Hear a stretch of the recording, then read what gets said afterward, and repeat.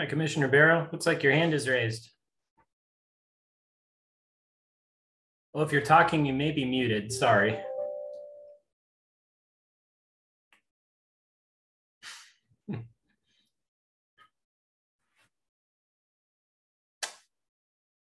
Okay, let's get started.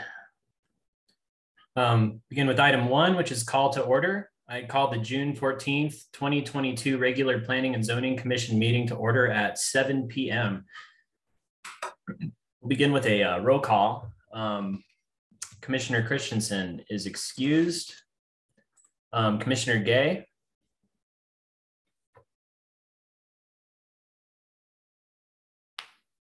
You might be muted, but I do see you, so we'll mark you as present. Commissioner Seavey. Yeah, I'm here. All right, thank you, Commissioner. Commissioner Seavey, present.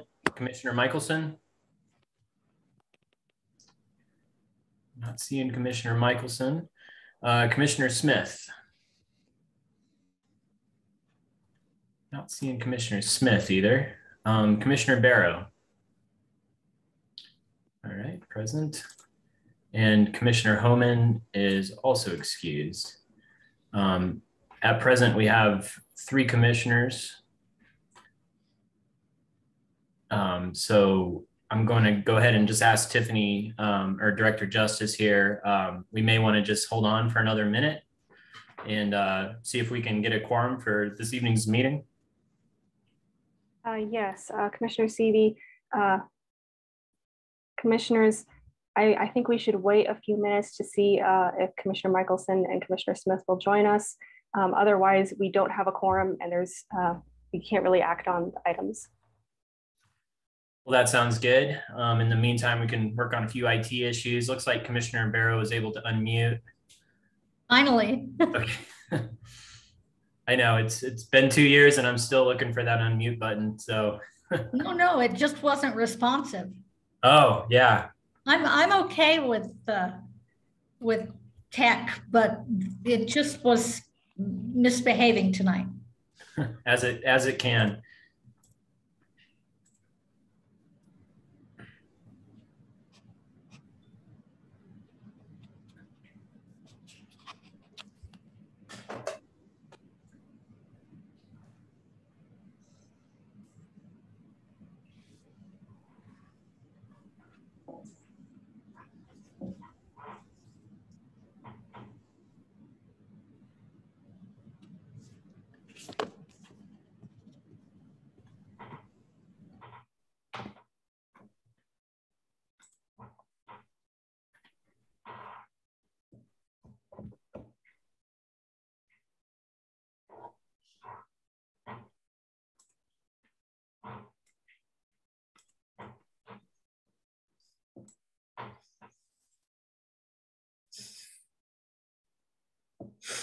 All right, so commissioners, I did hear from Commissioner Michelson. He will be coming in. He's having some technical difficulties.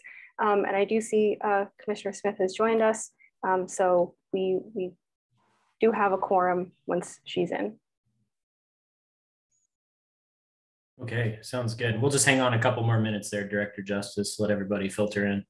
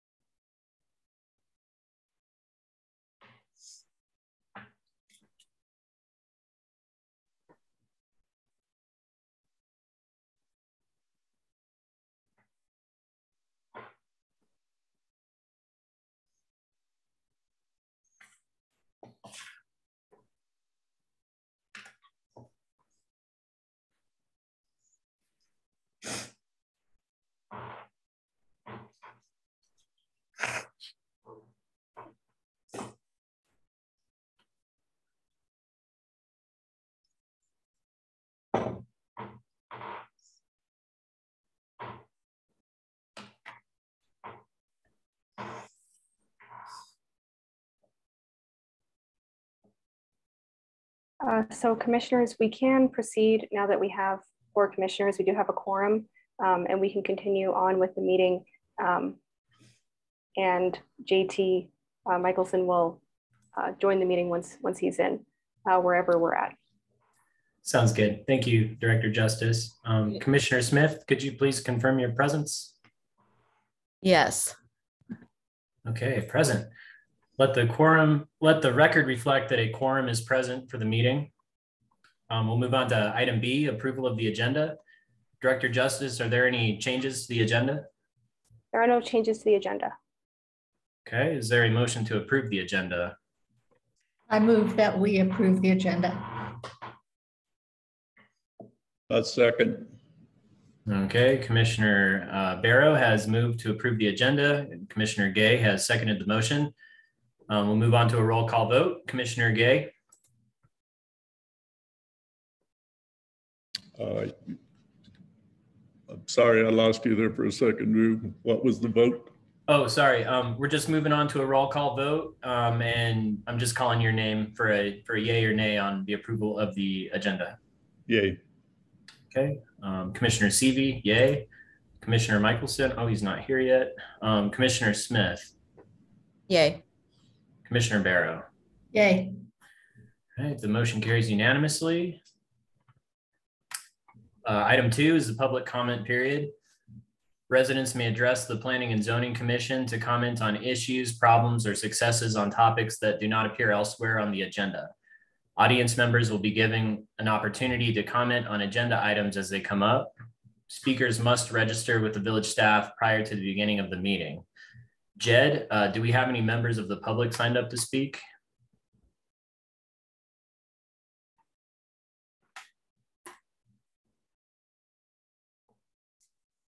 Yes, we do have somebody who signed up to speak. He'll be letting in Camille Vados.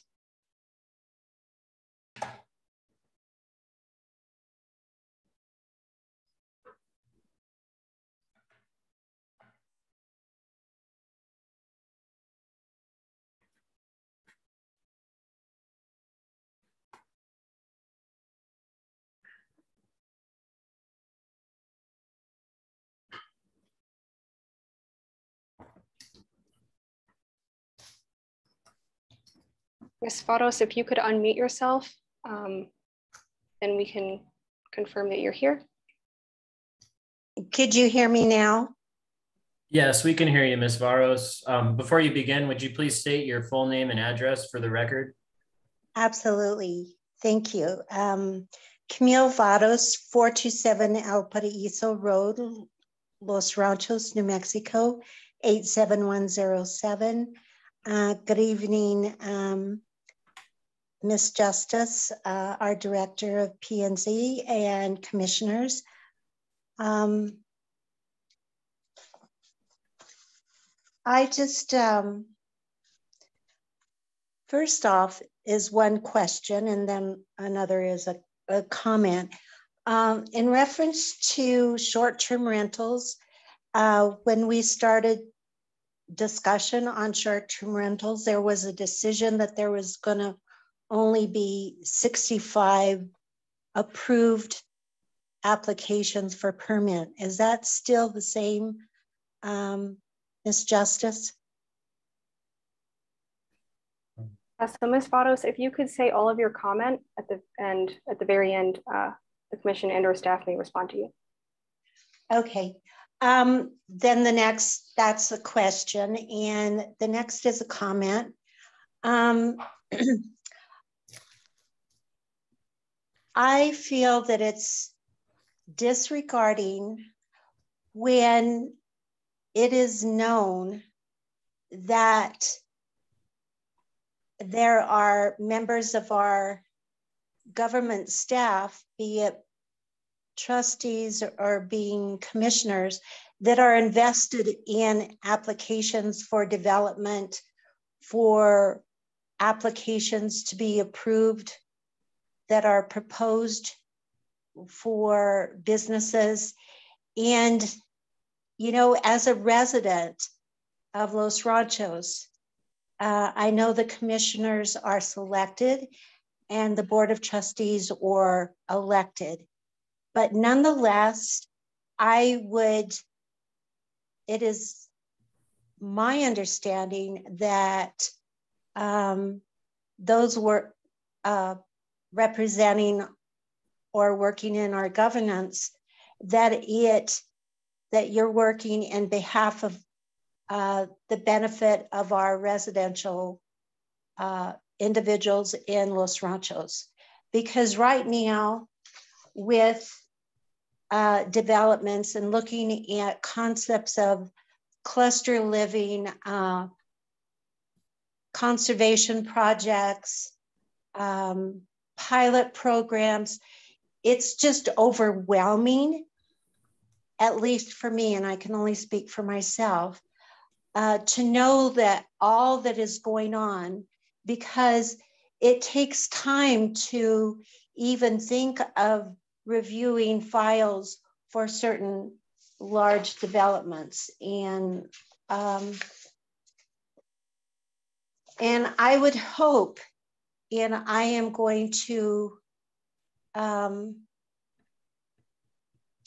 don't know what word to use. I'm going to plead to the commissioners and the Board of Trustees that when there's applications and projects to be considered for approval or development, that you think of not what these concepts represent to developers or investors, but you consider the lives and the quality of life that about 30 seconds over. Please wrap up. That the residents, thank you, I will. That what is represented, it used to be that we are considered, but it doesn't seem to be that way so much. And that we are our own municipality. It's not that we have to look at what Rio Rancho is doing, what the Albuquerque region is doing. We are in Bernalillo County, but Bernalillo County has its own, its own developments to be considered. And thank you, because I know that I'm out of time here. Thank you, Ms. Varos, for your comment. In an attempt to answer your question, that was regarding the cap on the number of entities that may apply for a bed and breakfast inside of the village. I know that there is one. Director Justice, do you have a live figure on that we could discuss? So Commissioner Seavey, commissioners, we aren't even close to the 65 cap at this point. I believe we've issued almost 20 bed and breakfast permits, but I don't think we're quite there yet. Great, thank you, Director Justice. And if there's anyone in attendance who wishes to speak during this public comment period who did not sign up prior to the meeting, please use the raise the hand feature. Jed, I do see at least one attendee with a hand up, a few actually. So please queue them up and we'll hear them out. All right, stand by. Thank you. And while we're standing by, it looks like Commissioner Michelson was able to join us. So let the record reflect that Commissioner Michelson is now present. Present. Noted. Thank you.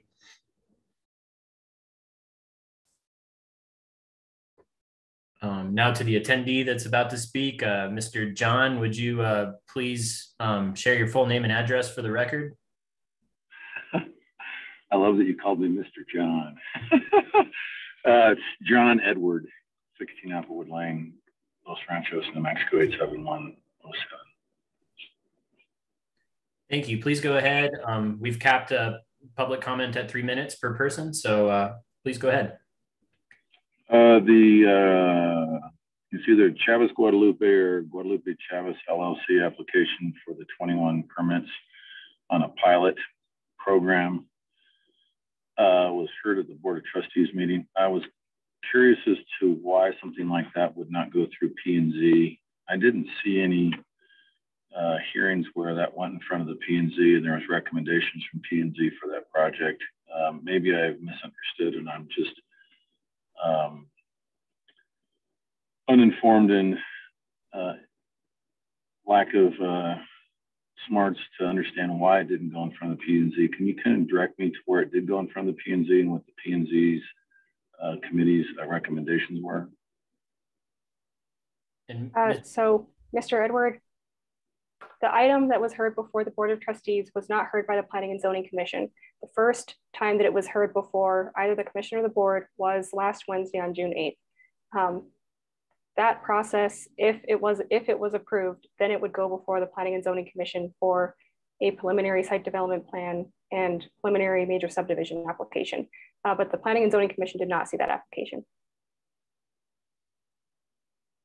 So other projects, if I understand correctly, they generally go to P&Z first to get some sort of approval or recommendation, then they go in front of the Board of Trustees. But this type of a project, is it in the ordinance that it goes in front of the Board of Trustees, goes back to the P&Z, and then goes back to the trustees? Yes, and Mr. Edward, if you could say all of your questions and comments, that would be great. If I could save them? If you could say them all at once, because you only have 3 minutes to speak, and it's not really a dialogue or a conversation. So if you could say all of your comments and including any questions, and this goes for any member of the public, please do that, and then staff or the commission may respond to you afterwards. I see. Okay, the only other thing I was going to say is the project seems like spot zoning, and the other comment I would say is that the intentions of creating open space by cluster development, I believe, are being perverted to the extent that 3 times the density is being allowed. And in agricultural clustering, that's usually not done. And we're an agricultural community, we're not a high urban density area. And those are my only comments. And just please answer the question, the path that follows. All right, thank you, Mr. Edward. And essentially the process for this not this application, but the pilot project application is in our conservation development ordinance that is available on our website. The first step would have to be approval of the pilot project concept from the Board of Trustees. Afterwards, it would go through the Planning and Zoning Commission and the Board of Trustees for approval with a major subdivision and a site development plan application, as well as a conservation development standards permit. And just as a procedural matter for anybody who is going to be commenting both in general public comment or on any of the applications, you do have 3 minutes to comment. And the comment period is for you to comment to the commission and to staff. And it is not necessarily an avenue for a conversation during that 3 minutes. So we will be taking note of any questions or comments and we'll be responding accordingly, as well as the applicant when the application is before the commission. thank you, Director Justice. Jed, I think you could bring on the next public speaker. All right, stand by.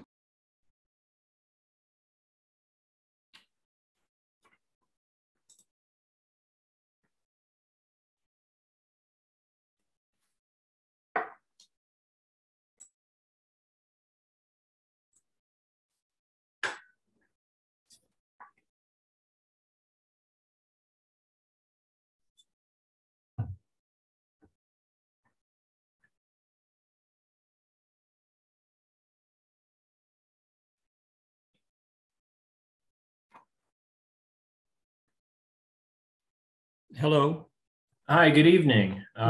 Sorry for my lack of technical savvy, but now I see the screens and all, and I would like to make public comment later in the meeting. Wonderful. And if you'd like to make a public comment now, would you please state your full name and address for the record? Yes, my name is Franklin Wilson, and my address is 9009 4th Street Northwest, 87114. Thank you. That's all. I just want to register for speaking later.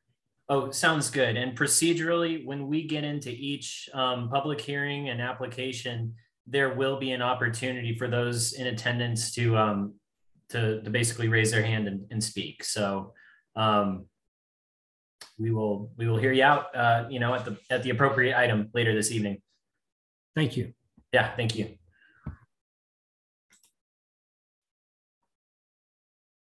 And just as a procedural matter, if anybody is wishing to comment now, this is the general comment period on items that are not on the agenda.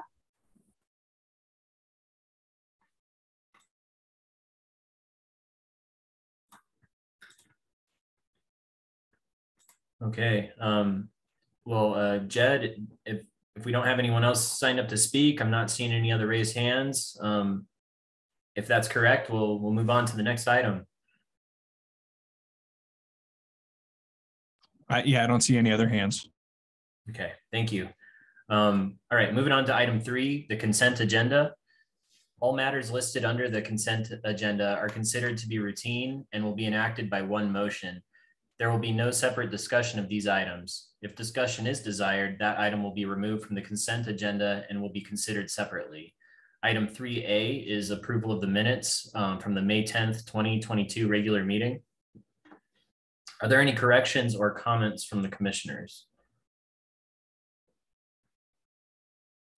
Okay, hearing none, is there a motion to approve the consent agenda? I move to approve the consent agenda and the minutes of the previous meeting. I'll second that. Okay, Commissioner Michelson has moved to approve the minutes from the May 10th, 2022 regular meeting. Commissioner Smith has seconded the motion. Moving on to a roll call vote. We'll start with Commissioner Gay.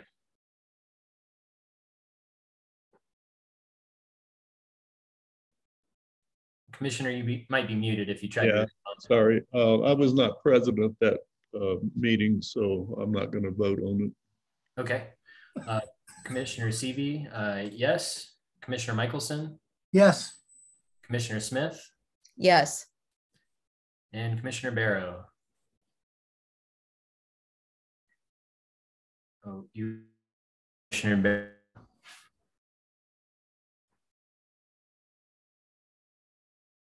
And possibly frozen. Mm-hmm.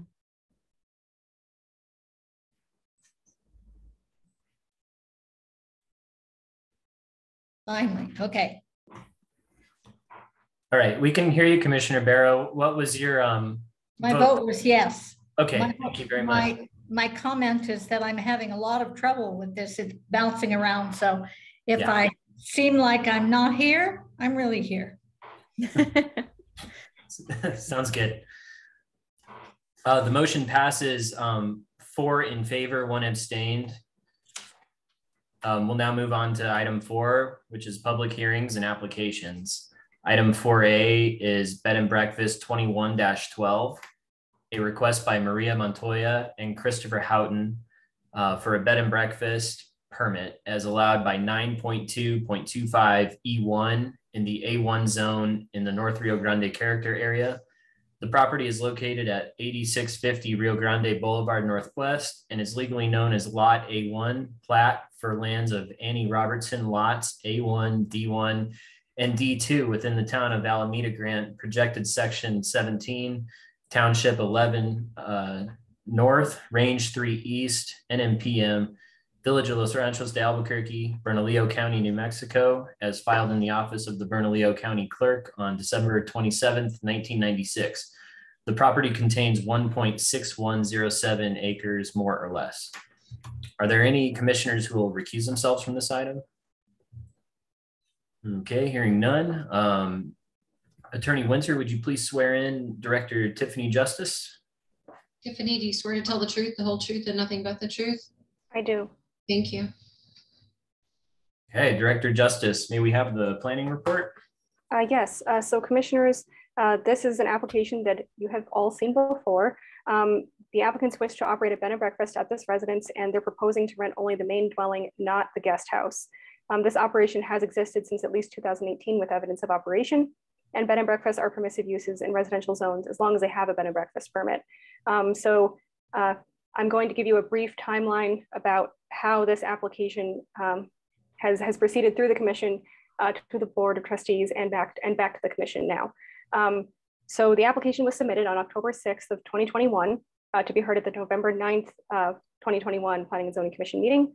And on October 28th, 2021, the applicant requested their application to be deferred to the next month's meeting, and the department granted this request. Since the item was deferred from the November meeting, our original public notice letters and public notice had to be redone for the November meeting. So we mailed out public notice letters on November 16th of 2021 to notify that the item was going to be on the December meeting agenda. The applicant did not pick up and post notice signs for the December meeting. The application was heard at the December 14th, 2021 meeting and was denied. The applicant submitted an appeal of that decision on December 29th, 2021, within the deadline timeframe for submitting an appeal. And per our section on appeals, the appeal from a commission decision cannot be heard before the Board of Trustees earlier than 45 days after the appeal period. So this put the application on the March board agenda, but the application was deferred since the village transitioned from virtual to in-person board meetings, and the applicant couldn't attend the March meeting in person. So the village provided the option to be heard at the April 13th, 2022 meeting. On April 13th, 2022, the Board of Trustees heard the item and remanded it back to the Planning and Zoning Commission since the application was incomplete at the time of the commission's action. So the application did not have the signed application form, sufficient proof of primary residence, or clarification on the number of parking spaces that are available. So the remand acknowledged that with the additional items submitted in the appeal from the December 29th appeal, that application is complete and now may be heard on its merits. So the complete application is before the Planning and Zoning Commission. So just for some context for bed and breakfast permits, the village did adopt new rules for short-term rentals. The only allowable type of a short-term rental is a bed and breakfast. Since adoption of these new rules, existing operators had a grace period to submit their application and be grandfathered in for legally non-conforming uses. There's two ways that they could be grandfathered in for non-conforming uses. One is for off-premises operators and the other is for maximum number of rooms. So the application was submitted on October 6th within the grace period. However, as evidenced by the remand, the application wasn't complete at that time, but the applicant has submitted their complete application. And so I'm going to cover some of the analysis where the application is complete and meets the requirements of our section on bed and breakfast permits if the operations if the operation is considered to have its legally non-conforming status. So section 9.2.25 E1 is our bed and breakfast section. First, under subsection A bed and breakfast is an allowable use in this zone and the property does have access to city water and sewer, which is compliant. Under section B, this public notice was done in accordance with our public notice regulations. Subsection 1, the operators are the property owners and they do live off premises. And because their operation has existed prior to June of 2021, the operation may be considered legally non-conforming for off-premises operators. One employee, a cleaner, will be employed by the business and proof of primary residence was met with voter registration and a property tax bill. Subsection 2, lodging is shown within the main dwelling on the property and space for outdoor activities is noted on the site plan. And if approved, this license doesn't include the guest house. Subsection 3, 4 guest rooms in the main dwelling are noted in the application with the floor plan shown, and 4 is the maximum that's allowed and is met. Subsection 4, off-street parking is required with 2 spaces for the property owner or operator and 1 space per bedroom or rental unit. Only 4 spaces are required and are met with a 2-car garage and 2-car driveway. Since the operator isn't on the premises, their parking requirements don't apply. Subsections 5 through 11 are also met with meals not being served. It's not required to have an operation serve meals. They won't have a sign advertising the business at the property. Their rules of operation are compliant with our subsections, which include noise mitigation and noting that unauthorized guests are not allowed. And the site plan and floor plan that they provided are compliant. And the department doesn't recommend additional conditions of approval since the applicant is in conformance and is in compliance with section 9.2.25 E1 if they have legally non-conforming status. And no prior bed and breakfast application has been submitted for this property in the last 6 months. Section 9.2.25 E1E covers the non-conforming status. And so the rules in that subsection state that an existing operation, as long as it has existed prior to June of 2021, allows them to be legally non-conforming for off-premises operators or the maximum number of bedrooms. Since this request is only for rental of the main house and the guest house isn't included in the application, this does meet our legally non-conforming use of the main house prior to adoption of our short-term rental rules. And our proof of operation is from 2018. So the village code states that the short-term rentals that have been operating prior to June of 2021 will be considered legally non-conforming, but they have to apply by October 6th of 2021 for that status. And no applications for existing operations received after that date will be considered legally non-conforming. So the incomplete application was received by October 6th, and the complete application was received by December 29th, with documents for the application were included in as part of the appeal. The village code doesn't specify in this bed and breakfast section that application must be complete. However, other sections state that the application should be complete, and this is in our definitions for an application and in our section for public notice. At the time of the original submittal in October of 2021, it had been the department's general practice, the planning and zoning department's general practice, to accept incomplete applications by the deadline, and staff would work with the applicant to submit all required documents as quickly as possible, but no later than the time the packet is published.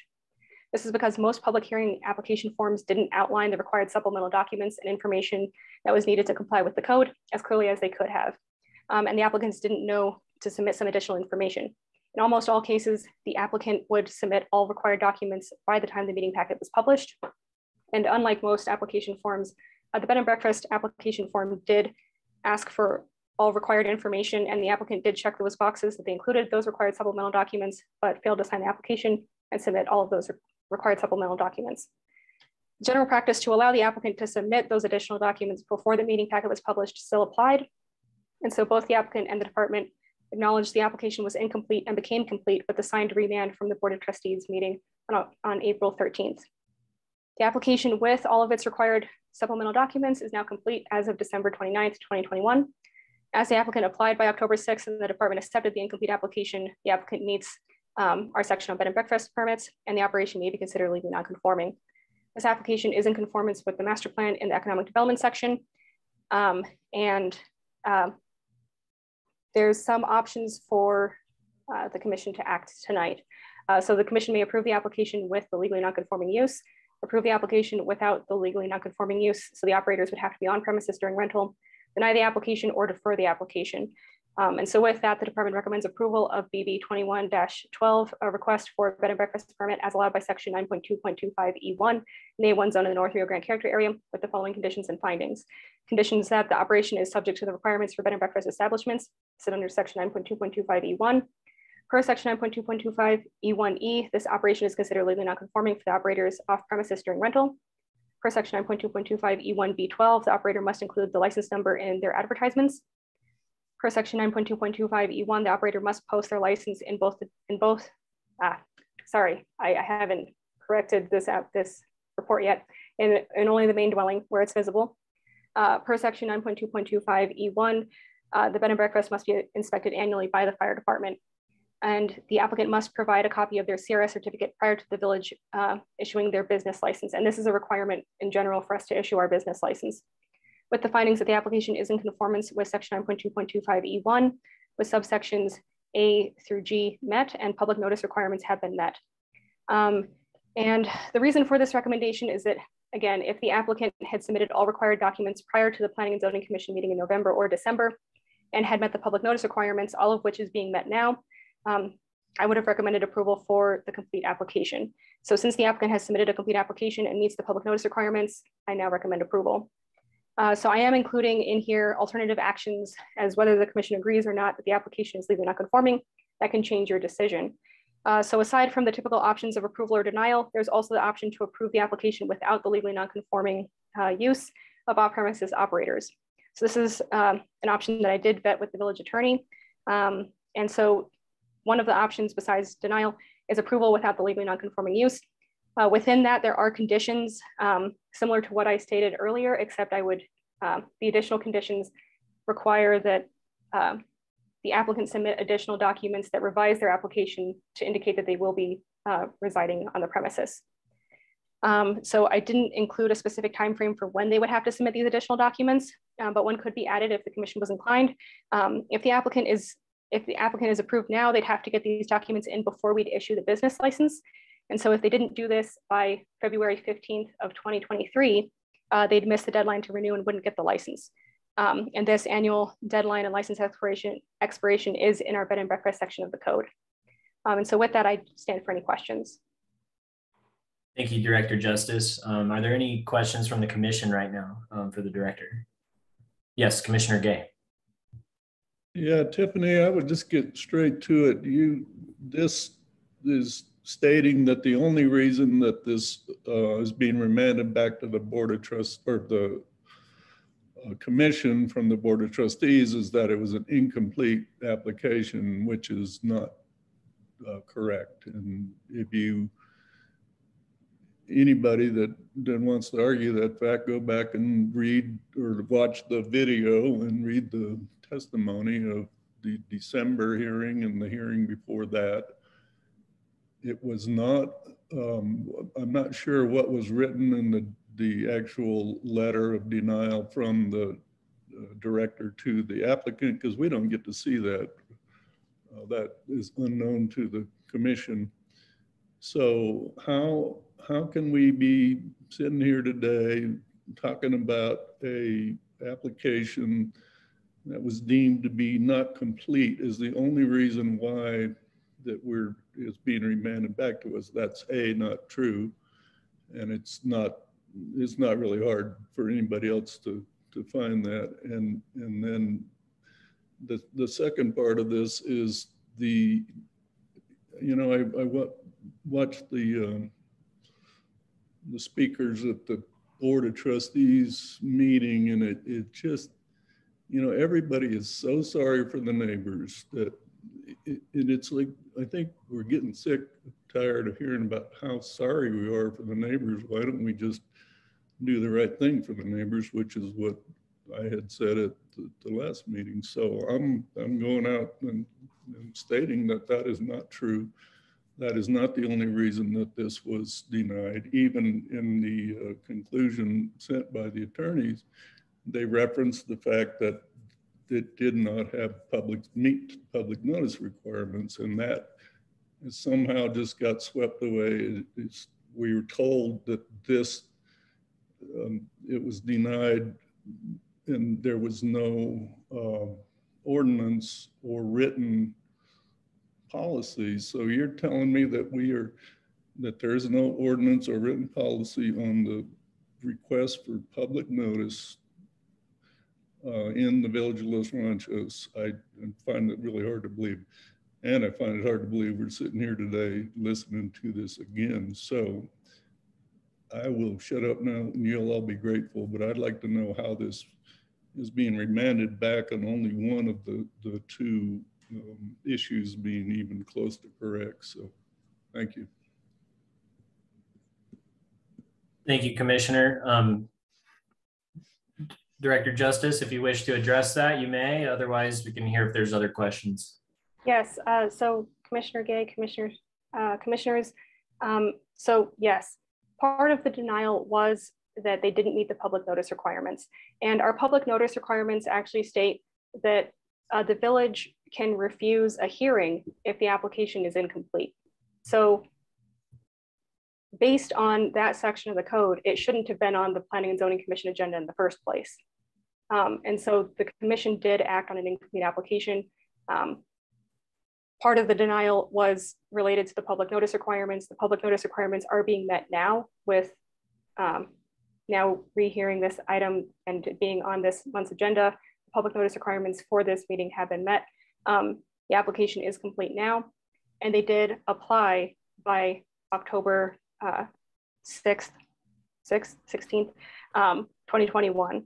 So the reason for my recommendation is, again, because based on previous department flexibility with applicants, if they had submitted their application complete before the meeting packet was published, I would have recommended approval, even though it was submitted after the October deadline. But the fact is they didn't do either of those. So there's a lot of speculation in there, and there's, I'm certainly not a legal person, but I can go back and listen to the recording of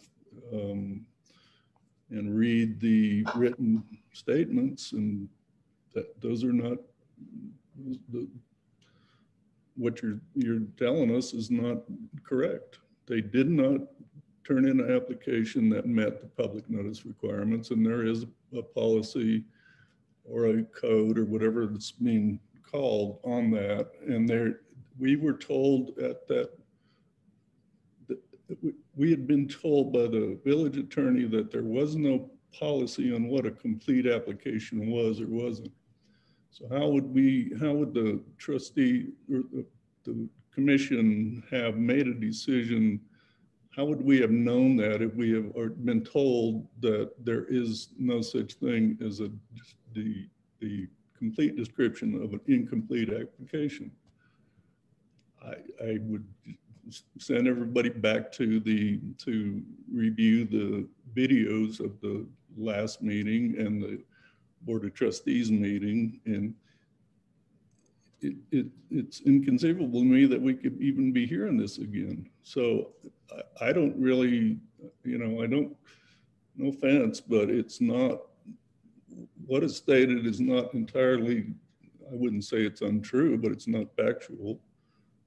These ideas that, they might have sent in a complete application, or they should have, or you would have done this, but you didn't. And we were not given that, we were not told that an incomplete application, we were told that an incomplete application, there was no definition of what that was. So I'm saying, how would the commission know that this application was going to come back around to this point? We don't know those things. And if the Board of Trustees and the administration is so concerned about how this is going to come back around, maybe in district court, how about all the people out there that lost or won some kind of decision by the Village of Los Ranchos based on us accepting an incomplete application?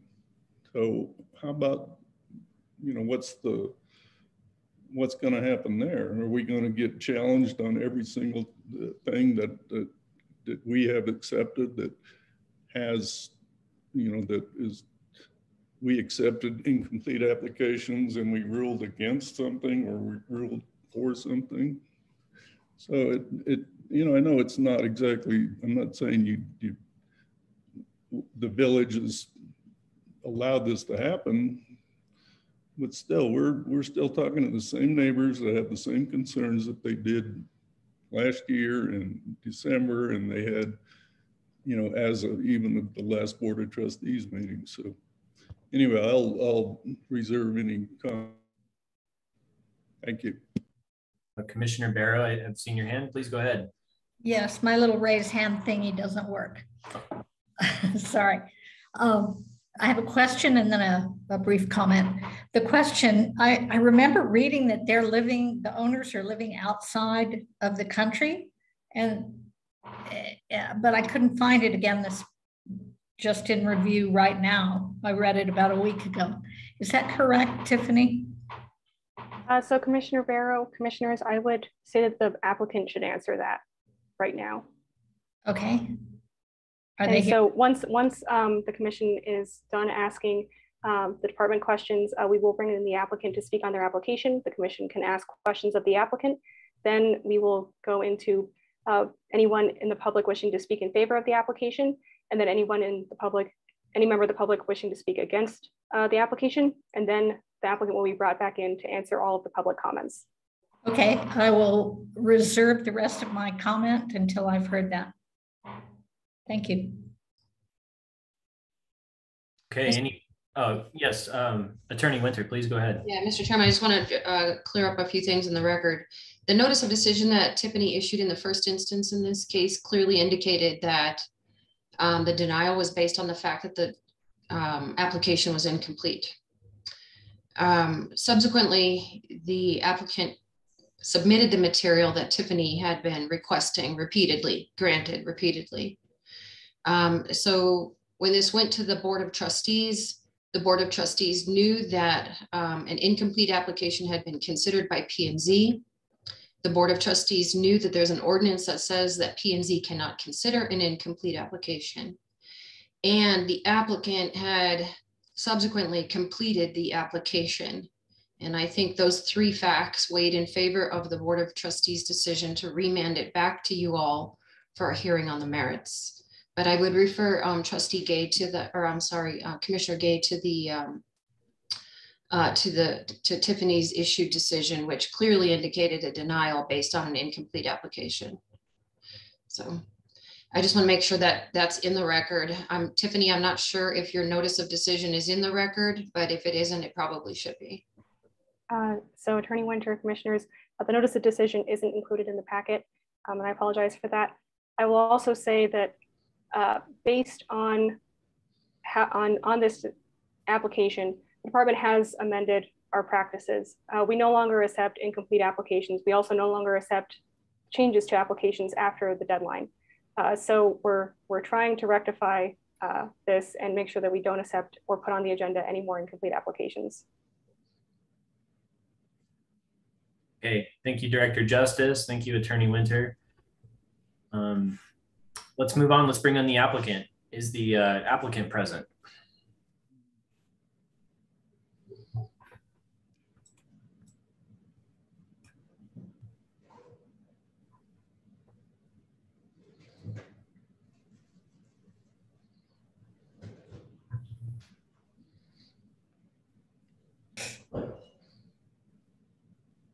Good evening.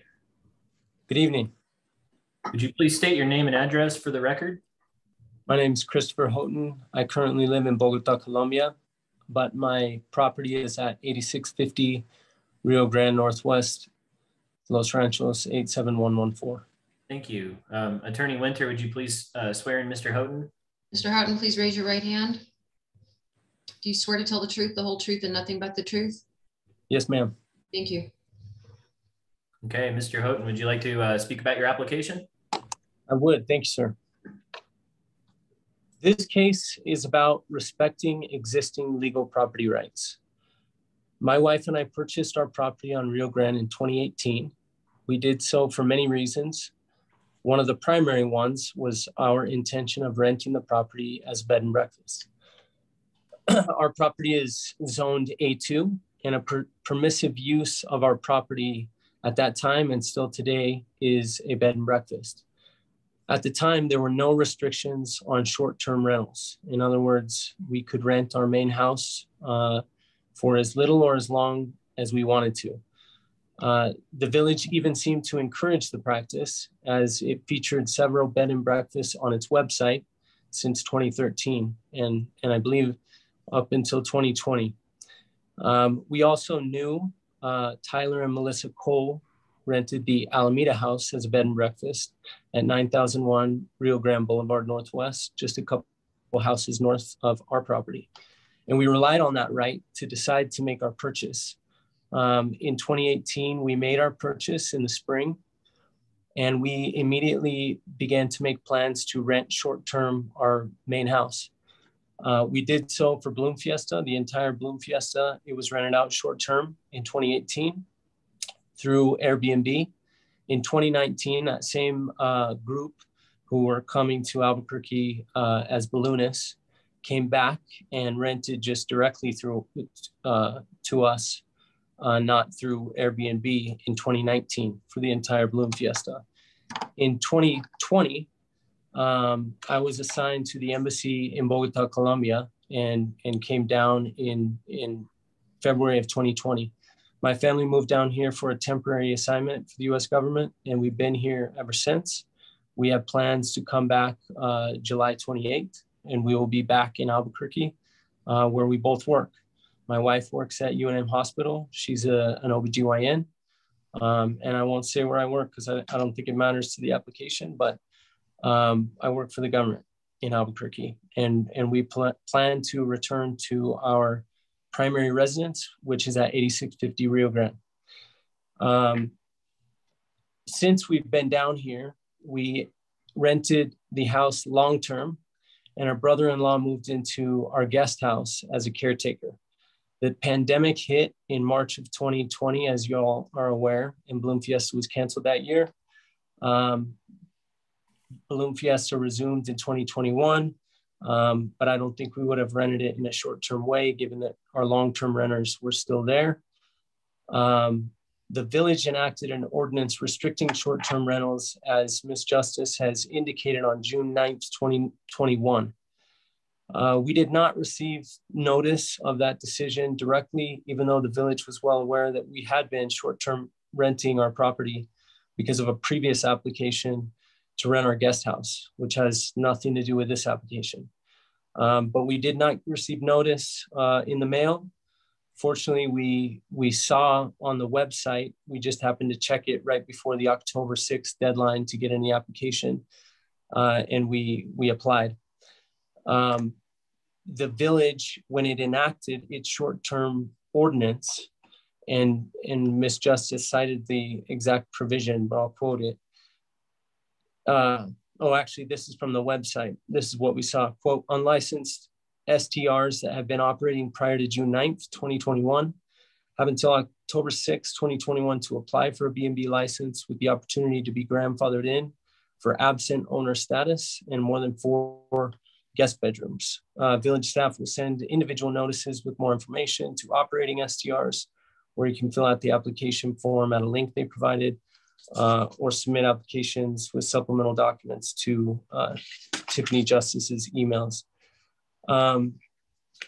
So we are not asking the village to give us a new right. We're simply asking the village to recognize the right that existed before the village decided to restrict short-term rentals. Property, as you know, is entitled to due process. If a government body is going to deprive a person of a property right that they purchased and have used, due process should be applied. That's enshrined in both the Fifth Amendment to the US Constitution, as well as the New Mexico Constitution, Article 2, Section 20. Private property should not be taken or damaged for public use without just compensation. New Mexico has, in its case law, has also cited that the general rule is that non-conforming uses existing at the time of the effective date of a zoning ordinance may be continued. And so that is the reason why the village has allowed people to be grandfathered in, because the rights to property that have been purchased, relied upon, and used are not taken lightly, are constitutionally protected, have been acknowledged as being protected by New Mexico state case law. And this village has an obligation to respect those property rights as well. And so for that reason, I imagine that Ms. Winter counseled the village to allow people previously using their properties in this way to grandfather them in. So really the question is straightforward in this case. And if you examine the 2 provisions that matter, you will see that there's no discretion for the village to approve or not approve this based on what it thinks about us, what the neighbors think about us. The question is simple. Did we short-term rent our main house prior to the change in regulation in June of 2021? If yes, the village must approve this application and respect our existing rights. We shouldn't have to meet any other requirements under the law, but we have met all the requirements that Ms. Justice and the village has required of us anyway.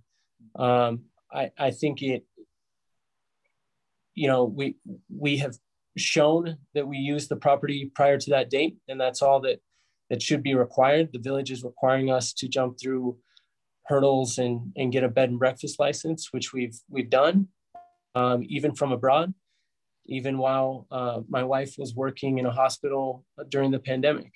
And for that reason, I'm glad and I'm thankful that the board has remanded to the commission and asked the commission now to consider this application on its merits.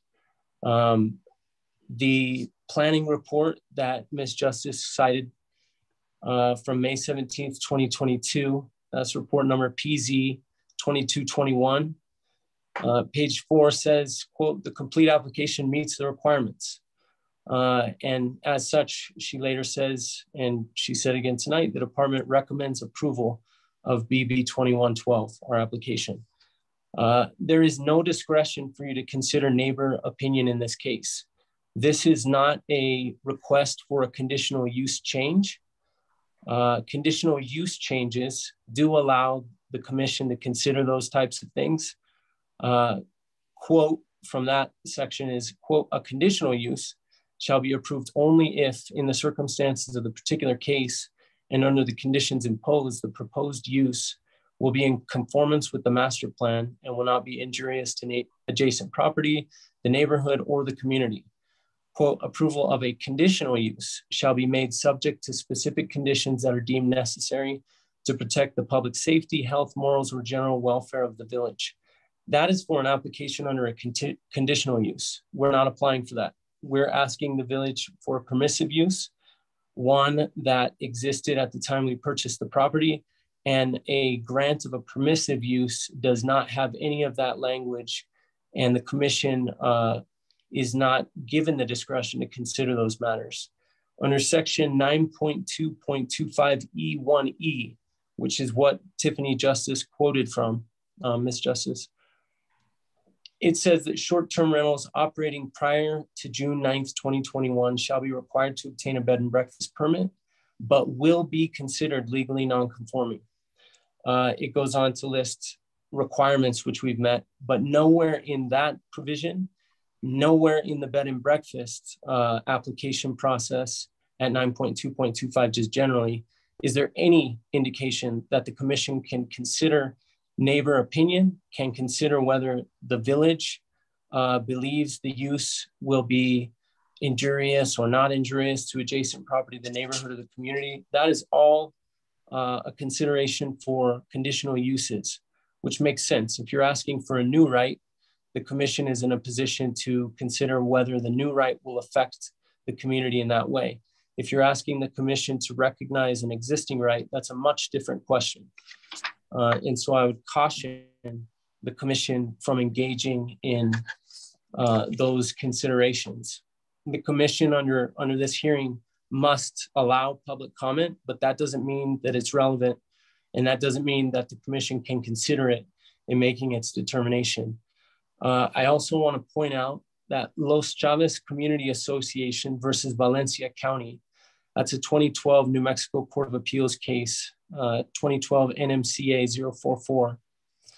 044, recognizes that due process protections of the state and federal constitutions apply in these quasi-judicial hearings when the commission, the Zoning and Planning Commission, is considering a particular property right, such as it's doing in this case. I direct the commission to paragraphs 19, 20, 22, that all talk about the very serious inquiry that a commission must do in these cases and the very serious due process that applies both from the state and the federal constitution. I watched a video, and I appreciate the access that the village provides to the public. I watched a video, I think it was from August of 2021, when Attorney Winter reviewed the obligations of the commission in quasi-judicial hearings with all of you. And she explained these hearings require due process. And I think she cited a New Mexico Supreme Court to that end. She specifically said you have a duty to be impartial and fair, even in the face of highly organized opposition. She also warned that it is a particular problem if you vary from a practice previously followed. I thought that was good advice. The case law also incorporates the judicial code of conduct and requires that of commissioners.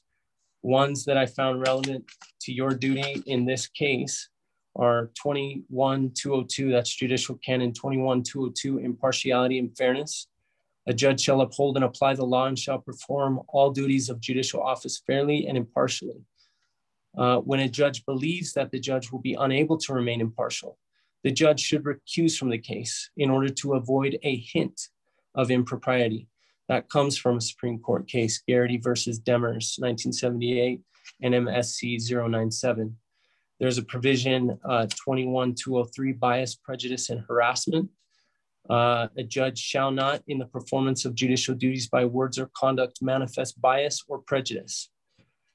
The committee commentary to that rule says a judge who manifests bias or prejudice in a proceeding impairs the fairness of the proceeding and brings the judiciary into disrepute.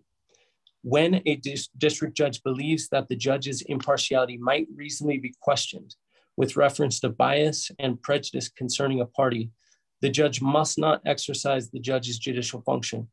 That's a New Mexico Court of Appeals case, 1980 NMCA 139, Martinez versus Carmona. 21204, external influences on judicial conduct. A judge shall not be swayed by public opinion or fear of criticism. 21210, judicial statements on pending and impending cases. A judge shall not make any public statement that might be reasonably expected to affect the outcome or impair the fairness of a matter pending or impending in any court. And I tell you all this because I request that Commissioner Dan Gay recuse himself from this matter.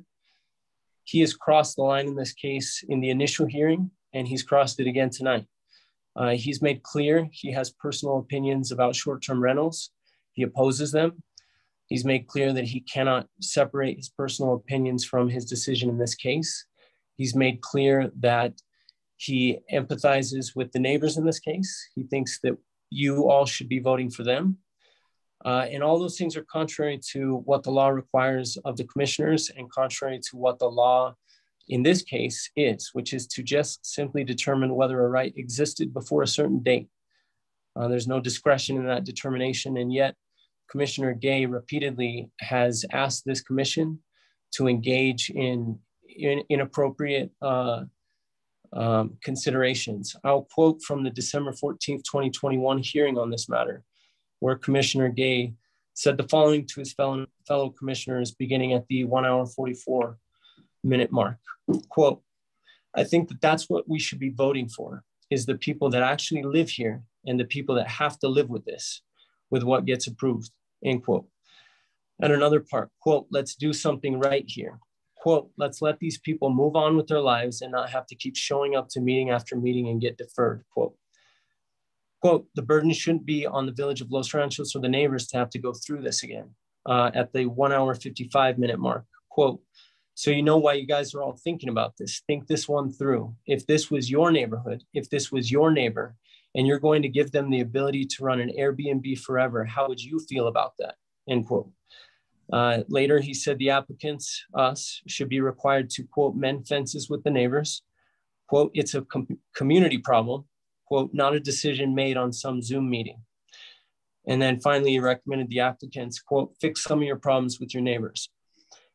Commissioner Gay's comments demonstrate his personal opposition to short-term rentals, place himself and asking other commissioners to place themselves in our neighbors' shoes, his opposition to recognizing existing property rights, that he believes the commission should vote for vocal neighbors in opposition and not according to the ordinances, and that the commissioner's job is actually to vote based on vocal neighbors, and that the applicants are at fault for using the legal process.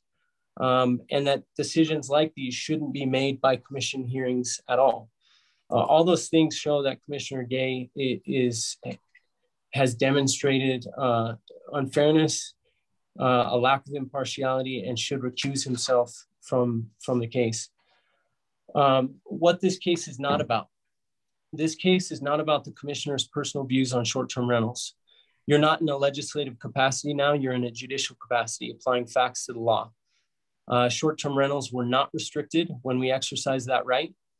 And so you simply need to determine as a matter of fact whether we used our main house for this purpose before June 2021. And if so, those rights should continue into the future. Inserting your personal views into this decision is a violation of your judicial oath and undermines public faith in this institution.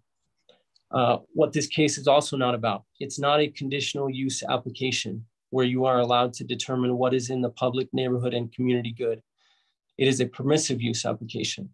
that shall be granted if the legal requirements are met.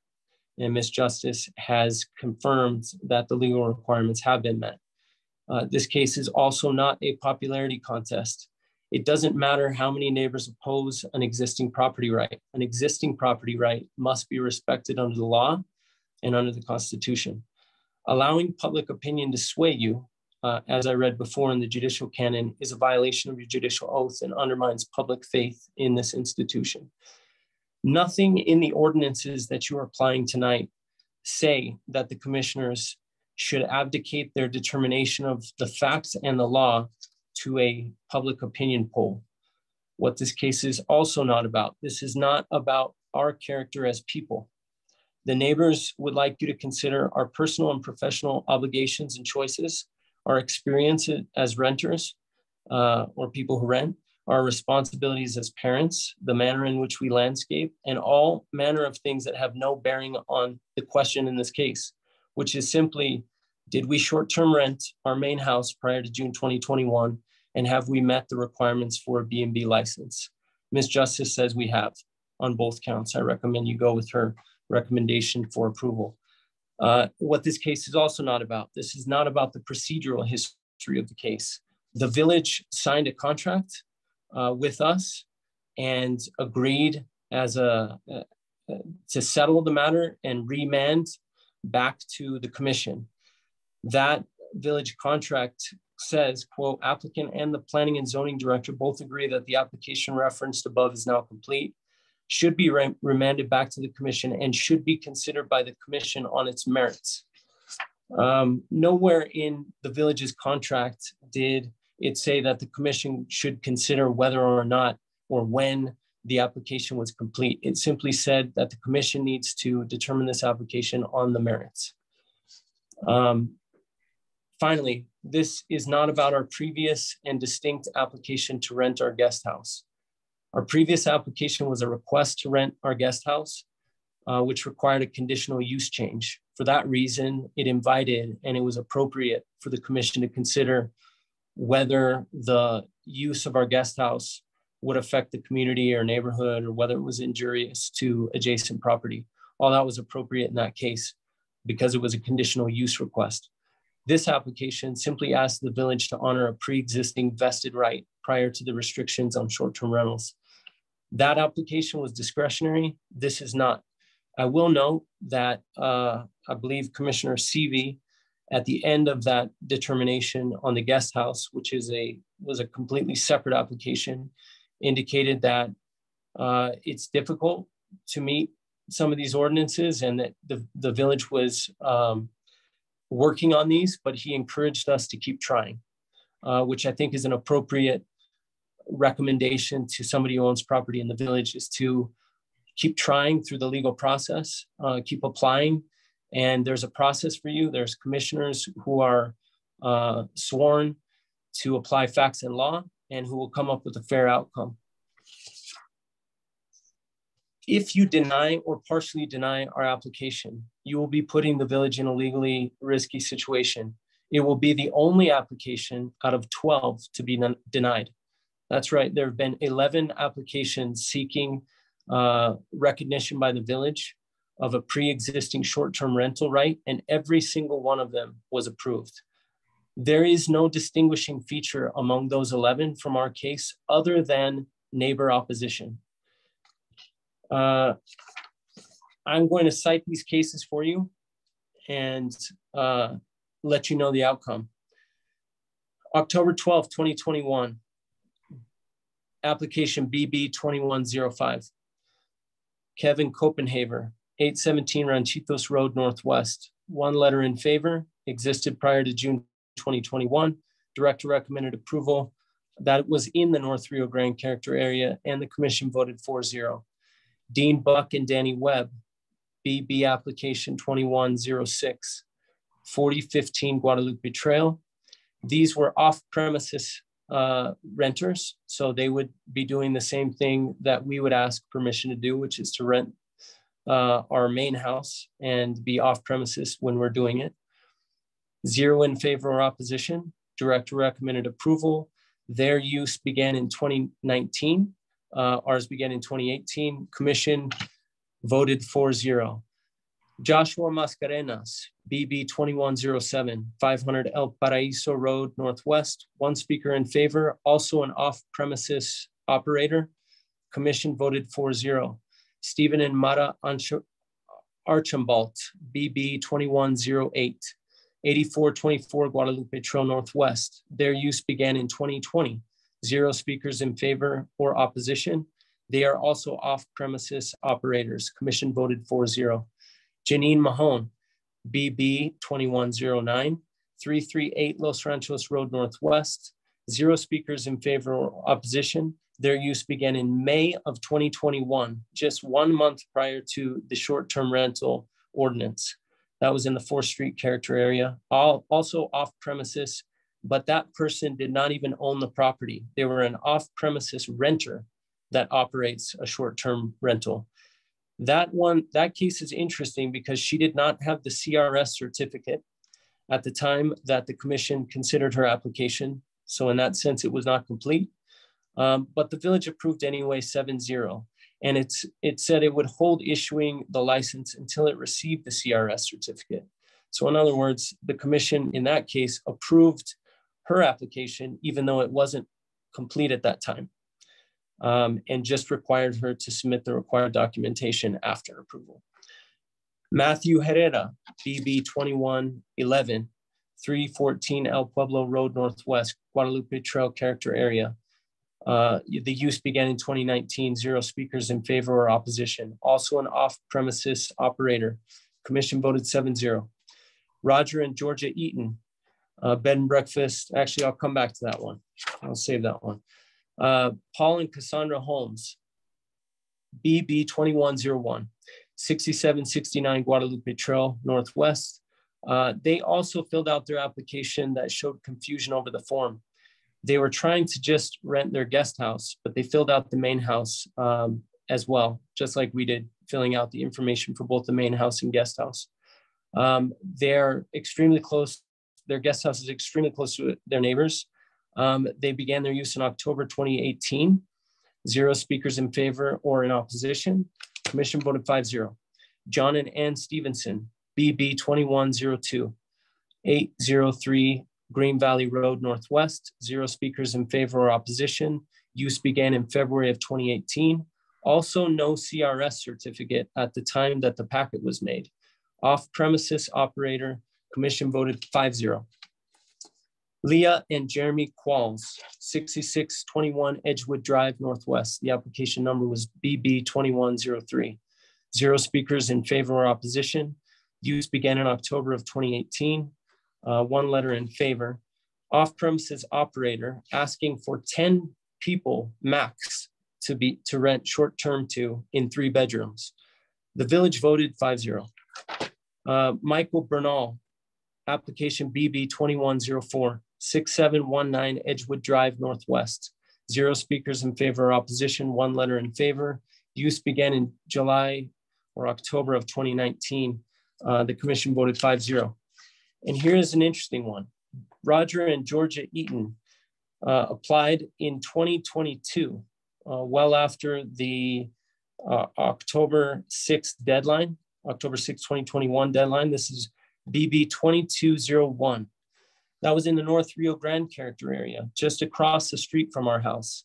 It's probably not more than a quarter mile from our house. 8617 Rio Grande Northwest.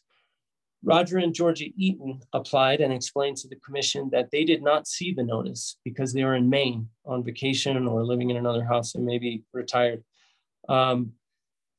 They applied late and asked the commission to grant them a hardship so that they could continue to operate their bed and breakfast off-site, which is not allowed under the short-term rental ordinance, because they've been doing it before and because they didn't see the notice because they were in Maine. They also, interestingly, did not comply with the notice requirements because they took down the notice too early than what was required. So technically, they didn't comply with the notice requirement and they failed to meet the October 6, 2021 deadline. But the commission still voted 5-1 to approve that application as well. And so, as you can see from those cases, and I'd ask that each of those cases be made a part of the record. The village has honored its obligation to protect existing property rights in 11 out of 11 applications. The only one that the commission has denied is ours. And if you remember, the only request that I made at the last hearing was just for a continuance so that we could get Ms. Justice the remaining documents she needed. I've been in Columbia. My wife's been going back and forth every couple of weeks from Albuquerque to work at the hospital to Columbia. And we asked for what I thought was a pretty reasonable request, which is just a short amount of time to get the documents Ms. Justice said she needed. I recommend that Commissioner Gay recuse himself. I recommend that the commission follow the 11 cases that have gone before it. And I recommend that it respect the existing property rights as it has set out in the ordinance. And I'll reserve, at least I understand the way this works, is that people will be able to speak in favor and in opposition, and that I will be given a chance to respond. And before I do that, I'd also like to invoke Battershell versus City of Albuquerque, 108 New Mexico 658, which recognizes as part of the due process that applies to quasi-judicial hearings in property matters like this one, that the commission allow for cross-examination of any witnesses that plan to testify against our application. I'd request the ability to engage in brief cross-examination of each of those witnesses. I'd also request that any letter that has been submitted that has not been sworn to under oath and subject to cross-examination not be considered. Thank you. Thank you, Mr. Houghton. Now is an opportunity for commissioners to ask questions of the applicant, if there are any.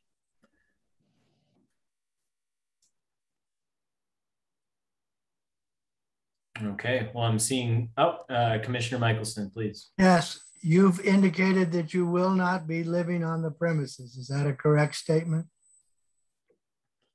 Can you hear me, sir? Yes. No, sir, that's not what I've indicated. I've indicated that I live in Columbia at the moment. I'm assigned to the embassy. I plan to return on July 28th. After my long-term renter contract is complete, my family plans to move back into 8650 Rio Grande. And then we would plan to use the property as we used it prior to June 2021, which is to rent it on occasion, short-term, such as for events like Balloon Fiesta, at which time we would probably live somewhere in Albuquerque, but not necessarily on the property. I hope that answers your question, sir. Yes. Okay, any further questions at this point? Okay, is there anyone present who would like to speak in favor of the application? Jed, if anybody's lined up, please bring them on. So commissioners, I will be reading aloud a written comment that we received in favor into the record. Okay.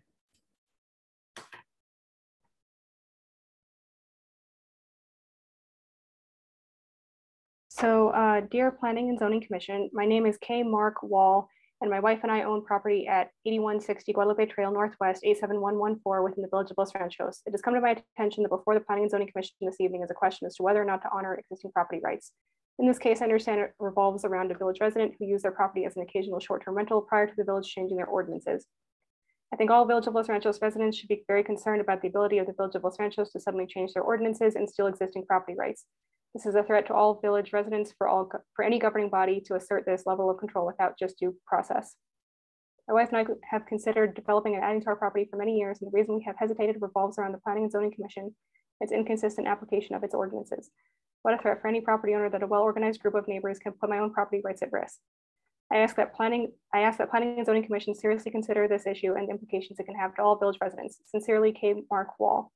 And before we do get into public comment, I would like to just have Attorney Winter go over exactly what the cross-examination process would look like and how that compares to public comment.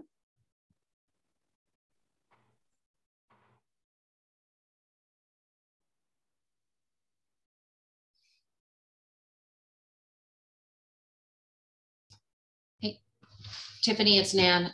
Could you proceed with public comment while I pull up the rules for the transaction of business? Certainly. So again, anybody who is wishing to speak in favor of this application, please use the raise your hand button. We don't have anybody else signed up to speak in favor.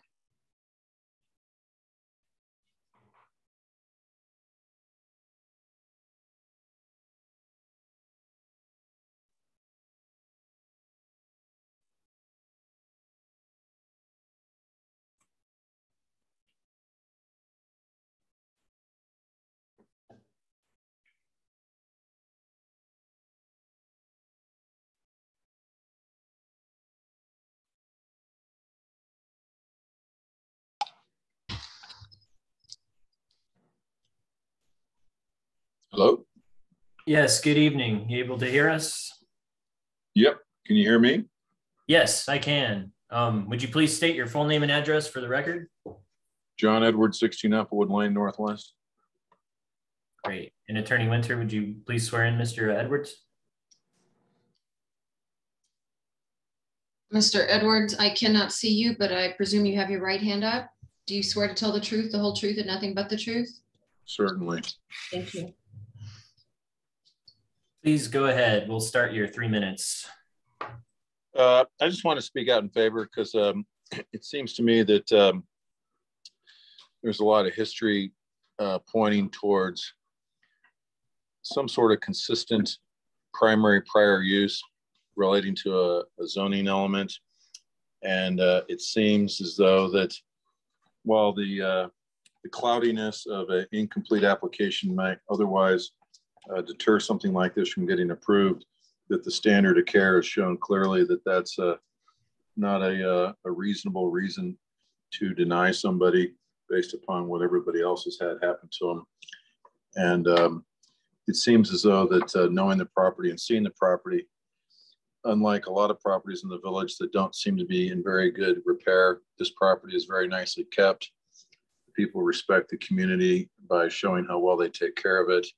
They're creating a business opportunity in a district where most of the kids go to school on free lunch, and anything we can do to keep our community beautiful, feed and help our kids and have jobs, I think is important.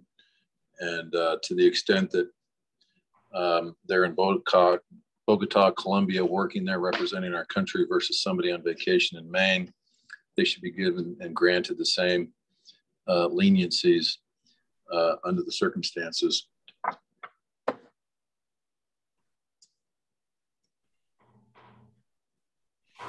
Okay, thank you for your comment, Mr. Edwards.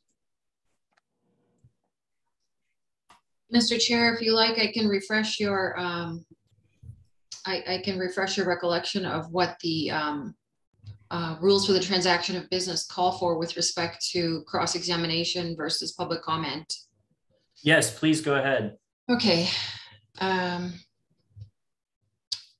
So this is your resolution regarding the rules for the transaction of business. And I would, if you have them handy, I would refer you to subsection 8, which is presentations by applicants and the public. And H1 states that applicants are asked to address and explain the material that is the subject of their application appeal in a succinct manner, confining their comments to matters that are relevant to your decision-making responsibilities. H2 provides that at the conclusion of applicant's presentation, commissioners may question the applicant to assist their understanding. Paragraph H3 states that the chair can then invite oral testimony from the public in support of or in opposition to or concerning the application. And that is why we swear everybody in. H4 indicates that proponents and opponents and others testifying will be asked to confine their remarks to matters relevant to the commission's decision-making responsibilities concerning the pending application. H5 states that the applicant, Mr. Houghton in this case, may cross-examine those appearing in support of or in opposition to or presenting testimony concerning his application. Commissioners may also question those testifying to assist you, the commission, in understanding the matter to be decided. Those testifying may also cross-examine Mr. Houghton and those testifying in favor or in opposition to an application. H6 indicates that no question shall be asked of a commissioner by the applicant. I won't get in detail on that. The chairperson will acknowledge and enter into the record signed written communications received from the public concerning the pending application. H7 indicates that the chairperson may limit oral presentations in the interest of time and orderly proceedings, and H8 indicates that the persons participating in meetings of the commission are expected to be courteous to each other. And to the extent that I haven't addressed anything here, or everything here, there may be a time where I interject and ask a question as well. So, so please proceed. Thank you, Attorney Winter, for the clarification. Jed, do we have more attendees lined up to speak in favor of the application? Yes, stand by. Okay, thank you.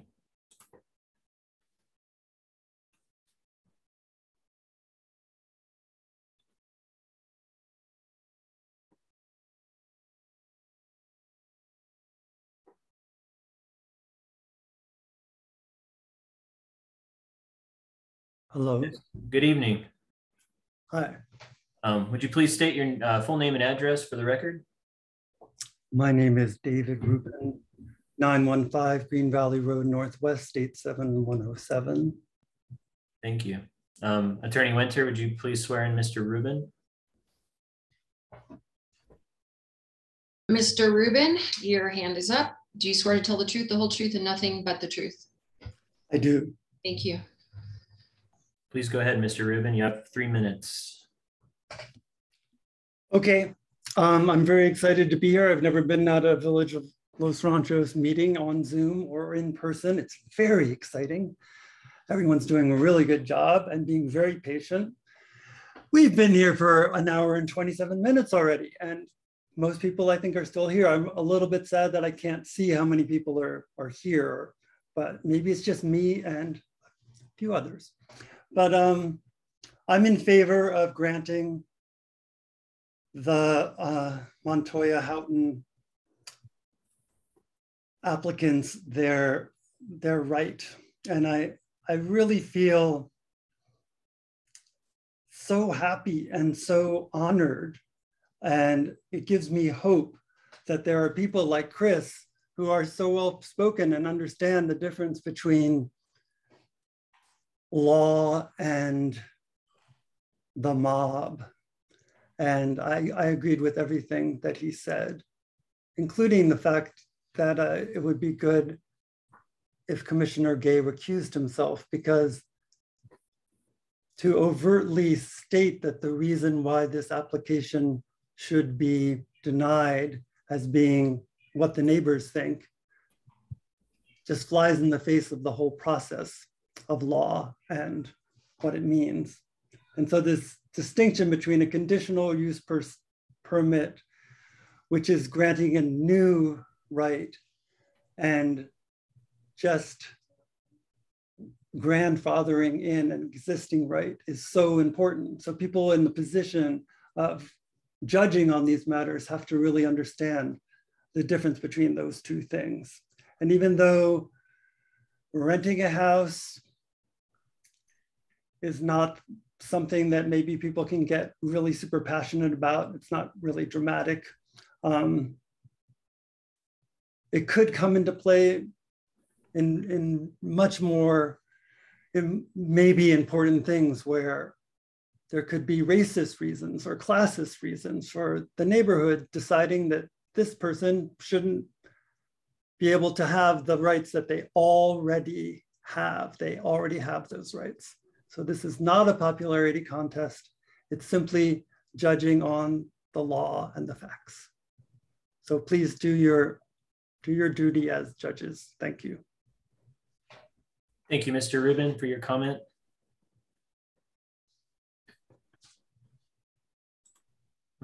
Jed, if we have more lined up, please bring them on. Okay, stand by.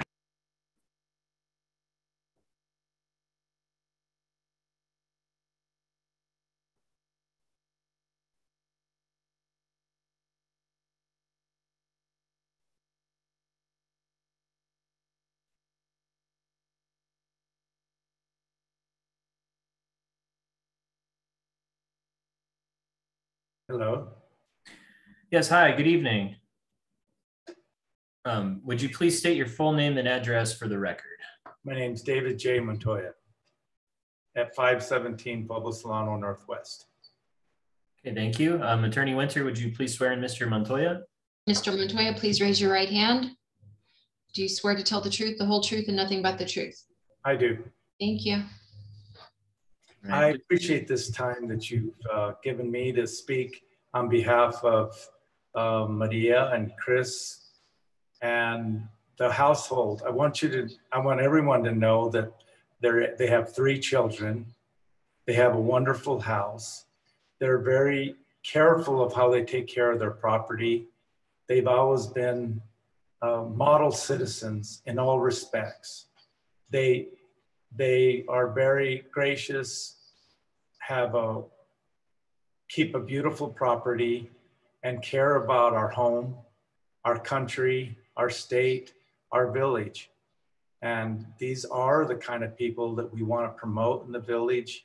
And I think that we should be careful when we invite criticism on issues that shouldn't be just criticized for people's way of living or rights that they've had and how they live in their own property. But this house, this property has always been well cared for.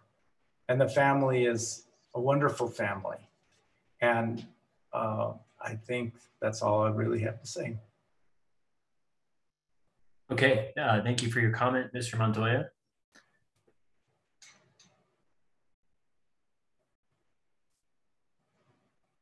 Any good?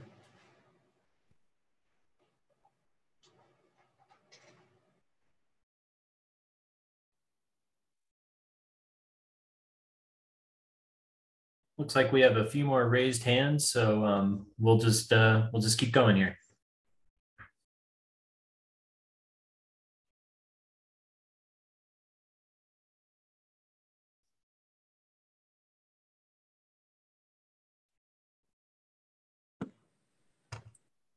I guess you added me back on. I don't know if my wife was trying to join from another computer, but I know she was interested in stating some things. And Mr. Houghton, you're in for the opportunity to cross-examine that you mentioned earlier. So you're here for any public comment, both those in favor and in opposition. Mr. Wilson. Hello. Yes. My name is Franklin Wilson. You want to swear me in? If you could please provide your address, now that you've provided your full name, then we'll proceed to swear you in, Mr. Wilson. Yes, my address is 9009 4th Street Northwest, 87114. Thank you. Attorney Winter, would you please swear in Mr. Wilson? Mr. Wilson, please raise your right hand. Do you swear to tell the truth, the whole truth, and nothing but the truth? I do. Thank you. Please go ahead, Mr. Wilson. Yes, I've lived in my home for 37 years after I built it, and in the valley for 50 years. Chris made a great presentation on the facts and the law, but I'm going to speak to the character of the applicants. I've known Maria's family for 20 years and Chris for probably close to 10 years, and they were my neighbors for more than 5 years. And their home was situated where I would drive by to work in the morning and home in the afternoon. So I would drive by at least twice a day. And we became friends. Their property was always kept neat and in order. And they always conducted themselves with respect for the neighbors. And they appeared to me to be honest and hardworking people. Some of the cases that Chris cited are on my bicycle route. I have the advantage of being able to ride a bicycle around the North Valley and drive on those streets where the other 11 cases were approved. And I'll say that I can ride by those and not see a distinct difference. They don't stand out as, they're not noticeable as a bed and breakfast, and they're certainly not a detriment to the neighborhood. When I travel, I like to stay in bed and breakfast, and it gives me the opportunity to feel it's a completely different feeling than staying in a hotel. And you get to feel part of the neighborhood and have a little better understanding of the place you're visiting. I think with their location and their home, it offers a real opportunity to people from outside our community to know our beautiful village, our North Valley, and what we all love about it. And it's an opportunity to share.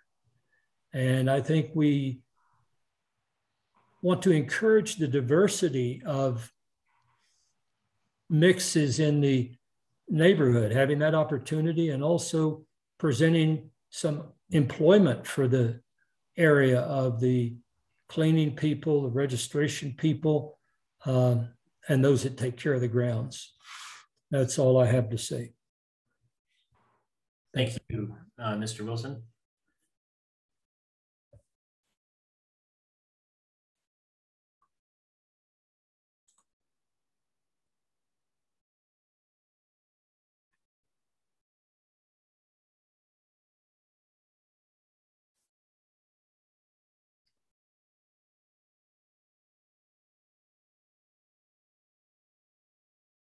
Hi, is this Camille Varos? I mean, have I been recognized? Yes, if you could just state your full name and address for the record, and then we'll swear you in. Okay, Camille Varos, 427 El Paraíso, Los Ranchos, 87107.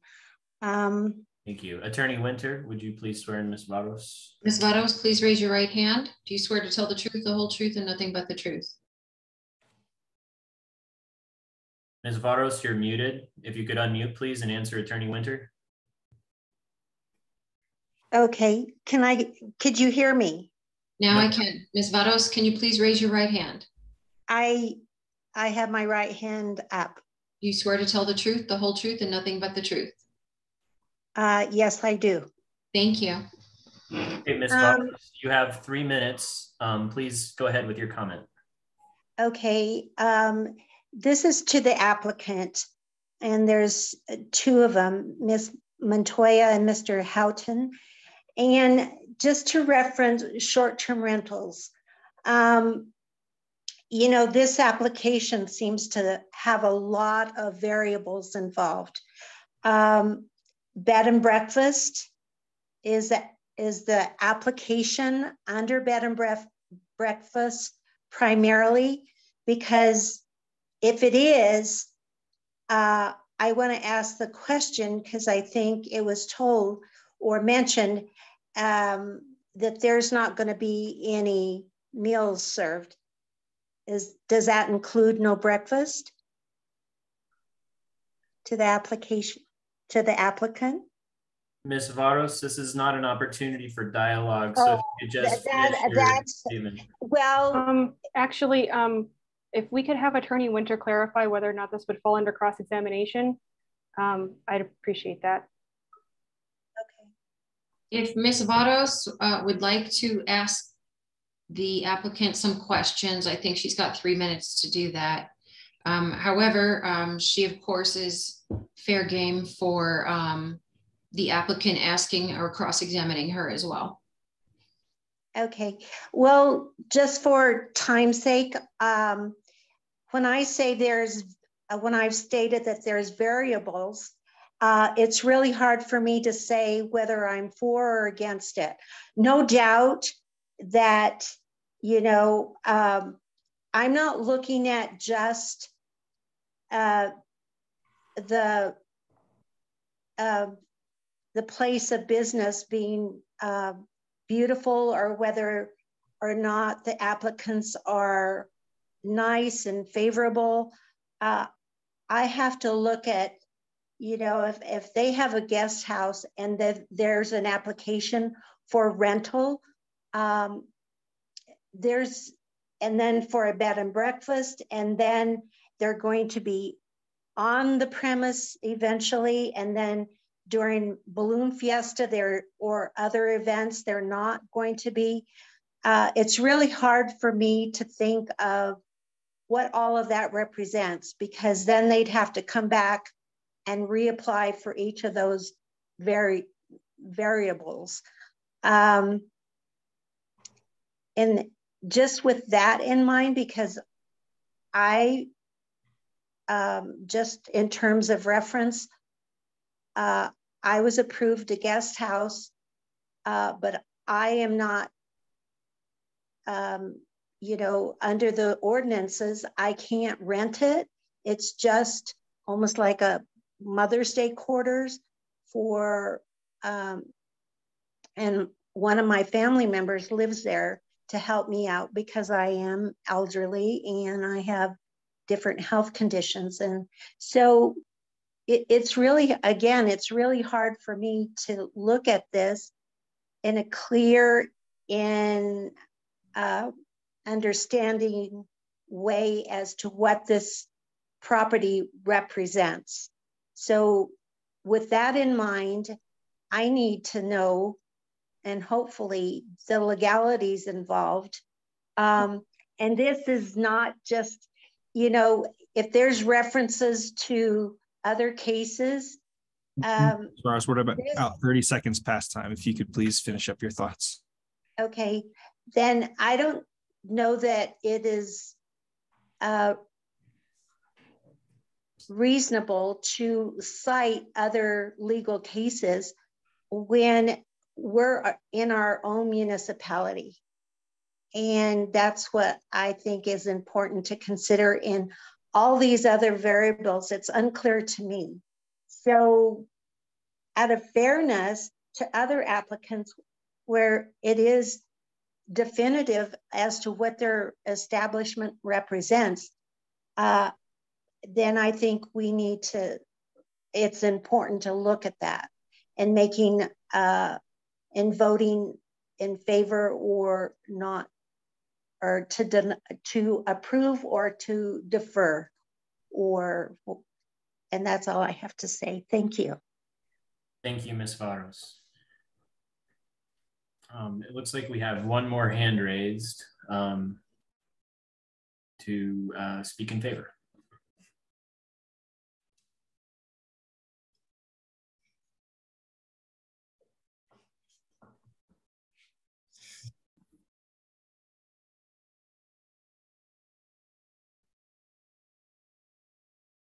Hello, good evening. Good evening. Would you please state your full name and address for the record? Yeah, Thomas Mestis at 6000 El Prado Road. Thank you. Attorney Winter, would you please swear in Mr. Mestis? Mr. Mestis, please raise your right hand. Do you swear to tell the truth, the whole truth, and nothing but the truth? I do. Thank you. Please go ahead. Yeah, I just wanted to speak in favor of Mr. Houghton and Mrs. Montoya. I believe that opening up opportunities for people to experience the village of Los Ranchos is a great opportunity for us to promote a lot of the opportunities that we do have in the village and in the North Valley. So I'm definitely for this. I really believe that we need to be progressive and allowing B&Bs and other types of businesses to be allowed in the village. I think this is good for business, and I think it's great for our local businesses. And I'm just definitely for it. He presented an amazing case, and I I really think that we should move forward and allow this to be approved. So that's it. Thank you. Okay, thank you very much for your comment. Jed, I'm not seeing any hands raised, but do you have anybody else in the wings ready to speak in favor? Negative. All right, thank you. Well, now I will ask, is there anyone present who would like to speak in opposition to the application? We have several people who signed up to speak in opposition ahead of the meeting, so we'll be going through those who signed up to speak first, and then we'll be calling on those who are just raising their hands.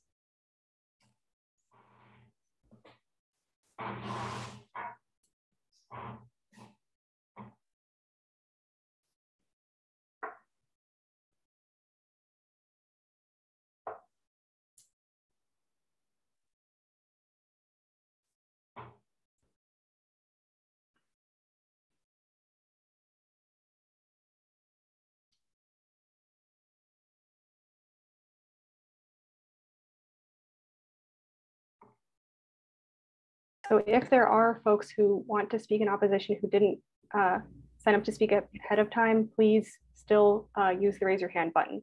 And we will just get to you after those who signed up to speak at first.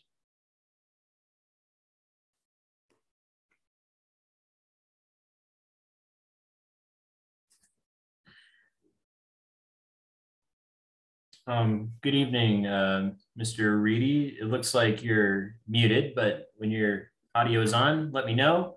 Please provide your full name and address for the record, and then we'll swear you in.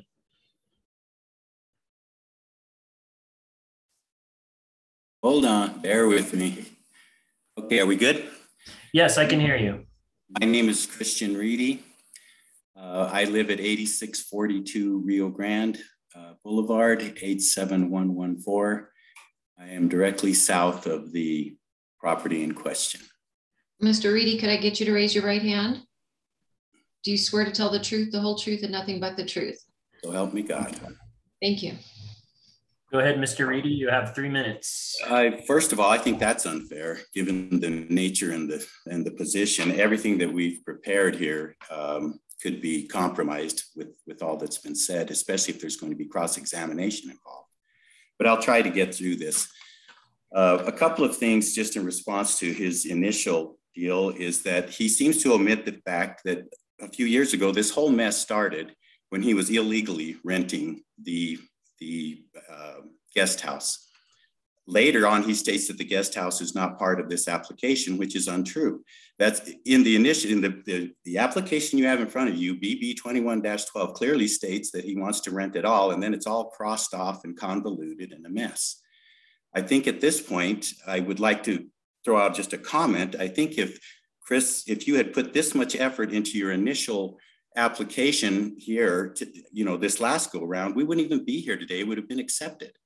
But you didn't do that. You didn't follow protocol. When they began illegally renting it, we addressed them personally, neighbor to neighbor. They said we were wrong, and we said we were not. Actually, David Montoya spoke earlier tonight. I spoke with David Montoya at my place of business prior to their purchase of the property and told them that it was inappropriate to rent that guest house. So he told me I was wrong. So I told him they were going to go through the village. I told him I would be objecting. I'm not a mob. We're not a mob neighborhood here. We're all protecting our rights. So we go through that whole process. And ultimately, even through the New Mexico State Court of Appeals, the village ordinance of you are not allowed to collect rent from a guest house, that ended up prevailing. So after all that's put to bed, we all try to be neighborly again. And here comes this application where he jumps out and asks for all these rooms and two dwellings on the same property, which is all inappropriate. That is not acceptable. So they had their chance to get all this in. I'm actually shocked and dismayed, Director Justice, that you're recommending approval.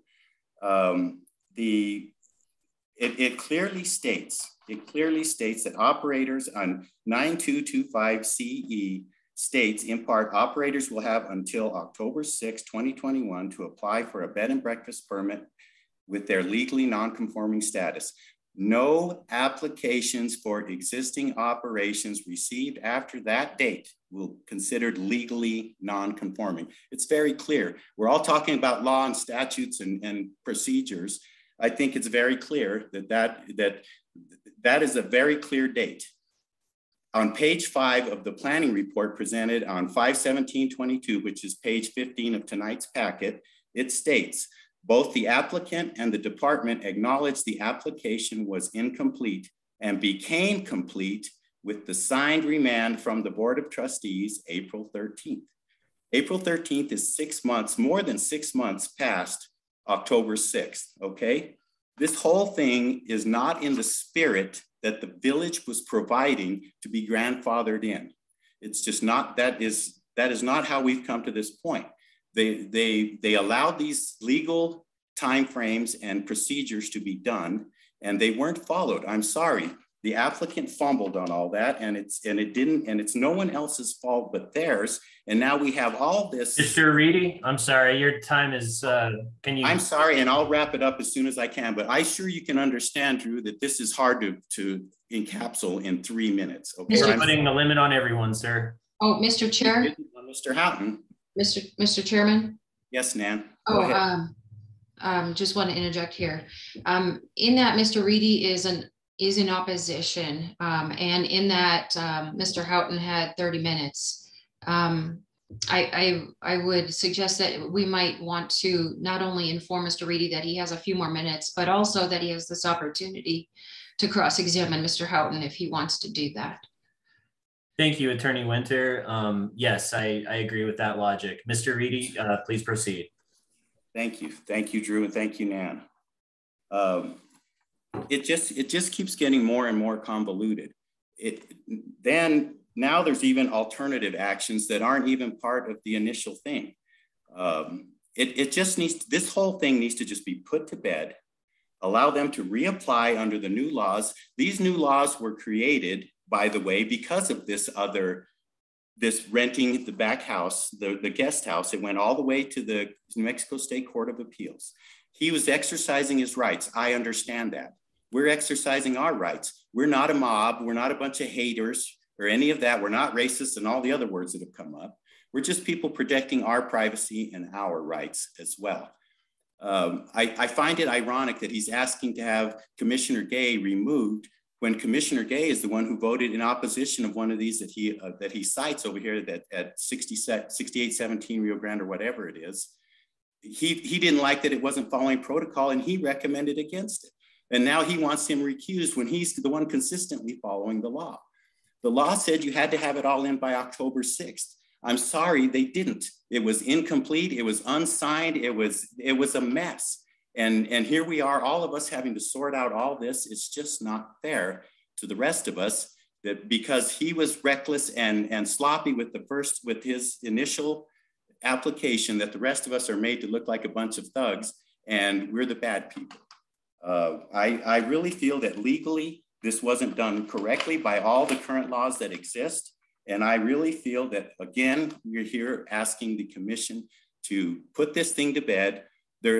According to the statute 9225B18, there's a 6-month period where you can't apply again. I think this neighborhood needs that 6-month period to rest, to heal, and then we can start again on the next process.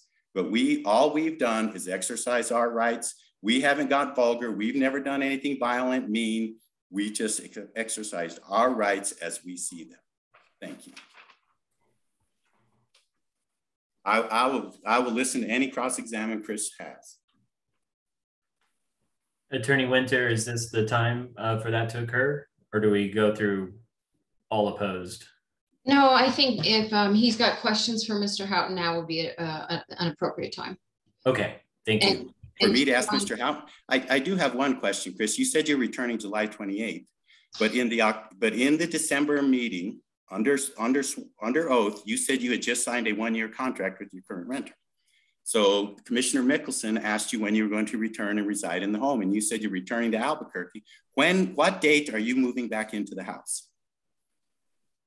I'm sorry, there was a lot of questions there. Which one do you want me to answer? What date are you actually moving back into the house? That's still to be determined, sir. There we go. I have no more questions. You? Anyway. Okay, thank you, Mr. Reedy. Thank you all. And also just to clarify, there's another person under this, like in the room with Chris Reedy. Are you also wanting to speak for public comment? We just want to make sure that we get everybody in. If there's multiple people under the same Zoom name, we're going to have you guys comment at the same time. And I'd ask for cross-examination of Mr. Reedy at this time. Absolutely. Mr. Houghton, go ahead. Sir, you never knew we were short-term renting the main house, did you? Until this application. Yes, we did.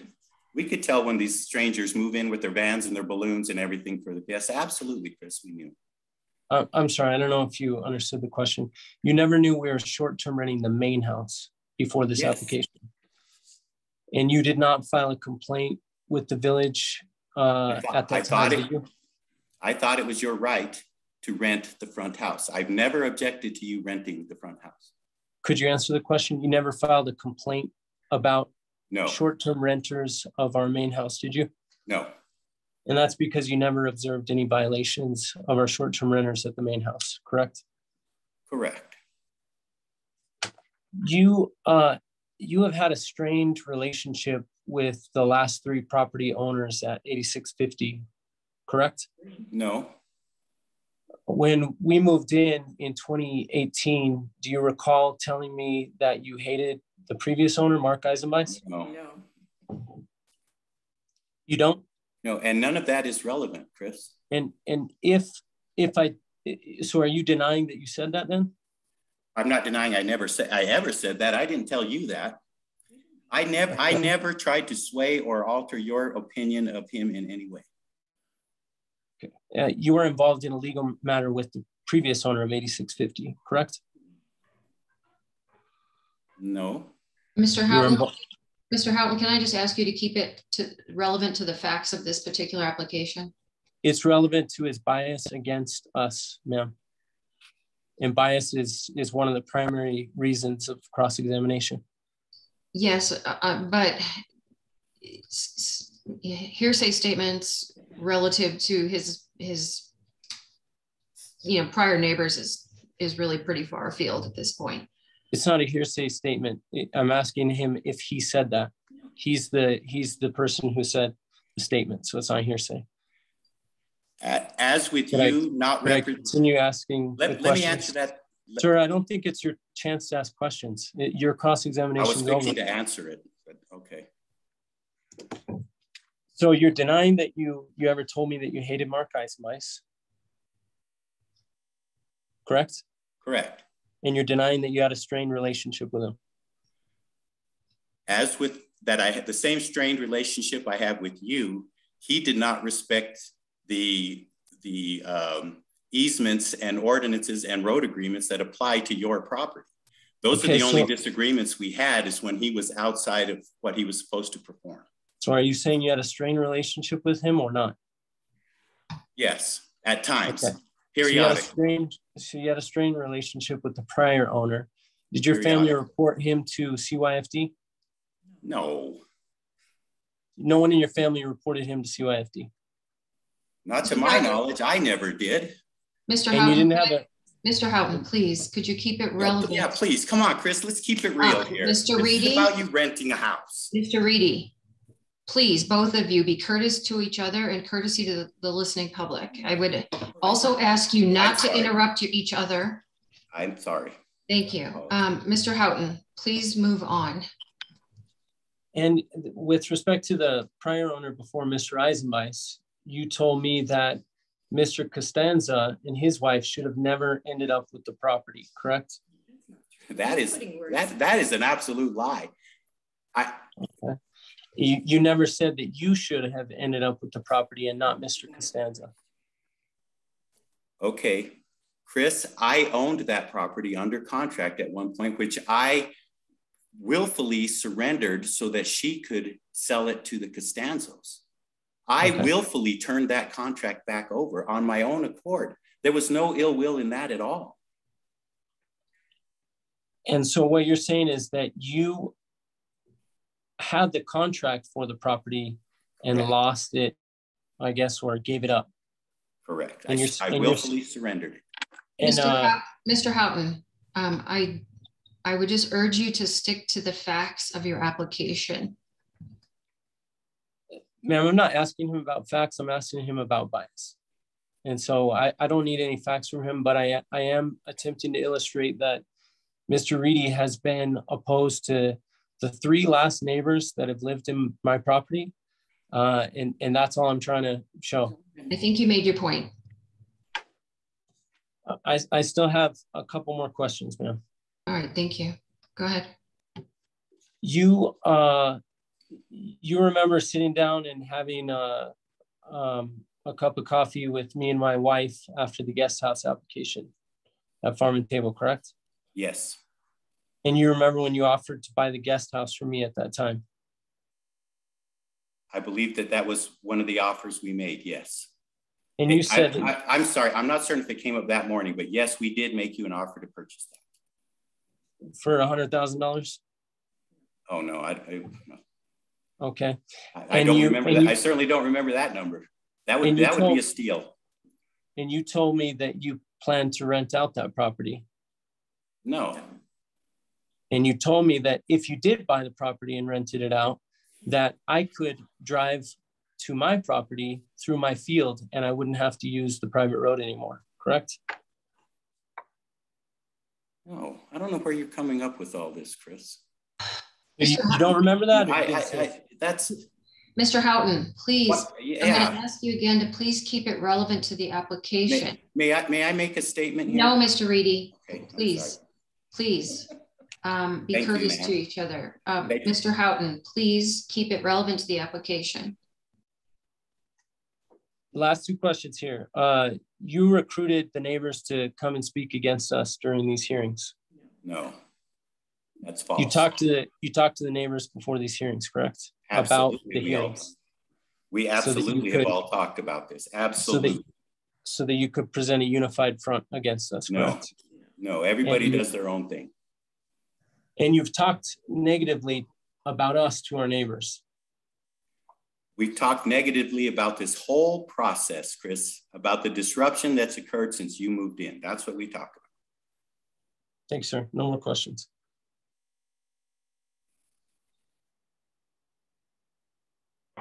Okay, at this point, I think we'll bring on our next speaker.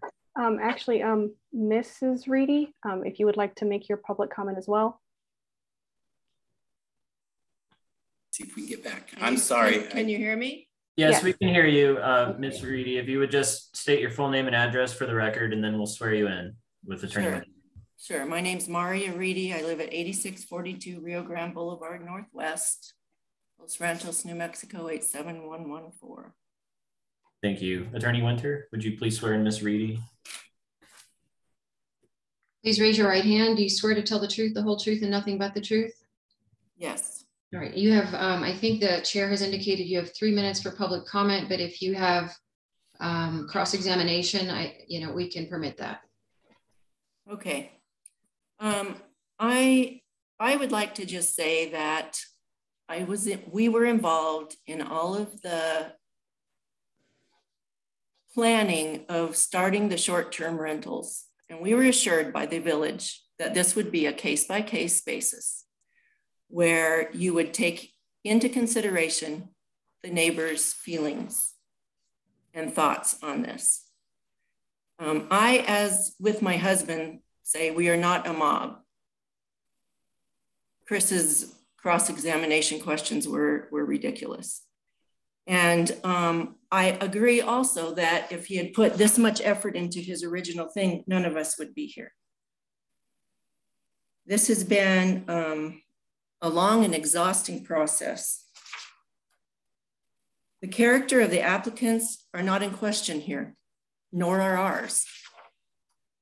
So I don't understand, all of that stuff. But anyway, They expressed a desire to someday move back into this home. I feel it would be more appropriate for them to apply for any short-term rental permits when they once again reside in the village and this country.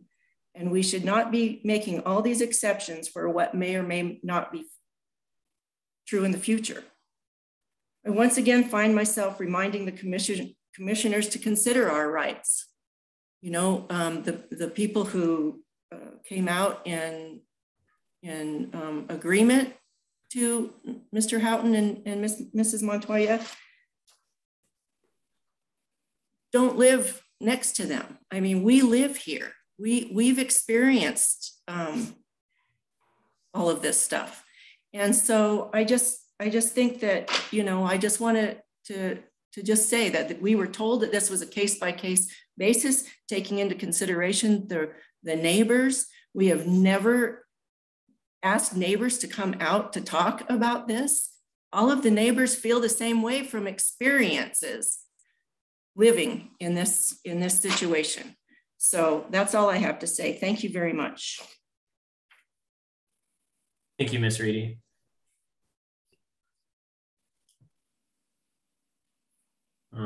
At this point, if a cross-examination is not desired, we will move on to the next speaker to speak in opposition to the application.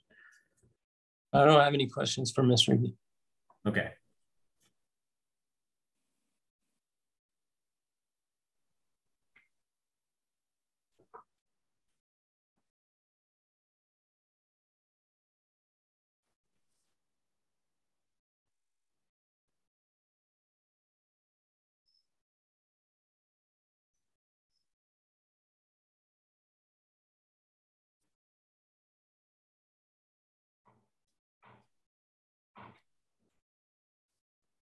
Hello, can you hear me? Yes, hello. Would you please state your full name and address for the record? Sure, my name is Christian Reedy. I live at 8652 Rio Grande Boulevard. I too am a neighbor.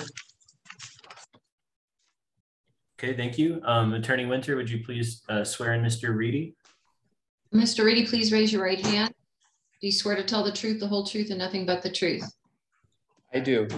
Okay, and keep in mind you have a few minutes for public comment, and if you have cross-examination, please inform the chair. Okay, I respect everybody's time and will be very brief. I just wanted to point out that everybody's talked how the application was incomplete, but the way that I have seen it is the application has constantly evolved over this time. Like was said earlier, it started off and when I asked for clarification, even on October 24th, it was still that it was the guest house and the main house. It wasn't until November 10th, I think it is, that they decided to change it to just be the main house. If you look at the proof of renters, there's 5, but 4 of the 5 were for the guest house. Only 1 of the 5 was for the main house. And then tonight, an additional main house rental was said that it happened, but that's not in the application either. So I think that I just wanted to make sure it's clear that it's not like just a form was missing and got submitted. It's been a constant evolution of this application as time has gone on. And that's all I have. Thank you, Mr. Reedy. Mr. Houghton, any cross-examination here? Yes, sir, if I could. Mr. Reedy, can you hear me? I can hear you. You never realized we were short-term renting the main house until the application, did you? That's not true. We saw that there was people there during that week of Balloon Fiesta. They weren't in 2018 or 2019? I believe that was 2018. And so you didn't realize we were renting the main house short term in 2019 for Bloom Fiesta. Okay. Is that correct? Yes. Okay, so nothing about the use in 2018 or 2019 to short-term renters concerned you?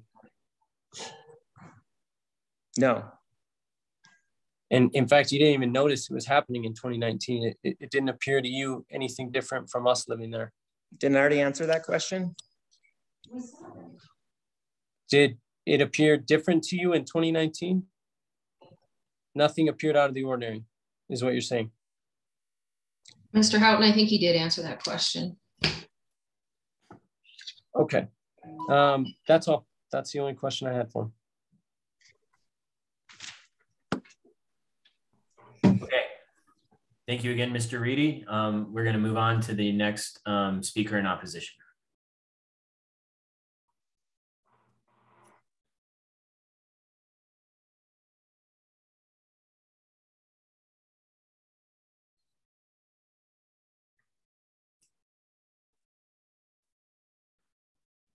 Video.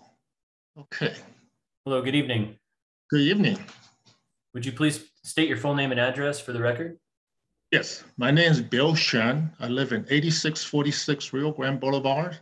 I'm the neighbor immediately south of the proposed bed and breakfast location. Thank you. Attorney Winter, would you please swear in Mr. Shun?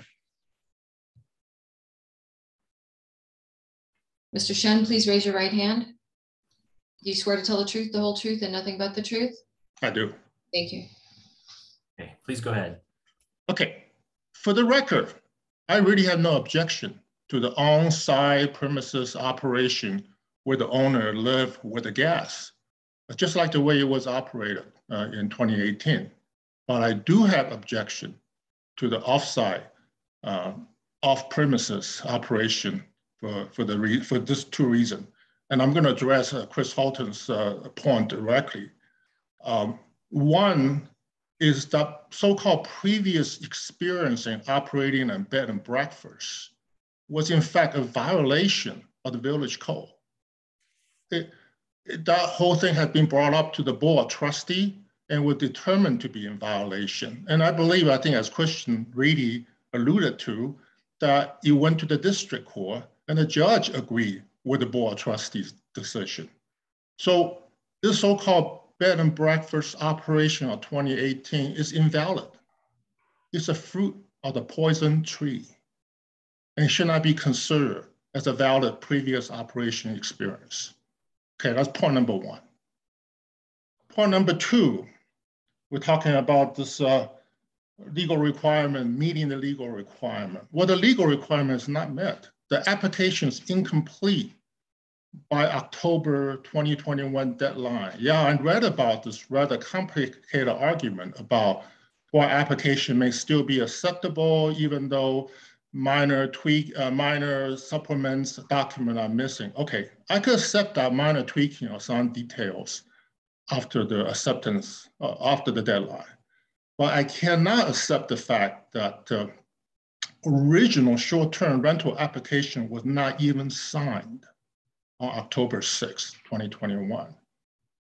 And then that still meet the packet, that still meet the requirement of deadline. No, I know you're looking at the packet right now. The packet on page 21, on the 21, it says this thing was signed and dated October 6, 2021. But let me say that that's very misleading. The document was signed, but it's not dated correctly. Let me back up what I just said. I'm going to point on the meeting packet of December 14, 2021, page 101, that show the exact same document, except it was not signed. Now, I don't want to rush into judgment, but I would love to hear an explanation why this application was signed after the October 2021 deadline, but presented in this meeting packet a signed document that met the October 6th deadline. This is pretty fishy, don't you think so? I think this whole meeting packet tainted. Something wrong with this. And that's all I have to say for now. Thank you, Mr. Shen. Mr. Houghton? Yeah, just a couple questions for Mr. Shen. Mr. Shen, can you hear me? Yes. Did you know we were short-term renting the main house in 2018? Not the guest house, but the main house. You have people coming in and out. It could be your relative, could be your friends. No, I do not know you're renting. And did you know we were short-term renting the main house in 2019? Don't know. Okay, so nothing about our use seemed out of the ordinary to you? Correct. And you didn't file any complaints with the village at that time in October of 2018 or October of 2019 when we were short-term renting the main house? That is correct. You realize that the application that went to district court was about renting the guest house, correct? Yes. Well, and not about, I don't know for a fact. I know that had to do with you appeal the village ruling to the district court. And that application that went on appeal to the district court had to do with asking the village if we could rent the guest house, correct? I do not know the detail.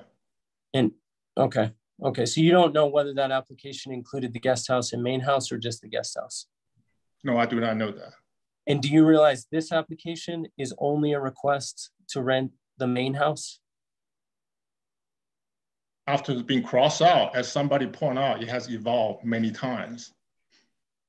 Okay, and then I don't know if you wanted me to answer the question. I'm happy to answer the question you asked about the signature. How did that signature get on and why is that dated 10/6/2021? Seems like something wrong there, right? How could you date something after sign it and then keep the date?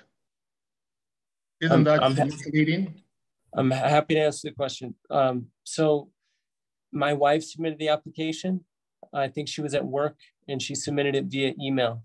She didn't have the Adobe Acrobat where you can sign. So she sent it in on her email at that time, October 6th. Later at the hearing, the last time, I don't know if you remember the last hearing before the commission in December 6th of 2021, it was raised that our application was not signed. And so after that hearing, we both signed the application as it existed and then turned it in at that time. So everyone knew in the village that we were now signing the application. And you keep the date at 10/6/21. I mean, there's a term for that. You really cannot sign a legal document and not reflect the date that it was signed. It's dated for very good reason. You can't really just sign a document and instead of looking at the date right next to it and say, oh, I'll keep that date the same. Do you have any more questions? Just not right. Mr. Shen, do you have any more questions for Mr. No. Houghton? All right, thank you. Mr. Houghton, do you have any more questions for Mr. Shen? No, ma'am. All right, thank you. Mr. Chair, it's yours again. Thank you. Thank you, Mr. Shen. We're going to now move on. Jed, do we have anyone else lined up to speak in opposition?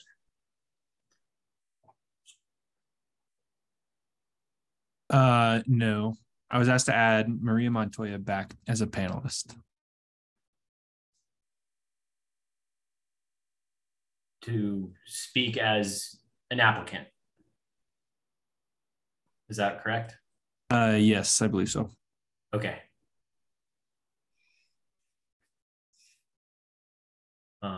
Well, Ms. Montoya, we will need to swear you in if you are going to be providing anything tonight. Okay. Would you please state your full name and address for the record? Maria Montoya, 8650 Rio Grande Boulevard, 87114. Thank you. Attorney Winter, would you please swear in Ms. Montoya? Ms. Montoya, please raise your right hand. Do you swear to tell the truth, the whole truth, and nothing but the truth? I do. Thank you. Just the only thing I wanted to put out there is that a lot of people have criticized my husband about the initial application. That was not his doing, that was my doing. I'm not an attorney. So I just wanted to clarify that. The other thing is that we did in fact rent on Airbnb that first year in 2018. We again rented to the same ballooning family in 2019, and they had asked to rent in 2020. And actually that was planned to rent even with our long-term renters there while we were in Colombia. And then the Balloon Fiesta was canceled due to the pandemic. So I just wanted to clarify all that, and I have nothing more to add. Okay, thank you, Ms. Montoya. So we've just gotten to the end of the portion where we ask if there's folks to speak in opposition. I think we've gotten through everyone. I don't see any further raised hands. Now is the opportunity for the applicants to respond to any of these comments. Mr. Houghton or Ms. Montoya, would you care to add anything in response to these comments that we just heard? Yes, sir.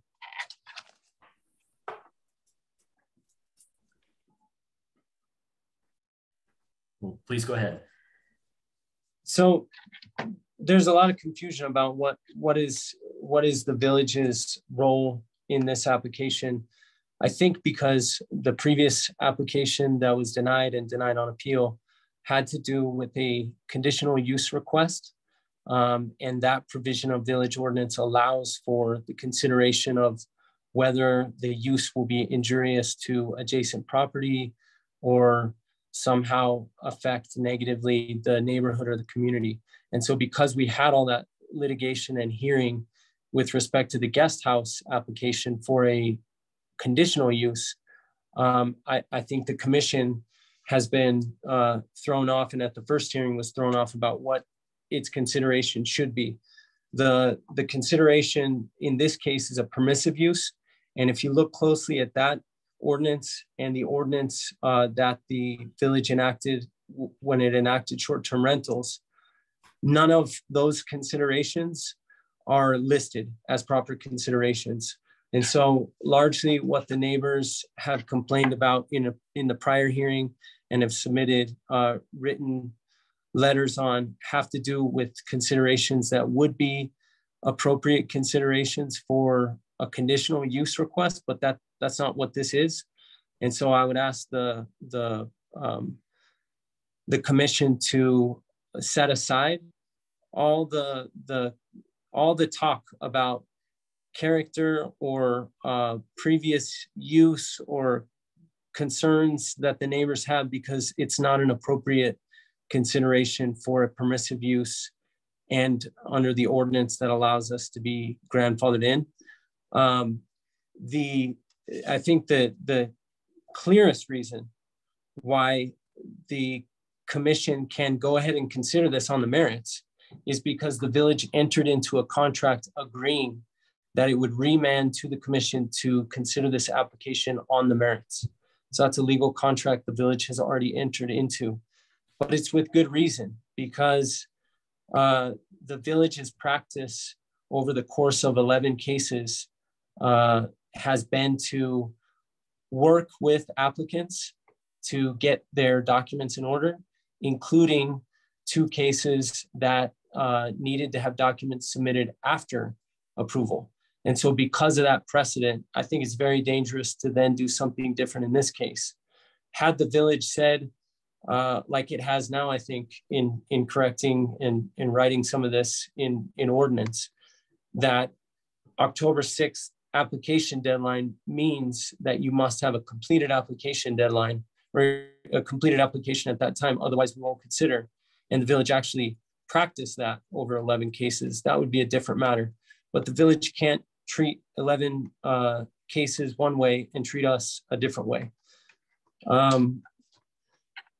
With respect to some of what the neighbors have said, I think it's pretty obvious there's some disagreement in the neighborhood about what we do with our property. I hear what the neighbors are saying. I know security is important to them.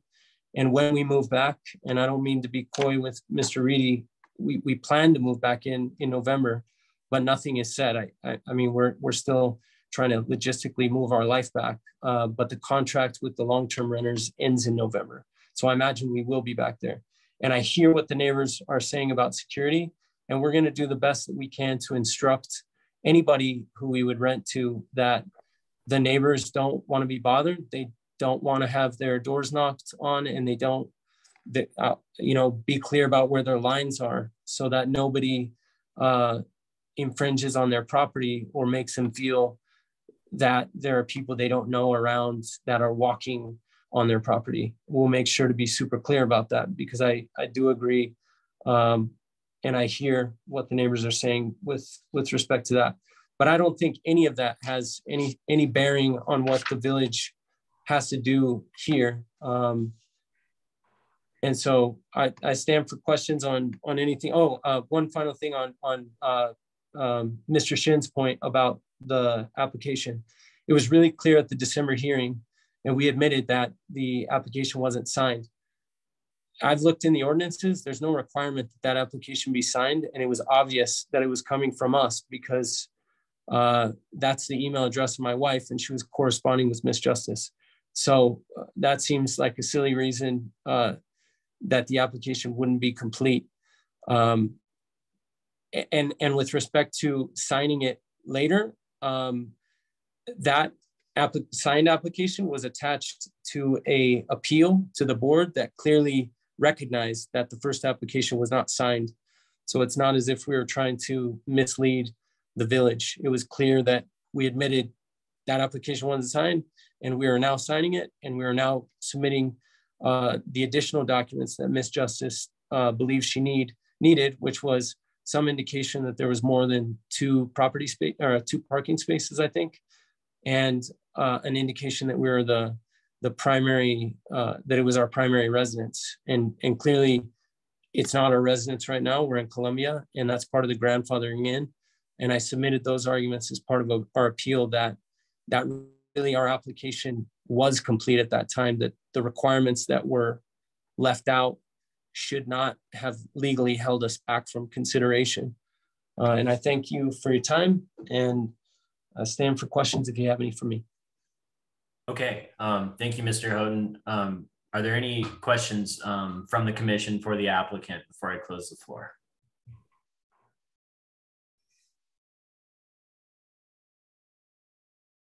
Okay, I'm hearing none. As such, I'm going to now close the floor for comments. And at this time, is there any discussion on the application prior to a motion? Mr. Chair, I just want to make a point of clarification that if it is Mr. Commissioner Gay's intent to recuse himself, now would be the appropriate time to do that. It is completely his call. But I want to just indicate that if that's something he's choosing to do, now would be a good time for him to do that.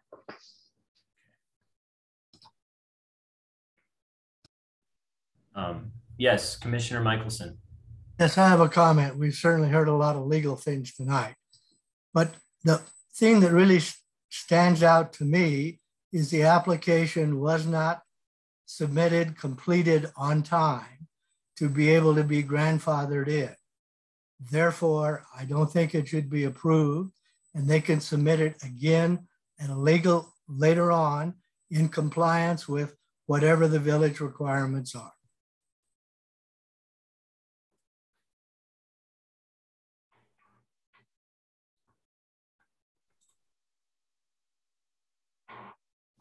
Any further comments from the commission?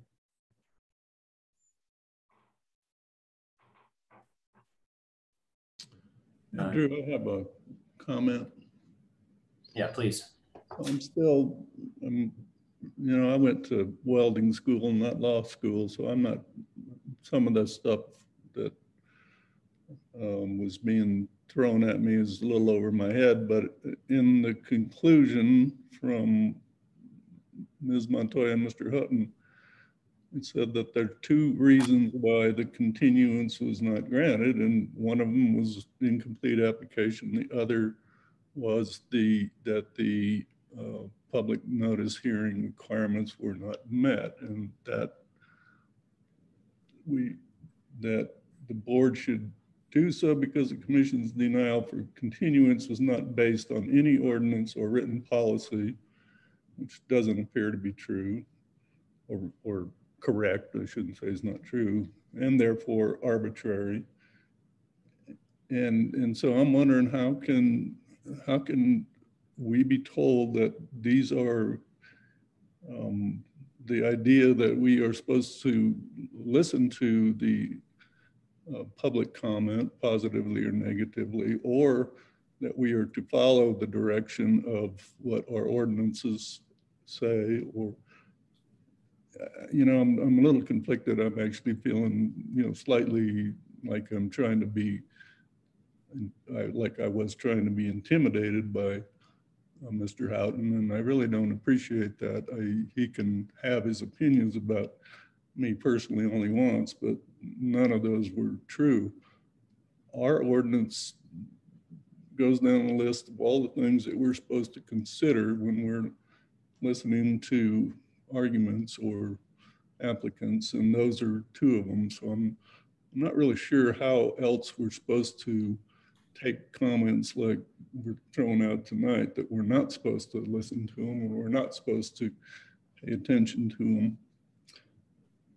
Again, I don't have anything against the Montoyas, and I'm not trying to swing a vote one way or the other. I'm trying to stand up for our right as a commission, not stand up for it, but those are what the instructions we have to follow. So if those were not correct instructions, so maybe that's the next conversation that the village ought to have, but this is what puts people at odds to agencies such as this, when there's confusion, and it appears there's confusion on both sides of these parties. So again, I'm just a little bit set back by it just seems like a intimidation by someone that obviously has a better grasp of the law than I do, and it doesn't set with me very well. So that's it. Okay, thank you, Commissioner. Commissioner Barrow, I see your hand. Thank you. My little raised hand thing doesn't work. Commissioner Gay, I did go to law school and passed the bar, and I'm equally intimidated, so don't worry about it. But intimidation is, I'm trying to follow the law, and I was admonished a couple of sessions ago when I asked the question of Attorney Winter, are we or are we not to take into account the letters and the comments and so forth? And the answer at that point, correct me if I misinterpret it, was no. So we have heard quite a bit of discussion. We've had a legal brief presented to us, which was overwhelming in its detail. But I go back to, excuse me, page, I think 16 in our packet, where Tiffany Justice said that we can approve with legally non-conforming use, deny, or defer. So I think there might be an advantage to a cooling off period here. So, thank you. Mr. Chair. I'm not following your logic. Bonnie, I'm not sure what your point was there. Well, sorry. You want me to try again? I don't think it would help. Welding school, yeah, I don't think it would help either. Thanks for trying. Attorney Winter, I'm sorry, you were saying something? Oh, yeah, first I want to apologize to the commissioner if she felt I admonished her, and I'm not sure in what context I said you shouldn't consider public comment. Your consideration of public comment changes depending on the application. and the nature of the application. In this particular case, you should not consider opinion, right? And what you have to support your decision is what the court calls substantial competent evidence. So to the extent that any public commenter offered substantial competent evidence, and there was definitely some of that this evening, there was some facts laid in both directions that I'm pretty sure that the board or you or the district court would consider substantial competent evidence. But I think what I took from Mr. Houghton's lengthy intro is that you can't consider opinion. And so unless it's factual and your decision is supported by substantial, factual, competent evidence, that's what you have to do. That's your job. But, and again, the burden that you have in listening to all this changes from application to application. But in this case, it's pretty clear that your decision cannot be arbitrary, it cannot be capricious, and it has to be supported by the facts. And that's all. Thank you, Mr. Chair. Yes, thank you, Attorney Winter. And also, Commissioners, if I could also just clarify a couple things. I would also like to say that since this is a public hearing, the Commission is tasked with looking at the application as it conforms to the code and the application and the public comment.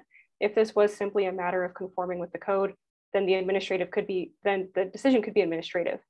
We issue administrative permits regularly for just checking all the boxes, making sure that it's all good. But so the reason that it is before the Commission is to factor in also that public comment. And I will also just say that it was brought up a couple times that the CRS certificate wasn't included in some of the prior applications. It's not included in this application either. It's not a requirement of the bed and breakfast permit to have the CRS certificate included in the bed and breakfast submittal. It's a requirement of issuing our business license, which would happen after any approval. So just wanted to clarify that those weren't included in prior applications, and it's not included in this application, and it's not required to be. And that's all. Director Justice, if you could clarify, however, the lack of a CRS certificate, that's not what hung it up back in October to be considered an incomplete application. There were other items missing. Is that correct? That is correct. Okay, thank you.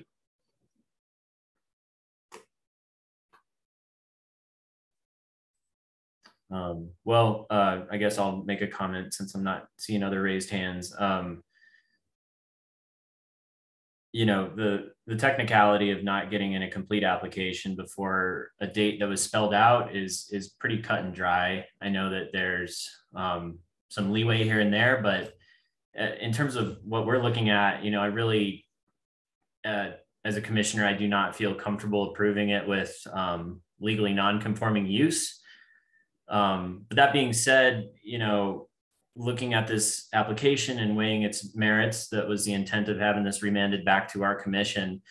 Seeing that everything else is met, with the exception of, the ability to grandfather in because of, missing that date, missing a complete application, I would be compelled to approve this without the legally non-conforming use. That's the alternative action that was provided to us on page 17.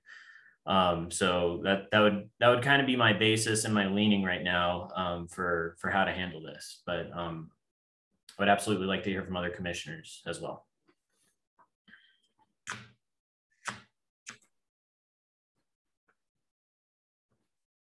And, oh, yes, Commissioner Michelson.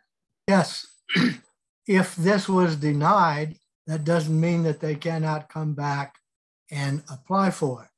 All we're talking about is grandfathering in one, and they did not submit their application complete on time. That's correct. And there's several options in front of us: to approve with the legally non-conforming use, to approve without it, to deny, to defer. So yeah, those are on the table.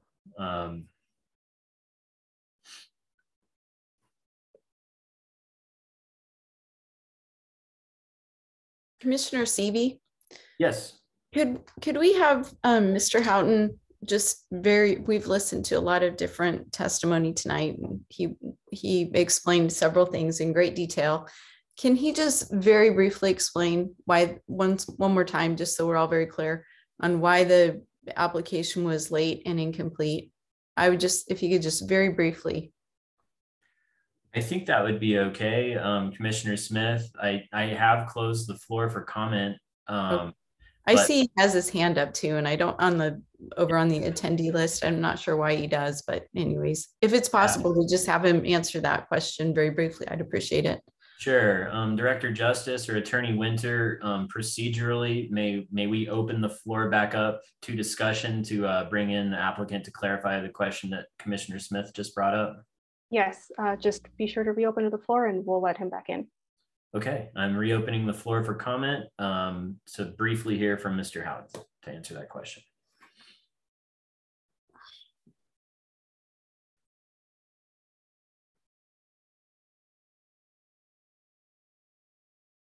Mr. Houghton, I'm assuming that you heard Commissioner Smith's question.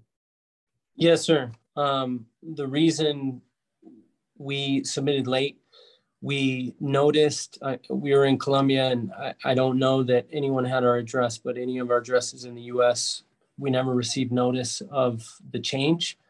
But I went on the website, just, I don't know why, and saw that the ordinance had changed back in June. And I think it was about the end of September, somewhere thereabouts. And I asked my wife, who was at that time working in Albuquerque, if she could submit, and that we had to submit before October 6th. She worked 60 to 80 hour weeks at UNM Hospital and got in what she got in. And I was down here, and we were just super busy with 3 kids and 2 jobs in 2 different countries. And that's what we got in at that time. And then we tried to work with Miss Justice to get in the remaining items. When it came up for a hearing, we asked for a deferral because we still didn't have it together by November. And then there was a hearing scheduled for December 14th. And I called before that hearing and asked if we could have one more continuance to get everything together. And Miss Justice said, no, we couldn't, because the packets were already sent out. At the hearing on December 14th, I asked the commission if we could have a continuance given our circumstance. And I guess that question was never answered. They just denied the application, and I didn't have an opportunity to argue it at that time. And so now I wasn't on the planning commission at that time. What kinds of things were, you said you had a lot of things to put together and you didn't have time to get it put together for the application. What kind of things were you required to submit? One of the requirements was a proof of primary residence, which was odd for us because we're not living at the house, but our renters were. So trying to get a proof of a utility, and what my wife had submitted was proof that we were being billed for the trash and water, or trash, I guess. And Miss Justice said that wasn't an acceptable form of proof. And so that was one of the items. No one even noticed that that the application wasn't signed, but apparently that was spotted at the hearing. And then the other was whether or not we had a sufficient number of parking spaces, which I think is pretty obvious from the aerial photo that we submitted on time. And I will note too that many of the applications, and I think Ms. Justice noted this as well in a previous hearing that I cited, were also not complete by the October 6th deadline, but she worked with those people to get in documents prior to the hearing, just as she worked with us. It's just that our situation was difficult, being in another country and my wife going back and forth every 2 to 3 weeks during the pandemic, working at a hospital. And I'm sorry, did you say that you're with the United States government? And you're yes, on ma'am. Okay. And you're on I'm on detail in Bogota, Colombia. Yes, ma'am. Okay. And so when when she's there, I've got the 3 kids with me. Mm-hmm. Which puts you in kind of a special situation, sort of like I don't want to say military situation, but you're assigned there. Is that correct? Yes, ma'am. Okay. Thank you. Thank you, ma'am.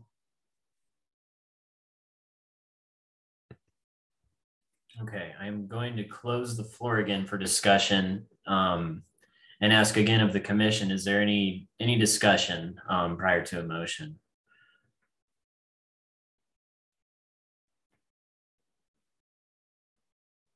You know, I do think that the information that Commissioner Smith was able to just dredge up right now through speaking with the applicant is telling, and the fact that other applicants were given leniency, you know, that finding in itself kind of changes how I would handle this. You know, I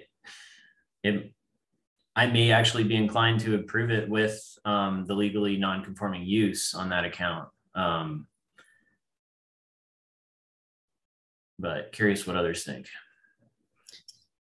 Commissioner Seavey, I am as well. I think that we're here to, serve our community. And, I think that they've tried in good faith to submit their application. I will approve it in the same way, the same manner you just described. So ask both of you, what is it that you didn't hear last time when you read through the documents this time, Shalene? What did you not pick up about the Houghtons, Montoya's circumstances, and how does that change your mind about how you think that serves our community? This is the first time that I've participated in a meeting with this particular issue. And Dan, if you look at the record, I did vote against denying it, so I'm being consistent here, sir. Yeah, I'm just trying to figure out what it is that was said tonight that wasn't already said at the past meetings or in reading through the documents that we were given. I've never voted against it. This is the first time I've participated in a meeting and on this particular issue. I didn't ask about a vote. I just asked what information did you learn that would change your mind about this. Just curious. All right, you don't have to answer. I don't think my mind has changed, is what I'm saying. Okay, fair enough. Yeah.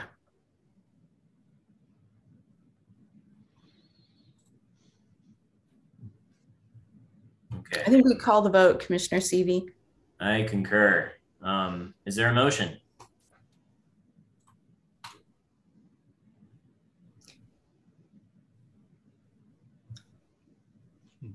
I want to make sure that I say this correctly, Commissioner Seavey. Can you please clarify the way that you said that just a moment ago? Because I'll make the motion in the manner that you just described. And I didn't write it down. I apologize. I should have. No, that's fine. It's on page 16 of our application, or of the packet. And it would be recommending approval of bed and breakfast 21-12 with the conditions and findings as listed to allow for legally non-conforming use. Okay. To put it succinctly. Do I need to say it exactly that way? No. So Commissioner Smith, if you just reference the application for approval as referenced in the report with this being legally non-conforming, that would suffice. Okay. I'd like to make a motion for approval as described in the document with legally non-conforming. Okay, I will second.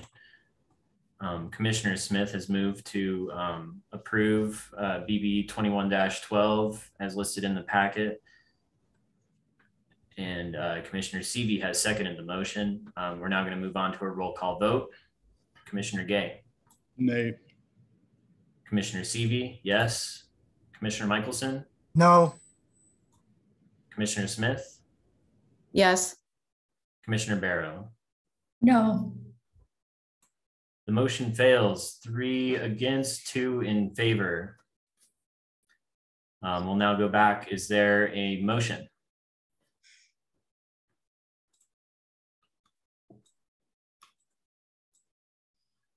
Yes, Commissioner Michelson, please go ahead. I move to deny the request on BB 21-12.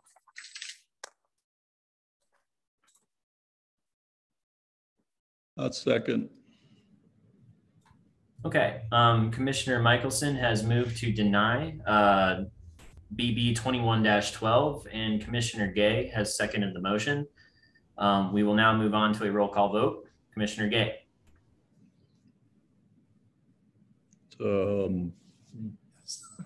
Yes to denial. Okay, Commissioner Seavey, no. Commissioner Michelson. Yes to deny. Commissioner Smith. No. Commissioner Barrow. I'm backwards here. Commissioner Barrow, if you're voting yes, you would be voting yes to deny the application. Yes. Okay, the motion carries with 3 in favor and 2 opposed. Let the record show that the public hearing, item 4A, the request by Maria Montoya and Christopher Houghton for a bed and breakfast permit is now formally closed. The time is 9:50. At 10 p.m. I'm going to chime back in and see if we want to take a vote on continuing. But that being said, we have a lot of folks in attendance, and I'm just going to begin the next item, which is item B, bed and breakfast 22-03.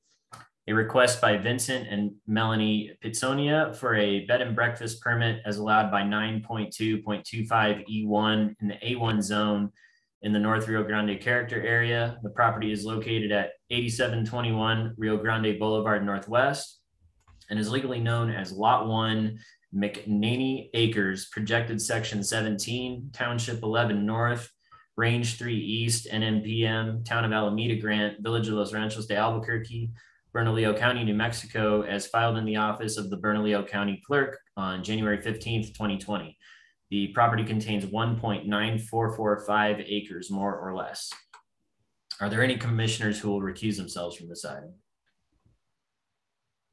All right, hearing none. Director Justice, may we have the planning report? Yes, so commissioners, this is also a request for bed and breakfast. The big distinguishing factor between this application and the one that you just heard is that they are not asking for legally non-conforming use. So this is pretty much after October 6th of 2021. Anything else that is granted approval of a bed and breakfast permit would have to comply with the ordinances or get a variance. So just want to clarify that this is not asking for a legally non-conforming use. So the applicants do wish to operate a bed and breakfast at the residence, and bed and breakfasts are allowable in all zones. They're permissive as long as they have a bed and breakfast permit. So there's a number of requirements for applicants to meet, and the applicants are in compliance with all of them as explained below in my report. So section 9.2.25 E1A, bed and breakfast is an allowable use in this zone, and the property does have access to city water and sewer. The public notice requirements have been met. The operators are the property owners. They do live on premises in the main dwelling, and they provided proof of primary residence, and there are no employees. Lodging is shown within a secondary dwelling on the property, and space for outdoor activities is noted on the site plan. The guest house was approved under CU 19-08, and we did revise our conditional use language for a guest house to say that rental is allowed as long as it's for short-term rental only as part of an approved bed and breakfast permit.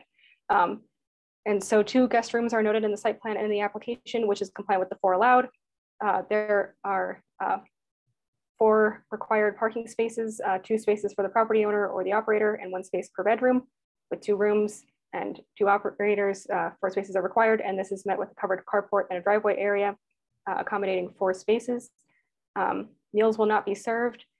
They won't have a sign, and their rules of operation are compliant with subsections A through G of this section, including that unauthorized guests aren't allowed, and maximum authorized guests are allowed. Noise mitigation is noted, and the site plan and floor plan are compliant. Department doesn't recommend any additional Conditions of approval, since the applicant is in conformance with section 9.2.25E1 and no prior application has been submitted for this property in the last 6 months.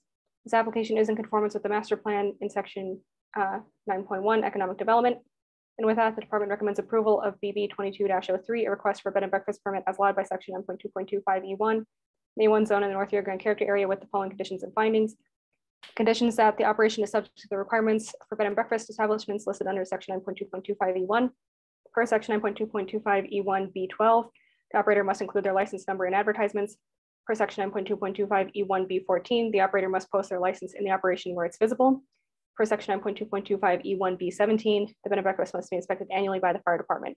With the findings that the application is in conformance with section 9.2.25E1 and public notice requirements have been met. I stand for any questions. Thank you, Director Justice. Are there any questions from the commission at this point? Okay, hearing none. Is the applicant present?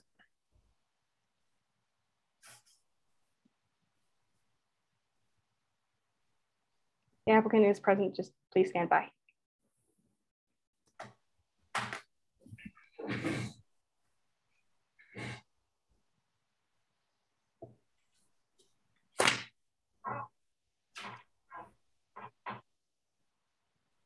Hello. Hello, can you hear us? Yes, we can hear you. Perfect. I'm sorry. This is Vincent Pizzonia. I live at 8721 Rio Grande Boulevard, and I am the one that's requesting the permit for the B&B. Great. Attorney Winter, would you please swear in Mr. Pizzonia? Mr. Pizzonia, please raise your right hand. Do you swear to tell the truth, the whole truth, and nothing but the truth? I do. Thank you. All right. Would you like to speak about your application? Yes, we, as the application says, we have 1.7 acres, but in actuality, we have 3.7. We also own the other lot. All parking will be on site. We don't plan to offer any food. We have it limited to no more than 4 guests, which we assume will normally be a family and a couple kids. No pets. We don't expect a lot of traffic, probably 1 car at a time. And again, we feel it fits all the requirements of the B&B ordinance. Okay, well, thank you. And do we have any questions from the commission right now for the applicant? All right, I'm not hearing any, so we'll move on. Is there anyone present who would like to speak in favor of the application?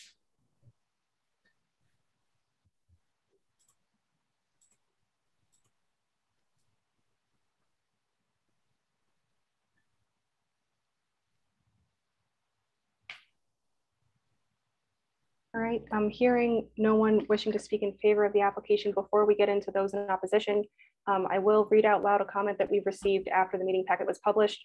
This is somebody who is in opposition to this application. I just want to read aloud into the record. To Planning and Zoning Commission, 6718 Rio Grande Boulevard, Village of Los Ranchos, New Mexico. Attention, Danielle Cedillo Molina, June 10th, 2022. This letter is to protest against the approval of the request number BB 22-03 for a bed and breakfast at okay, sorry, just want to make sure we're on the right application. For a bed and breakfast at 8721 Rio Grande Boulevard Northwest for the following reasons. It is a business right smack in the middle of a quiet, peaceful rural residential neighborhood. Why not go to an already established designated for business like 4th Street, an area already designated for business like 4th Street. It's a mini hotel that brings in people from all walks of life, not only the customer, but also their friends and families. It will increase traffic all hours of the day and night. Right now, after 7 p.m., there's hardly any traffic or noise in this peaceful neighborhood. It will bring an increased noise into what is supposed to be a quiet rural area. Because food will be served, it will bring in different types of delivery trucks for food, for linens and laundry, all types of building maintenance trucks, more garbage pickup, more pollution. Because it is a business, the potential for more crime is there. Our safe environment is compromised. There will be something going on 24/7 compromising our quiet, peaceful rural environment. It's within a mile of another request for bed and breakfast number BB 21-12. Signed Mrs. Mazer, 8730 Rio Grande Boulevard Northwest. Okay, thank you, Director Justice. Jed, do you see anyone with a hand up to speak in opposition? Anyone else? I don't see any hands. Okay, thank you. we'll now bring the applicant back and ask if they would like to respond to any of these comments. To this comment, rather.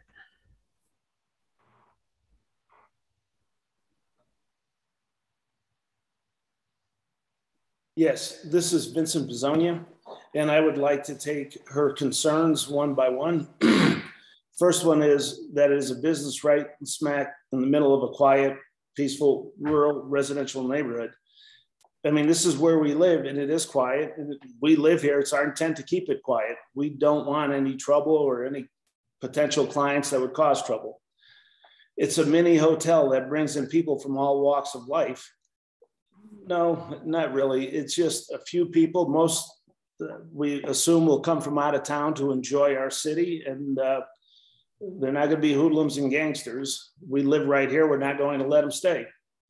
It will increase traffic all hours of the day and night. The reality is, at best, it'll be one car, and once they're here, they're here. We do not allow them to make any noise after 10, and because we're here, if they are, we will stop them. It'll bring increased noise into what is supposed to be a quiet rural area. Again, based on the people that are coming and the relatively few number of people that are coming, we don't see that as a problem. There will be no food served. There will be no delivery trucks for linens and laundry. Again, it's just a little casita, and we wash the laundry ourselves. And all types of building maintenance trucks, more garbage pickup. It's our standard garbage pickup for Los Ranchos. Because it's a business, the potential for more crime is there. Again, I just don't see where she's coming from with more crime. We're living right here, and it's a relatively small B&B. There will be something going on 24/7, compromising our quiet, rural, peaceful environment. Again, we live right here. We will not allow anybody to compromise our quiet, peaceful, rural environment. And it's within a mile of another request for bed and breakfast, but I don't think there's an ordinance against that. So that's my only comments. Okay, thank you. And are there any comments from the commission right now before I close the floor?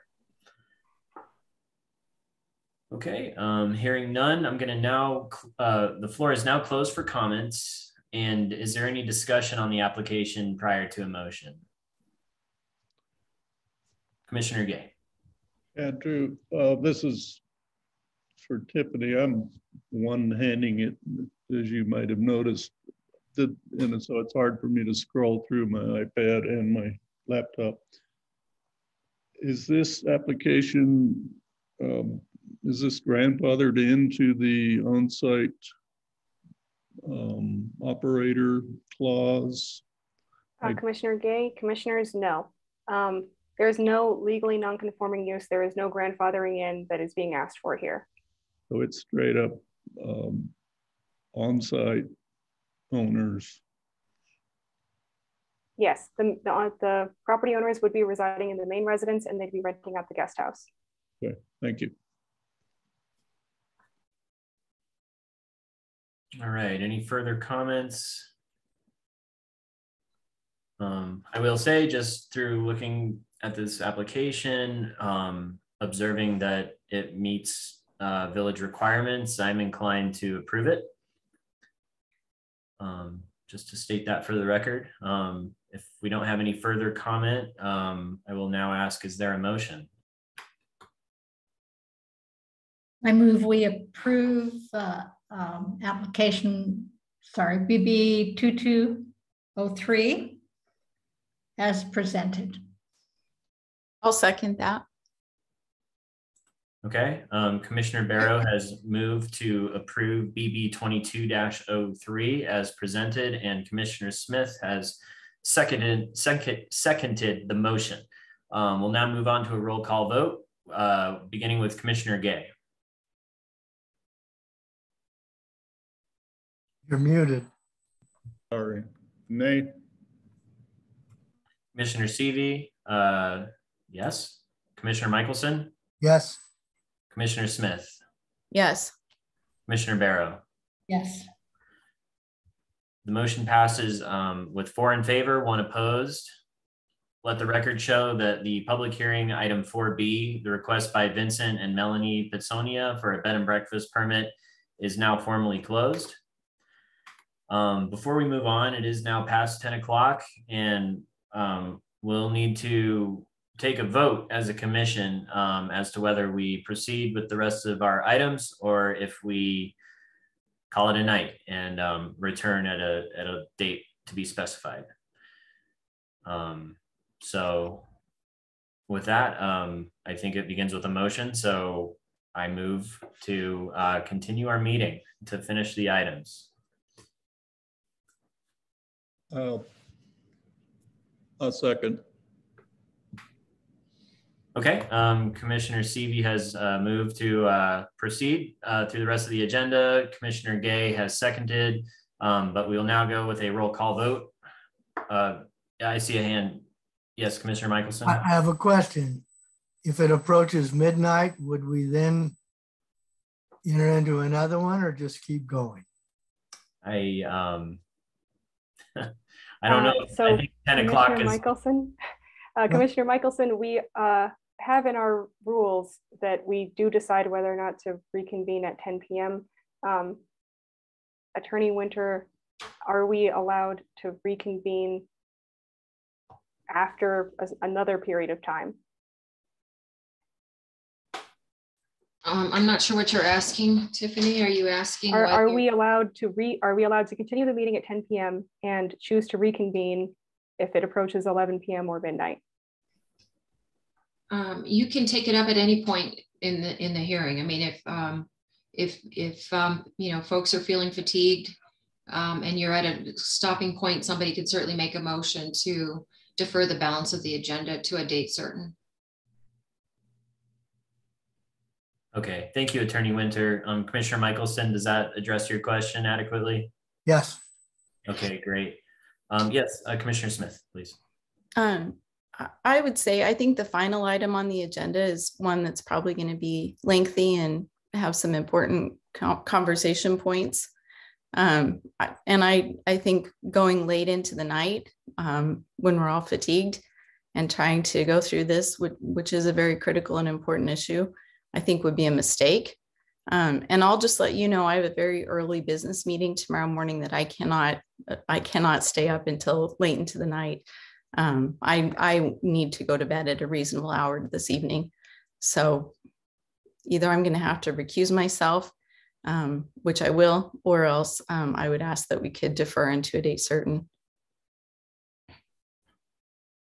Well, with that new information, I think it would be absolutely okay to, well, there's a motion and a second out there, but so I think we need to vote on it, but yes, I'd be happy to call it a night as well. Okay.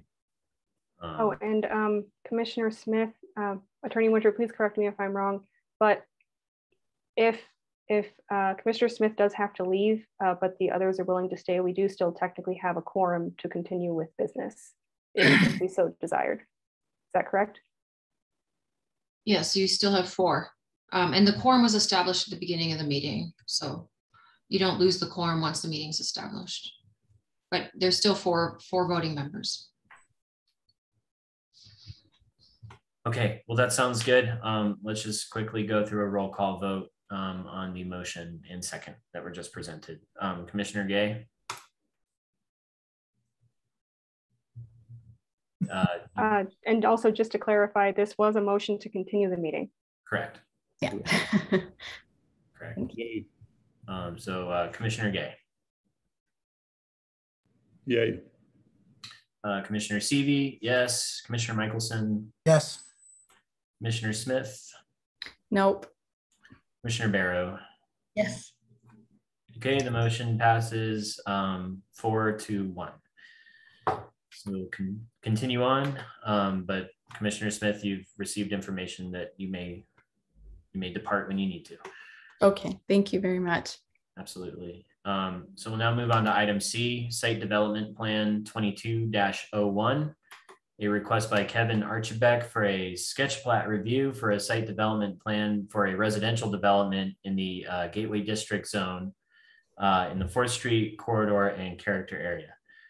The property is located at 8404 4th Street Northwest and is legally known as Lot B2, Land of Gonzalez Risman, within projected section 16, Township 11 North, Range 3 East, NMPM, Village of Los Ranchos de Albuquerque, Bernalillo County, New Mexico, as filed in the office of the Bernalillo County Clerk on September 24th, 2014. The property contains 0.8141 acres, more or less. And I will say this about this sketch plat review. There is no action by the commission on the sketch plat review. This is an opportunity to give general information and guidance for the proposal.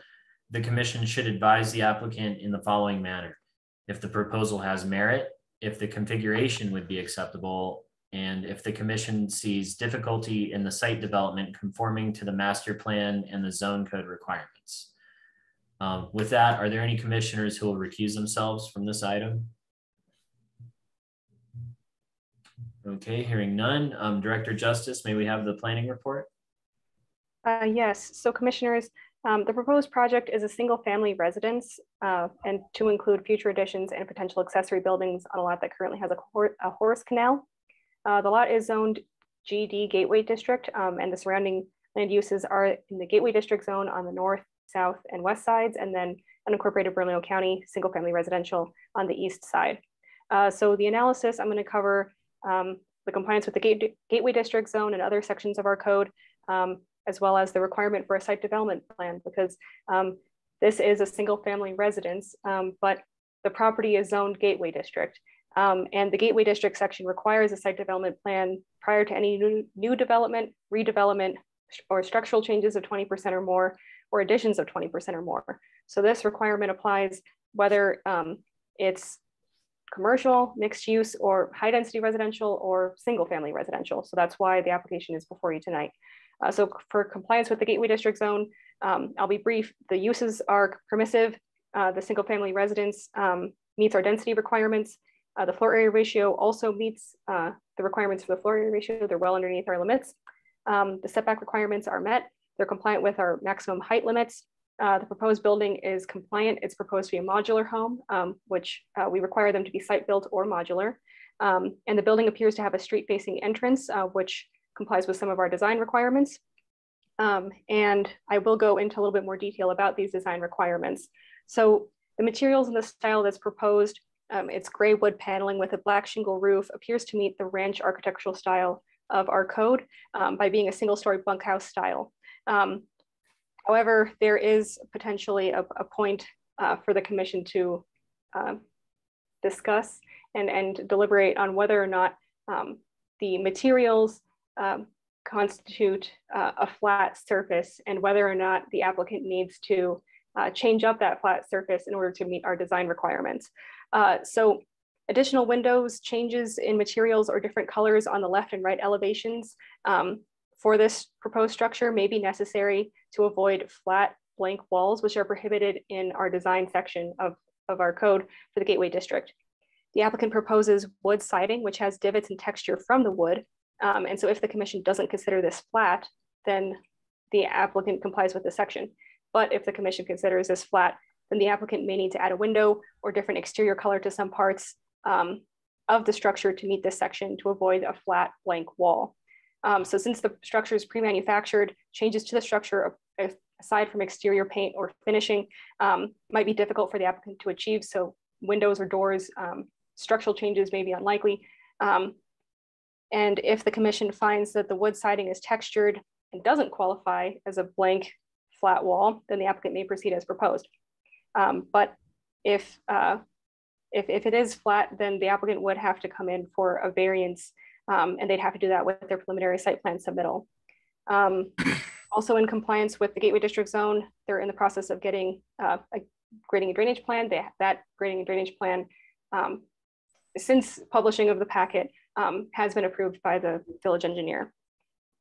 They will be required to comply with our off-street parking requirements, our landscaping requirements, and our exterior lighting requirements for other sections of our code. And these would all be confirmed in the preliminary site plan part of the process. And just to kind of clarify the site development plan process, this is the first step. It's a sketch plat review. This is where the commission reviews the concept. There's no action taken on this item. So the commission can provide feedback on the merits of the application, whether the configuration would be acceptable, whether the commission sees difficulty in the site development plan conforming to the master plan and the zone code requirements, and whether or not mitigation suggestions may be needed. So this is the opportunity for the commission to provide feedback. This is also an opportunity for the public to provide public comment, but for this item, no action will be taken. So once we've heard from the applicant, once we've heard from the public, the commission will of course close the floor and discuss, but then no action will be taken on the item. And it's up to the applicant at that point to take in that feedback and potentially make changes to their preliminary application. Just to go over a couple things, if the proposal has merit, the proposed single-family residence meets the primarily residential character of the village and meets the residential character of the north area of Forest Street. If the configuration would be acceptable, property does have access from Forest Street, and the home location complies with our section on setbacks and other area regulations. And the configuration would be required to meet general access and waste management access for trash collection and emergency vehicle turnarounds, as well as the village's development requirements for parking, landscaping, stormwater retention, and setbacks unless with a variance. So if the commission sees difficulty in the site development plan conforming with the master plan or the zone code requirements, as I mentioned, whether or not the material of wood siding is considered flat will impact whether or not the applicant needs to either come in for a variance from that requirement or try to change their exterior sides on the north and south elevations, the left and right ones in your packet. Because right now those are, our requirement is that you can't have more than 15 feet of blank wall. And right now the distance of that exceeds 15 feet. So they would need to put somewhere in the middle, perhaps a change in paint or exterior finishing or materials, or in some other cases, what has also been done is a permanent change to the structure with a window or a door. And so the big question for the commission tonight is, does the commission consider that wood siding to be a flat blank wall? And as for mitigation suggestions, none appear to be warranted. Again, this advice is given to the applicant for preparation of the preliminary site development plan application and is not binding on the commission for action for the preliminary site development plan. And again, for the sketch plat review, no official findings or actions are required at this meeting, only discussion and guidance from the commission. This advice is not binding on the commission to subsequent consideration for applications for site development plans, variances, or other zoning actions required by the zone code. I stand for any questions. Thank you, Director Justice. Any questions right now from the commission? Yeah, Commissioner Gay. Yeah, what elevation is that is not, that exceeds the length required before it has an architectural feature break it up?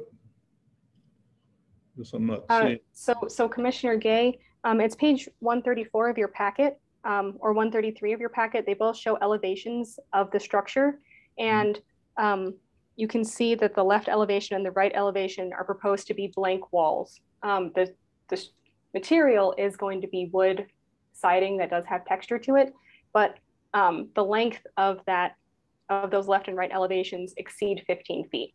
And we say that you can't have more than 15 feet of blank uninterrupted wall. How long are they?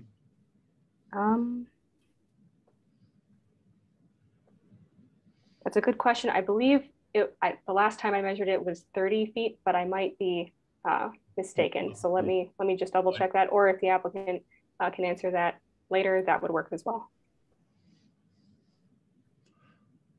And did he send in a submittal of the material that he is requesting that we review to decide whether that meets the criteria for eliminating an architectural feature? Yes, so the material that they specified was gray wood paneling with a black shingle roof. And you can see in the second elevation that they did color that to kind of indicate that. And you can see kind of the wood paneling and the shingle material on the elevations. So the shingles appear to meet our bunkhouse ranch style design guidelines, but the wood paneling, it does have texture, but the question is whether or not that texture is considered flat. Yeah, so that's the only question, is whether that material does not meet the requirements of the ordinance for this run of elevation. Yes, and I do ask the commission for their consideration, because our code doesn't specify what is considered flat. And Flat's flat. Yeah, but I also don't want to assume that flat absolutely means it has to be completely flat if that is something that the commission would disagree with. So I am asking for your all's consideration for that question, as well as a general review for the entire application. All right, thanks. Thanks, Director Justice. And this question about the facade articulation would apply to both the left and right elevation as noted on the elevation sheet. So yes, that's correct. 2 instances of needing to break this up potentially? Yes. Okay, great, thank you. If there's no further questions at this point, we'll bring on the applicant. Is the applicant present? Yes, I'm here. Okay, great. Good evening. Would you please state your full name and address for the record? It's Kevin Archibek, 8404 4th Street. Okay, thanks. Attorney Winter will now swear you in. Mr. Archibek, please raise your right hand. Do you swear to tell the truth, the whole truth, and nothing but the truth? I do. Thank you. All right, Mr. Archibek, would you like to speak about your application? Yeah, definitely.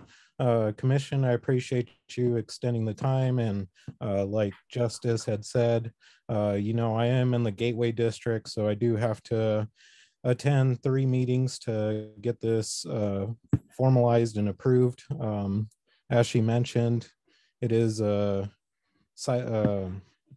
manufactured built home in a factory, so modification really isn't that likely. You know, the paneling, it is about 4 inches, and then there is a recess, so it does provide some depth. And if that is not acceptable, you know, I would look for your guys' input as to some kind of fixes for that. As Director Justice had said, you know, preliminary applications all completed, really just pending your input from the north and south faces.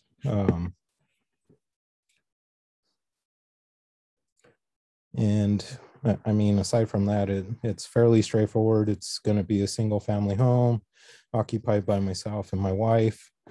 You know, it's definitely well under the 7,000 plus FAR that's allotted for the 8.8 acres.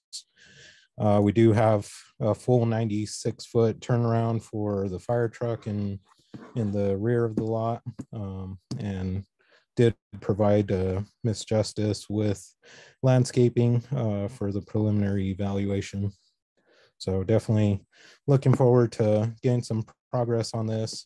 As you guys are aware, you know, the construction market's pretty volatile right now. So we were hoping to get foundation started in May, and then it was pointed out to us that it was going to be an additional 3-month process. But I appreciate all your time and you guys staying a little extra late to get this seen. All right, thank you, Mr. Archibek. Any questions right now from the commission for the applicant? Okay, not hearing any. So, Commissioner Gay, is that a hand? Do you know, Mr. Archibek, how wide your building is? Oh yeah, I'm sorry about that. It is 30 feet, as Miss Justice had assumed. And, you know, this area, it was incorporated to Gateway, but it has been residential for 80 plus years as from my research. So.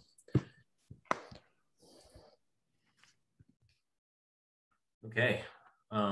Well, let's move on. Jed or Tiffany, I don't see any hands raised, but if anybody's lined up to speak either in favor or opposition, this would be the time to bring them on.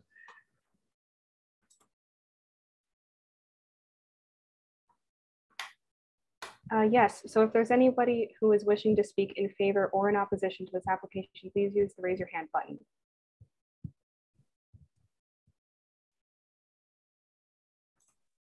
All right, seeing none. Okay, thank you. Well, at this point, this is the time when we bring our applicant back to respond to comments, but we'll give Mr. Archibek one more opportunity to join us and see if there's any additional questions from the commission at this point.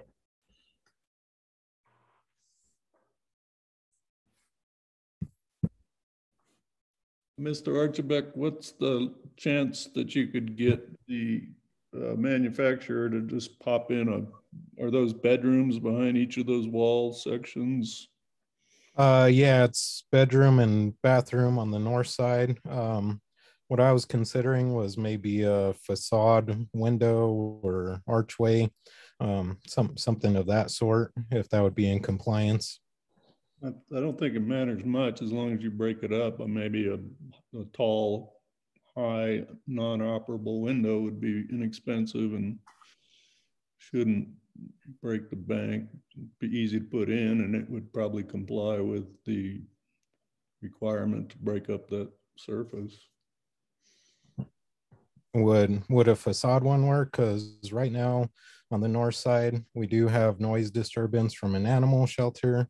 And on the south side, neighbors have horses, which have a smell nuisance as well. So, you know, kind of enjoying the fact that there's not windows on that side. Yeah, I get it, but it doesn't have to operate, so you don't have to have smell coming in. It would allow a little bit of noise, but maybe Drew could address, maybe on one side you could put a landscape feature to break up it's not technically in the wall, but it's in front of the wall, tree or shrubs or something. Yeah, definitely. I can install some landscaping. That was probably planned for around the exterior of the building. I know, but if it would qualify you for breaking up the 30 feet, then you know it's probably fairly easy to do. I don't know. Chairman Drew might have some more comments on that than I would, but that's a possibility. Yeah, Mr. Archibek, I'd be happy to talk species with you after this application process. But I just wanted to clarify with Director Justice.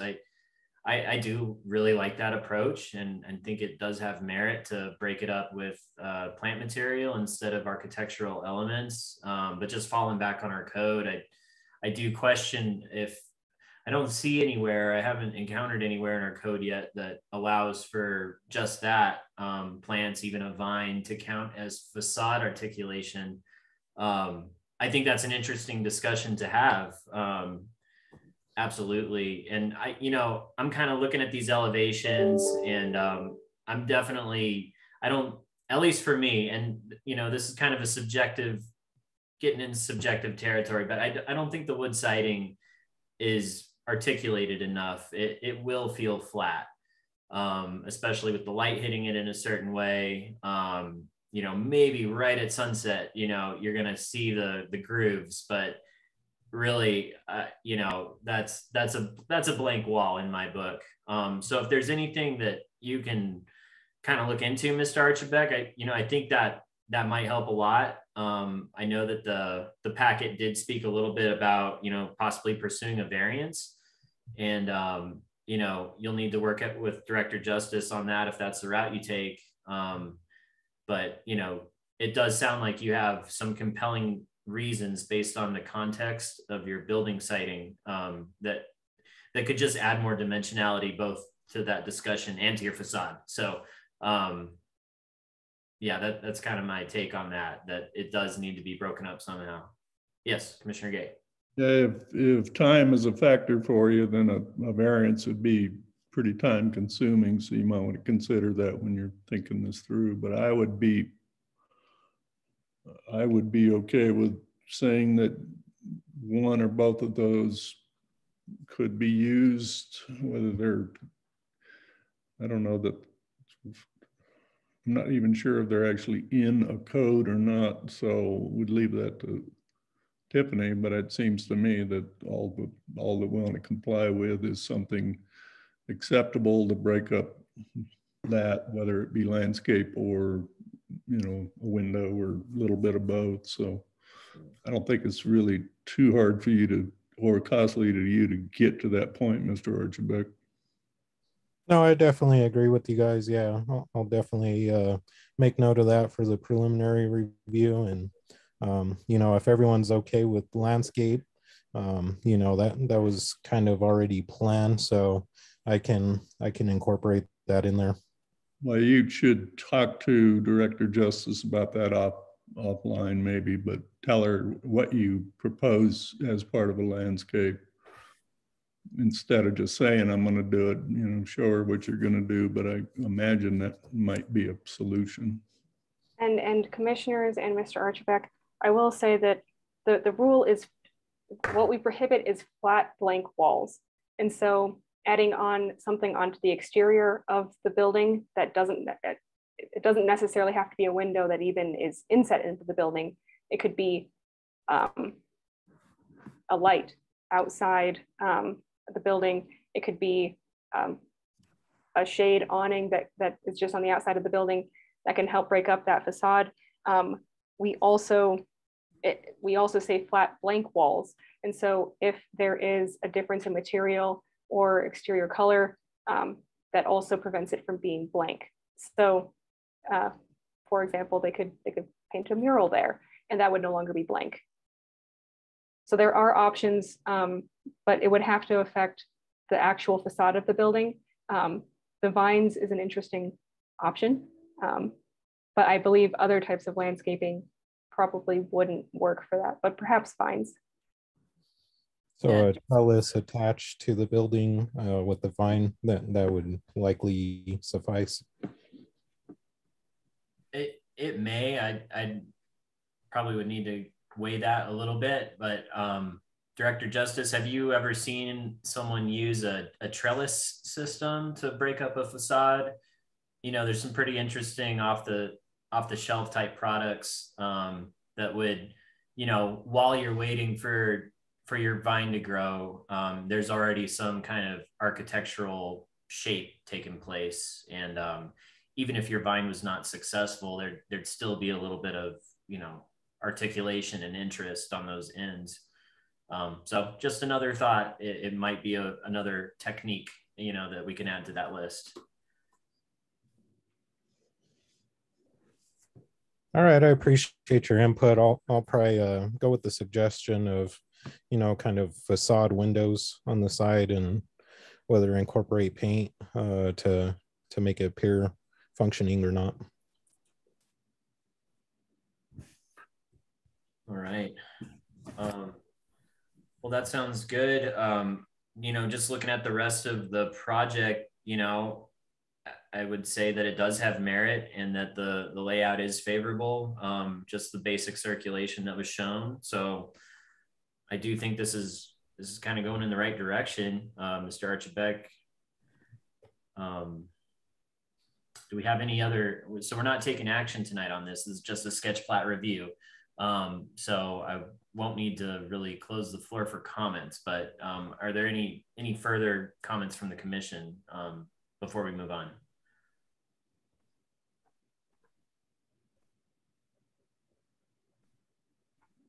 Okay. Well, I'm going to now formally close the discussion. Thank you, Mr. Archibald, for your time. Let the record show that the discussion is formally closed for public hearing item 4C, the request by Kevin Archibald for a sketch plat review for a site development plan. We'll now move on to item D, which is bed and breakfast 22-04. A request by Edward Dugan for a bed and breakfast permit as allowed by 9.2.25E1 in the R2 zone in the 4th Street character area. The property is located at 924 Ortega Road Northwest and is legally known as Tract 104A1A on map number 24 of the Middle Rio Grande Conservancy District, projected section 16, Township 11 North, Range 3 East, NMPM. Village of Los Ranchos de Albuquerque, Bernalillo County, New Mexico. The property contains 0.51 acres, more or less. Do we have any commissioners who will be recusing themselves from this item? Hearing none, Director Justice, may we have the planning report? Yes, so commissioners, the applicant wishes to operate a bed and breakfast at their residence. B&Bs are allowable in all zones as long as they have a bed and breakfast permit. The guest house was approved through CU 21-06, and the guest houses may be used for short-term rental with a bed and breakfast permit, as is allowed with our conditions for the guest house. So there's a number of requirements for applicants to meet with the bed and breakfast permit, and the applicants are in compliance with all of them. In conformance with our section on bed and breakfast, section 9.2.25E1, a bed and breakfast is an allowable use on this property, and the property has access to city water and sewer. Our public notice requirements have been met.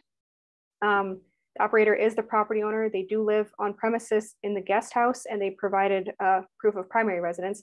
The guest house the operator will be staying in was approved with a conditional use permit, and the property owner did purchase the property recently, which is why they provided an additional proof of primary residence with their insurance card with the temporary driver's license documentation. And this is acceptable proof of residence. There are no employees. Lodging is shown within the primary dwelling on the property, and space for outdoor activities is noted on the floor plan. 2 guest rooms are noted in the site plan and application, compliant with the 4 allowed. Off-street parking is required with 2 spaces for the property owner and 1 space per bedroom. Therefore, 4 spaces are required and are met with a driveway area and a vacant portion of the property, able to accommodate up to 22 vehicles. Meals will not be served. They won't have a sign, and their rules of operation are compliant with subsections A through G of this section. That noise mitigation is going to be, noise is going to be mitigated. Unauthorized guests aren't allowed. Maximum authorized guests are noted as allowed, which is compliant. Their site plan and floor plan are compliant, and the department doesn't recommend any additional conditions of approval since the applicant is in compliance with section 9.2.25E1. No prior bed and breakfast application has been submitted for this property in the prior 6 months, and this application is in conformance with the economic development section of our master plan. With that, the department recommends approval of BB 22-04, a request for a bed and breakfast permit as allowed by section 9.2.25E1 in the R2 zone in the 4th Street character area with the following conditions and findings. The condition is that the operation is subject to the requirements for bed and breakfast establishments listed under section 9.2.25E1. Per section 9.2.25E1B12, the operator must include their license number in advertisements. Per section 9.2.25E1B14, the operator must post their license in the operation where it's visible. And per section 9.2.25E1B17, bed and breakfasts must be inspected annually by the fire department. With the findings that the application is in conformance with section 9.2.25E1 and public notice requirements have been met. I stand for any questions. Thank you, Director Justice. Do we have any questions from the commission at this point? Okay, not hearing any. Is the applicant present?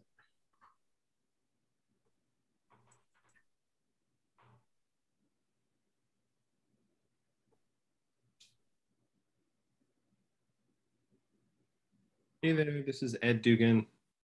Hello, good evening. Would you please state your full name and address for the record, and we'll have Attorney Winter swear you in. Yeah, Edward Dugan, 924 Ortega Road Northwest, Los Ranchos 87114. Okay, Attorney Winter, would you please swear in Mr. Dugan? Mr. Dugan, please raise your right hand. Do you swear to tell the truth, the whole truth, and nothing but the truth? Yes, I do. Thank you. All right, Mr. Dugan, would you like to speak about your application? Yeah, as Ms. Justice stated, I submitted a completed application that included information about the property layout, parking, certificates, a business certificate, a map, house rules, and I'm happy to take any questions about those. Sure, thank you. Any questions from the commission for Mr. Dugan? Well, I'm not hearing any. Jed or Tiffany, do we have anyone lined up to speak either in favor or opposition to the application? So we'll be taking those in favor of the application first. So if you would like to speak in favor of the application, please use the raise your hand button. We don't have anybody signed up to speak. All right, seeing none, is there anybody, we actually do have somebody who's signed up to speak ahead of time in opposition, and Jed will let them in. Stand by.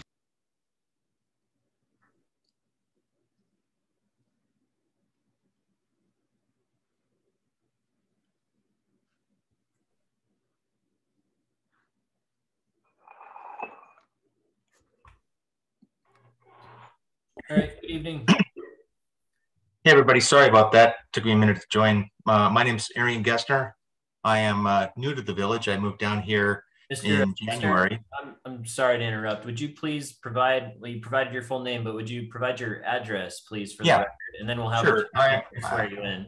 I'm at 8848 Guadalupe Trail. I'm on the property directly south.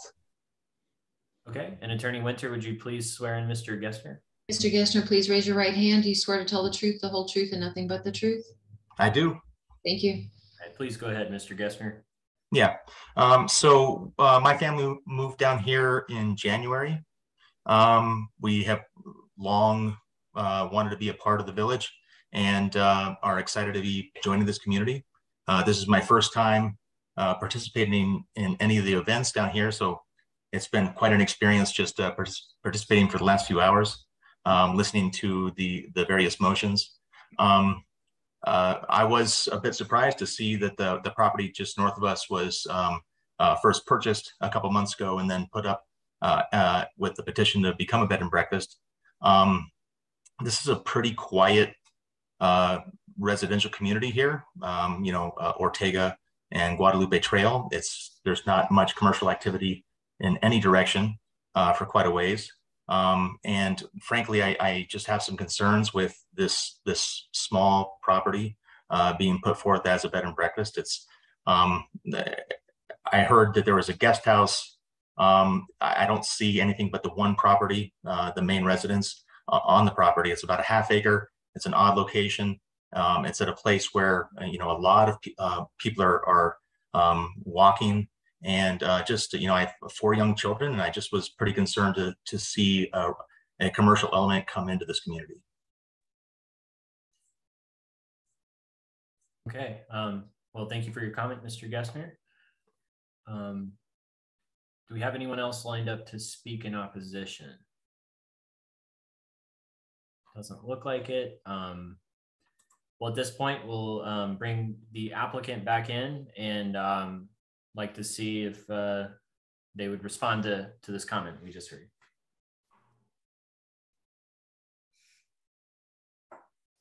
Hey there, it's Ed. I'm back. Thank you, Mr. Gessner, for your comments and concerns. I completely understand. I just wanted to reinforce that I do and will continue to live on the property and that these units are connected to each other. So I wouldn't have any tolerance for noise either. I enjoy peace and quiet just like you do, and that's part of the reason why I moved here. I have had successful short-term rentals in other properties in the past, and I have worked in the industry. So I do have a pretty good system in place that just makes for a successful symbiotic relationship with myself, with visiting guests and my neighbors. I've never had a problem, and I'm pretty focused on making sure that it continues that way, that I wouldn't want to have your experience change as my neighbor. Okay, well, thank you, Mr. Dugan. Are there any questions from the commission right now for the applicant before I close the floor? Hearing none, I'm now going to close the floor for comments. Do we have any discussion on the application prior to a motion?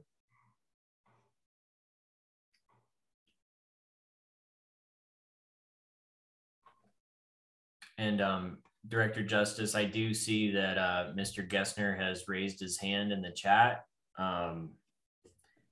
Procedurally, I think we could hear him out if he wanted to come back in, but is that allowable? I would ask Attorney Winter to make sure we're certain, but I believe yes. Correct. Okay. Well, I saw the hand, so let's let him back in. I'm gonna open the floor back up for comments. Jed, if you could let Mr. Gessner back on.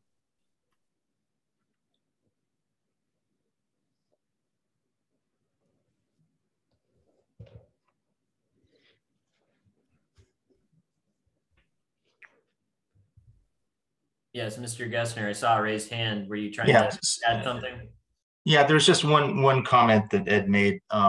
He said something about additional buildings. There's just the one property. Is he planning on building additional properties or expanding the parking? Because I don't see how the current property is going to work for a bed and breakfast. Okay. Well, thank you for the additional question, and we'll make sure that Mr. Dugan can respond to that. Thank you. Yeah, thank you.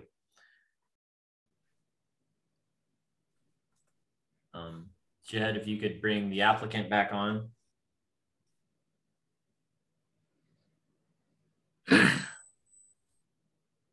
Hey, I'm back. Yeah, I don't know if you have access to my application or the aerial view or the layout explanation, but there's actually 2 units connected. This, although is zoned, I believe, single family, this layout is kind of operates as a duplex. There's 2 units here, 2 front doors, 2 bathrooms, 2 kitchens. Maybe you have limited sight from when you go by because of the fence, but there's 2 units here. Okay, well, thank you for that clarification. If there's no further questions from the commission, I'm going to now, again, close the floor for comments and ask of the commission, do we have any discussion before we have a motion here?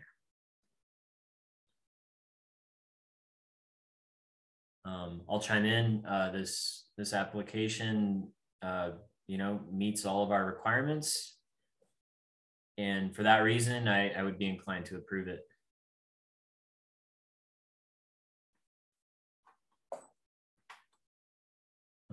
Is there a motion? Oh, Commissioner Michelson. I move for approval of BB 2204 as presented by Tiffany. I'll second that. Okay, Commissioner Michelson has moved to approve BB 22-04, and Commissioner Barrow has seconded the motion. Moving on to a roll call vote. Commissioner Gay. Nay. Commissioner Seavey, yes. Commissioner Michelson. Yes. Commissioner Barrow. Yes. Okay, motion passes with 3 in favor, 1 opposed. Let the record show that the public hearing item 4D, the request by Edward Dugan for a bed and breakfast permit, is formally closed. Item E, variance 22-05, a request by Dorothy Armijo for a variance from 9.2.10 E2A. The minimum rear setback shall be 15 feet to allow for an addition to encroach into the rear setback by approximately 6.25 feet in the R2 zone in the 4th Street character area. The property is located at 8419B 4th Street Northwest and is legally known as Tract B, revised plat of tracts A, B, and C of lands of Melquiades and Mary Armijo within projected section 15, township 11 north, range 3 east, NMPM, Elena Gallegos grant, Los Ranchos de Albuquerque, Bernalillo County, New Mexico, as filed in the office of the Bernalillo County Clerk on September 20th, 1996. The property contains 0.7500 acres, more or less. Do we have any commissioners who will be recusing themselves from this item? Okay, hearing none. Director Justice, may we have the planning report? Yes, so commissioners, the applicant is requesting a variance for an addition to a legally non-conforming garage, which its legally non-conforming aspect is that it is located in the rear or north setback of the property. So the addition is 294 square feet and it's for storage. The applicant has built the addition and the village cannot issue a building permit due to its location in the rear setback. The surrounding land uses are both R2 residential and C1 commercial in the 4th Street character area. And the analysis for the variance goes over a few key aspects. Our variance language first, regarding section 9.2.25 E7A1, this is the first section of our variance section of our code. This covers the application being in compliance and in conformance with the goals and policies of the master plan. And this variance is and is not in conformance with the goals and policies of the master plan, because by nature of the request, all variances don't conform with the master plan, because there's a section of the code under village form and policies that says to enforce the village zoning and ordinance requirements. However, the application is in conformance with the master plan in the residential development section, with the goal to sustain the village as a semi-rural multi-generational community, with one of the objectives being to address the prevalence of non-conforming and irregularly shaped lots while providing options for landowners. In accordance with section 9.2.25 E7A2, the variance is not contrary to the public interest. Extension or enlargement of non-conforming structures is allowed as long as the commission finds that that extension or enlargement doesn't adversely affect surrounding properties and resources. There's another section of our code on legally non-conforming uses and structures that covers this. So this variance would not adversely affect surrounding properties and resources, since, as the applicant stated, the nearest neighbor is separated by a solid wall, and the addition doesn't encroach into the setback any more than the existing building, as well as the addition is shorter than the existing building. So in terms of what the neighbor will see, it is a little bit smaller than in height in comparison. The surrounding resources don't appear to be affected, and the existing structure within the setback was built in 1985, which is prior to annexation into Los Ranchos in 1987. This building has been within the rear setback for over 35 years. The village received no comments in favor or in opposition prior to publishing the meeting packet, and in accordance with section 9.2.25 E7A3, the variance meets hardship criterion number 5, that other relevant factors exist that, when taken into account, indicate that the granting of the variance is substantially justifiable. And so again, I reference the section on legally non-conforming uses, which allows extension or enlargement if it doesn't adversely affect surrounding properties and resources. Since surrounding properties and resources won't be adversely affected and the addition doesn't encroach in the setback any more than the existing building, this variance may be granted. The application is also in conformance with section 9.2.25 E7C1 through 6. These are additional requirements for variances. The first is that this doesn't affect the zoning of the property, since the proposed use is allowed on a residential property. Financial gain or loss is not a deciding factor. The variance differs only enough to relieve the alleged hardship, and the alleged hardship is not self-imposed by the property owner, since the existing structure was built prior to annexation into Los Ranchos, and the zone code allows for extension or enlargement of a legally non-conforming structure. Satellite images show the existing building since at least 1991, and the applicant states that it has been there since 1985. So this is prior to the property's annexation into Los Ranchos in 1987. No prior application for a variance has been submitted for this property in the last 6 months, and this variance doesn't set precedence, since its basis for approval is meeting hardship criterion number 5, as well as compliance with section 9.2.25.23 E1B on non-conforming structures and the building's legally non-conforming status. So with that, the department recommends approval of the 22-05 for a variance from section 9.2.10 E2A. The minimum rear setback shall be 15 feet to allow for an addition to encroach into the rear setback by approximately 6.25 feet in the R2 zone in the forestry character area, with the following conditions and findings. The condition that this variance is for the addition shown in the application that encroaches approximately 6.25 feet into the rear or north setback, with the findings that the variance meets the requirements of section 9.2.25 E7. A, B, and C, and the public notice requirements have been met. I stand for any questions. Thank you, Director Justice. Yes, Commissioner Gay. So it looks like this structure has already been built, and I'm guessing it was not permitted if it was already built without a variance. Yes, that is correct. Our code enforcement found out that they were building a structure. They had built a structure without a building permit. We typically charge twice the building permit fee for those that construct without a permit. And then we'd of course require them to go get a building permit with Bernalillo County as well. But we cannot issue this building permit until they get a variance. The alternative is for them to knock down that addition. And were they cooperative to our zoning inspector, or were they amenable to stop and work? Or? So I will say that the building was actually erected very quickly. And so it had actually already been built when our code enforcement officer had gone out there. But since then, the the applicant has been amenable to applying for a variance and understands that they do need to come in and get a building permit if the variance is approved. All right, thank you. Any other questions? No. Okay, let's bring on the applicant. Is the applicant present?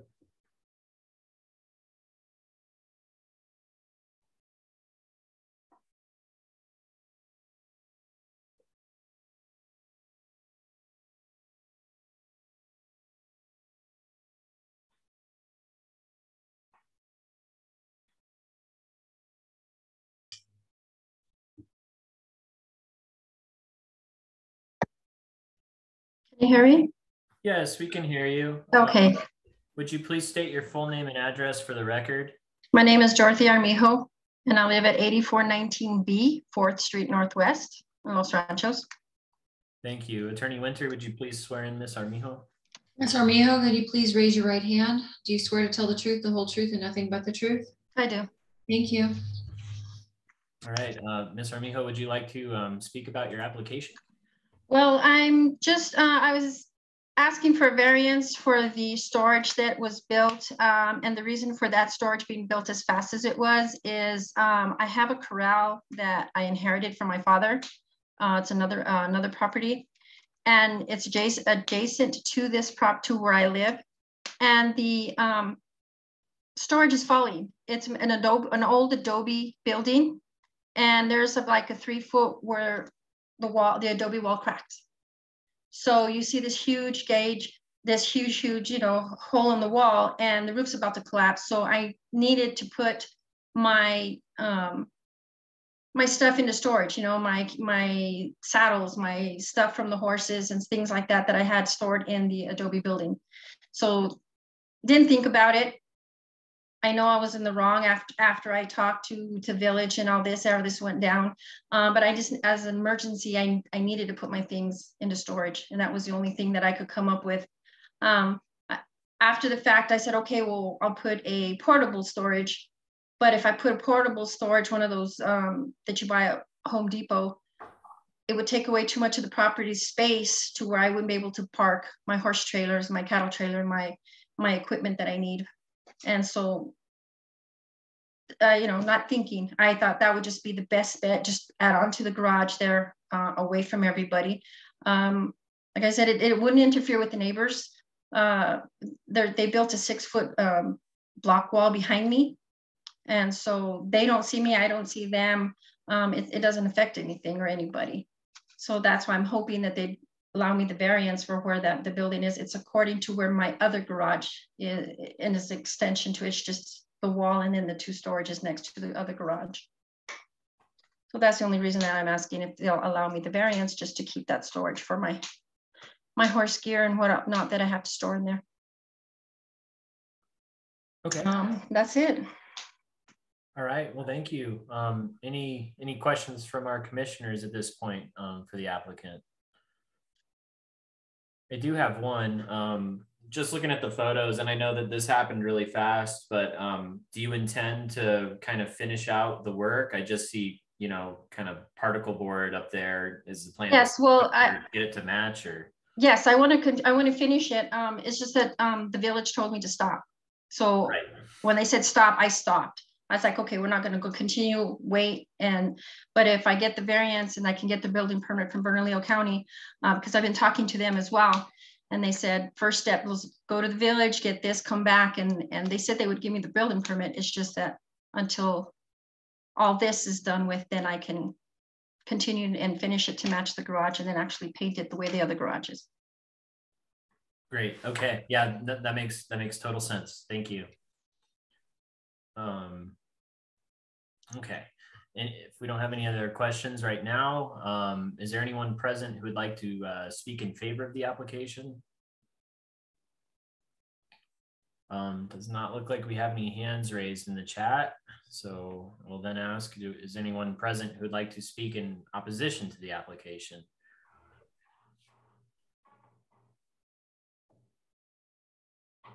Right. Again, I'm not seeing anyone. Before I close the floor, any further comments from the commission for the applicant? Okay, hearing none. I'm going to now close the floor for comments and ask again, is there any discussion on the application prior to the motion?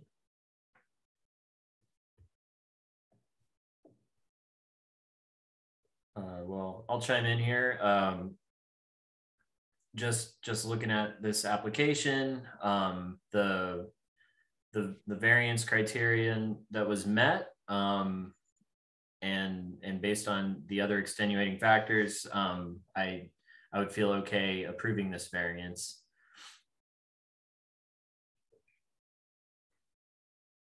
Do we have a motion?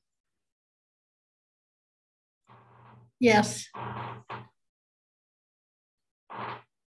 Go ahead, Commissioner Barrow. I move we approve V2205 as presented, for variance as presented. Second. Okay. Commissioner Barrow has moved to approve variance 22-05, and Commissioner Michelson has seconded the motion. We'll move on to a roll call vote. Commissioner Gay? Yes. Commissioner Seavey? Yes. Commissioner Michelson? Yes. Commissioner Barrow? Yes. All right, the motion carries unanimously. Let the record show that the public hearing item 4E, the request by Dorothy Armijo for a variance, is now formally closed. We'll now move on to item F, which was our final item for the evening. Site Development Plan 22-02, a request by CCT Development LLC for a sketch plat review for a residential site development plan for a development in the C1 zone in the 4th Street character area. The property is located at 520 Sandia View Road Northwest and is legally known as Tract A1, plat of Tracts A1 Clotworthy Acres, within projected section 29, Township 11 North, Range 3 East, NMPM, Los Ranchos de Albuquerque, Bernalillo County, New Mexico, as filed in the office of the Bernalillo County Clerk on April 23rd, 1997, and Lot 7 and westerly 10 feet of Lot 6 plat of Avonlea Place, within projected section 29, Township 11 North, Range 3 East, NMPM, Los Ranchos de Albuquerque, Bernalillo County, New Mexico, as filed in the office of the Bernalillo County Clerk on April 28th, 1937. The property contains 2.7114 acres, more or less. Again, this is a sketch plat review, so there is no action to be taken by the commission this evening. This is an opportunity to give general information and guidance for the proposal. The commission should advise the applicant in the following manner. 1, if the proposal has merit. 2, if the configuration would be acceptable. And 3rd, if the commission sees difficulty in the site development conforming to the master plan and zone code requirements. Do we have any commissioners who will be recusing themselves on this item? Okay, hearing none. Director Justice, may we have the planning report? Yes, so the proposed project is a 32-unit apartment / townhouse complex. They're going to be comprised of 4 new buildings on a vacant lot, with the adjacent residentially zoned lot partially left vacant and partially used for parking, a trash receptacle, and landscaping. The applicant proposes to change the zoning of the residential lot to C1 retail commercial, which would involve a separate zone map amendment application. So this review only factors in that residential property as being zoned currently residential. So the surrounding area is a combination of R2 and C1, primarily R2 zoned properties, both within the Guadalupe Trail and the 4th Street character areas. So like with the other site development plan sketch plat review application, I'm going to go over compliance with the underlying zoning, which is the C1 zone, as well as compliance with the R2 zone for the residential property, as well as compliance with other sections of the code before going over the commission's general guidance. So first, with compliance with the C1 zone, the proposed multifamily residential use is a conditional use in the C1 zone. So the requirement is a minimum of 10 dwelling units an acre and a maximum of 20. So the required amount of units is 20 and the maximum is 40 with the acreage that's here on this property. And with 32 proposed units, they are compliant, but they will be required to get a conditional use permit as part of this process. And a conditional use permit is approved administratively pending a 15-day public comment period, assuming there's no adverse comment. If there is adverse comment, that conditional use application is forwarded to the commission for your all's decision. The building locations will comply with the setbacks except for the southwestmost building. The setback from the west property line has to be 15 feet. The floor area ratio doesn't apply since that only applies to single family residential detached properties. And they are compliant with our maximum height limits of 39 feet in the C1 zone, with buildings primarily around 26 feet, which is our residential height limitation, and one building up to 29 feet high. The proposal is not compliant with section 9.2.12 E3A that limits the second floor to 60% of the first floor enclosed area, and the applicant must either apply for a variance to this requirement or amend their application to come into compliance. So these covered balconies in particular also count towards that 60% second floor limitation. If they're uncovered, they wouldn't count. But basically 60% of the first floor area is what's allowed on the second floor area. And so the proposal is also not compliant with section 9.2.12 E4A, since the facade wall lengths exceed 15% of the perimeter length.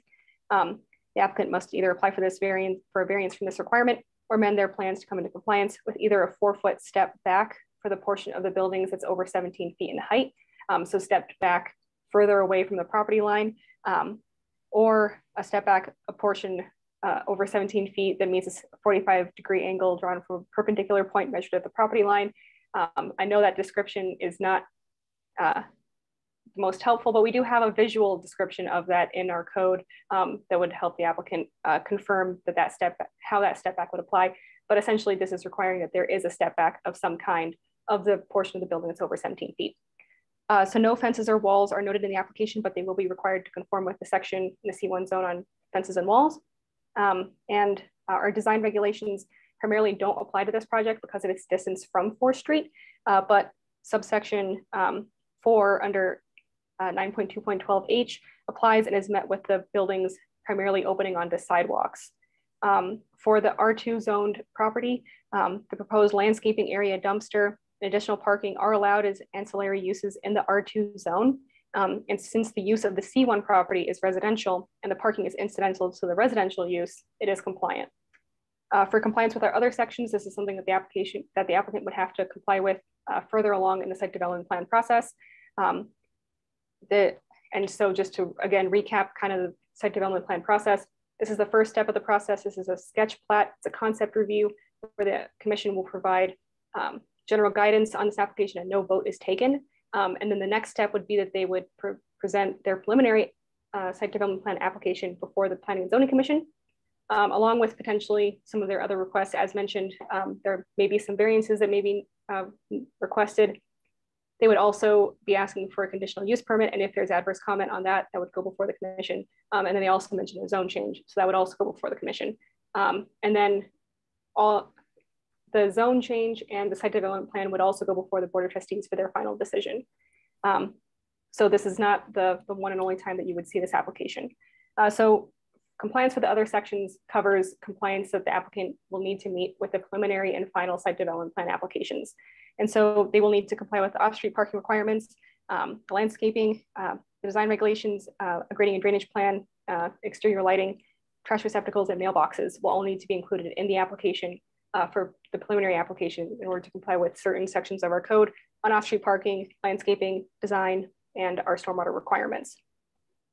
And the application does appear to comply currently with our off-street parking requirements with at least one space per residence. And they actually provide more parking than they need to provide. The landscaping that is currently proposed doesn't meet our landscaping section, and it will need to meet our landscaping section. The main thing in particular is that they do need to provide additional buffer landscaping around the entire exterior of the property, including the east and west sides. The design may be met with the current design may be considered Northern New Mexico style. However, we don't have any colors or materials shown on the plans, which would need to be included with a preliminary application in order to confirm this.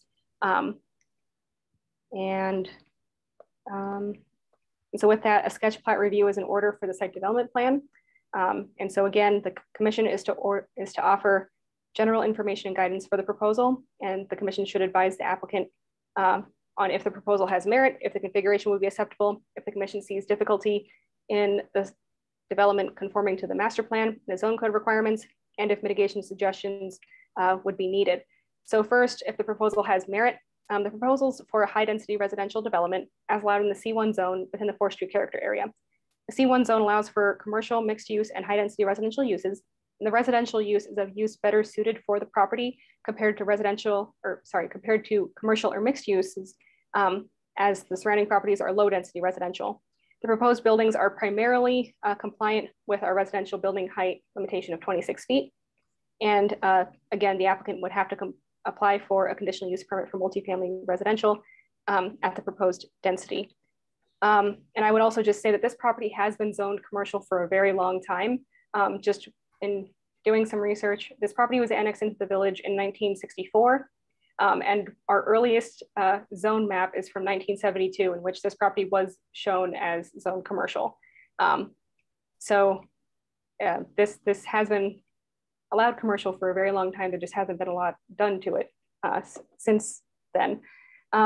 So as for whether the configuration will be acceptable, the proposed development has one ingress and egress off of Sandia View Road off of 4th Street. So the configuration would be required to meet the fire department's and waste management's requirements for emergency vehicle access and trash collection vehicles. So due to the proposed number of residences at the end of a dead-end 2-lane road, a traffic impact study is going to be required for this application. The traffic impact study must meet Bernalillo County requirements for traffic impact analysis and traffic impact studies. The property must also be replatted to show a dedicated turnaround, since the current access easement doesn't have that turnaround for emergency vehicles. If the replat involves creating 3 more lots, it may qualify as a major subdivision and be required to go through the major subdivision process, in which case the commission would see this application again. Otherwise, it may qualify as a minor subdivision and be administratively approved through the minor subdivision process. The proposed development will be required to meet the village's development requirements for parking, landscaping, stormwater retention setbacks, again, unless with a variance. This would all be confirmed during the preliminary and final site development plan applications and reviews. So if the commission sees difficulty in the site conforming with the master plan and the zone code requirements, the application is in compliance with the master plan's residential development section and mostly complies with the zone code requirements, except for the sections that I mentioned earlier. So again, they must either come in for a variance for those or come into compliance. And mitigation suggestions: if the proposed use has economic, noise, glare, or odor effects on the adjoining properties or the overall health and safety of the community. The proposal appears to potentially create a noise effect on the adjoining properties, since no walls or fences are shown. And so the applicant may consider up to 6-foot high solid walls on the north, south, and west sides of the C1 zone property to help mitigate that potential effect. So again, this advice is given to the applicant for preparation of the preliminary site development plan and is not binding to the commission for action on that preliminary site development plan. For the sketch plot review, no official findings or actions are required for this meeting, only discussion guidance from the commission members. This advice is not binding on the commission to subsequent consideration of applications for site development plans, variances, or other zoning actions required by the zone code. I stand for any questions. Thank you, Director Justice. At this point, any questions from our commissioners? Commissioner Gay, please. Tiffany, can you just run down the zone? We have 3 zones, 3 different zones, is that correct? So Commissioner Gay, commissioners, there are 2 properties involved with this application. The larger of the 2 properties, the 2-acre one, is zoned C1, retail commercial. The smaller of the 2 properties is zoned R2 residential. It's 0.75 acres. So there's 2 zones involved and 2 properties technically. And does it appear that the applicant would try to change the zoning of either the R2 or the C1 to is that what you were getting at earlier? You'd have to come in for a zone or be a zone change approved by the board? Yes, they did mention in their letter of intent that they would be considering rezoning the R2 portion of the R2 property. I would presume for C1 to also allow for higher density residential. And that would be a separate application that would go before the commission and the board. Okay, thank you.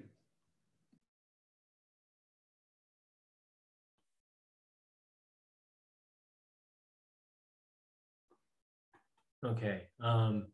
No further comments.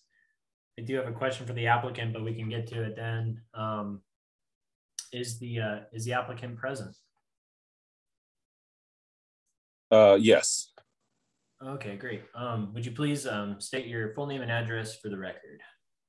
Thomas Mestis, 6000 El Prado Road, in the village of Los Ranchos. Great, thank you. Attorney Winter, I think we've sworn in Mr. Mestis once, so. He's good to go. I think so. Thank you. All right, thanks. All right, well, Mr. Mestis, would you like to speak about your application? Yeah, no, absolutely. Thank you so much. And I appreciate everyone staying up so late, and we apologize. We're the last ones here. So, you know, I've been in the village my entire life, 47 years, born and raised, grew up playing in Groff Lumber, grew up working at Farmer's Feed. Many of you guys know what Farmer's Feed is. They're redeveloping that lot as well. You know, went to Los Ranchos, went to Taylor Middle School, love this community. Had so many opportunities here growing up in Los Ranchos. It really gave me a footing for where I am today. So I am very appreciative of this place. I've been able to raise my 3 daughters. Love Los Ranchos. And when me and my partners looked at this opportunity to be able to develop this lot, what we really wanted to do is we wanted to take in consideration. One of my partners has actually grown up down here as well. Entire life. We actually met at Taylor Middle School. So we've been lifelong friends. So our proposal here is to give other families the opportunities that we had growing up in this community. It has given me not only a foundation, my family, my parents still live here since the 60s. They've been in here. My brother lives in Los Ranchos. I just bought another property. My daughter just moved out recently, and she's here in Los Ranchos as well. So we definitely have roots here. And the big thing that I want to convey is that this development is, you know, a lot of people are adverse to development, but I think this development that we're planning is to really give opportunity to so many people to experience some of the most amazing things that we have in this community. And so, you know, I would like to let the commissioners know that our plan is to build something that is cohesive, is sustainable, it works well with the community. We've incorporated a very competent and amazing architect, Scott Anderson, to help us do this development and walk us through the process. Ms. Justice has been amazing helping us get through this process. You know, and I'd love to hear some comments. And at this point, we definitely want to follow what people want within this community. I know that a lot of people don't necessarily want to grow and develop areas, but people love the village. People want to come here. People want to experience it. And we want to make that a sustainable opportunity for others to be able to experience what myself and many others have been able to for, you know, going on close to 50 years now. So with that said, I'd like to open, I don't know what the process here is here, but the development, as you can see within the packet, has all the elevations and all the things that are necessary for us to get started in the review. So please guide me in whatever is next in this process. All right. Well, thank you for that introduction. Any questions from the commissioners at this point? Yeah, Commissioner Gay. Yeah, who is your other partner that you just referenced? Chris Tafoya. Okay. And then are the majority of these, you call them townhomes, are they owned or rented? These are going to be rental units. All of them, all 35 units are going to be rented, not available for people to purchase. 32, no sir. And the reason is the lot wouldn't allow for proper subdivision in there. So these are going to be rental units in order to keep the costs low, in order to do that, to accommodate more families the opportunity to move into Los Ranchos. Yes, sir. So, I mean, the difference between coming into Los Ranchos as a renter or coming in as an owner is quite a different thing. So explain to me how you view that in relation to this community. Absolutely, absolutely, and I appreciate the question. I've actually been in the real estate business for going on 20 years. I've represented many families here in Los Ranchos. Many times I've actually talked with them where even myself have the opportunity to wanted to bring in my parents as they get older to be able to put them into a sustainable development.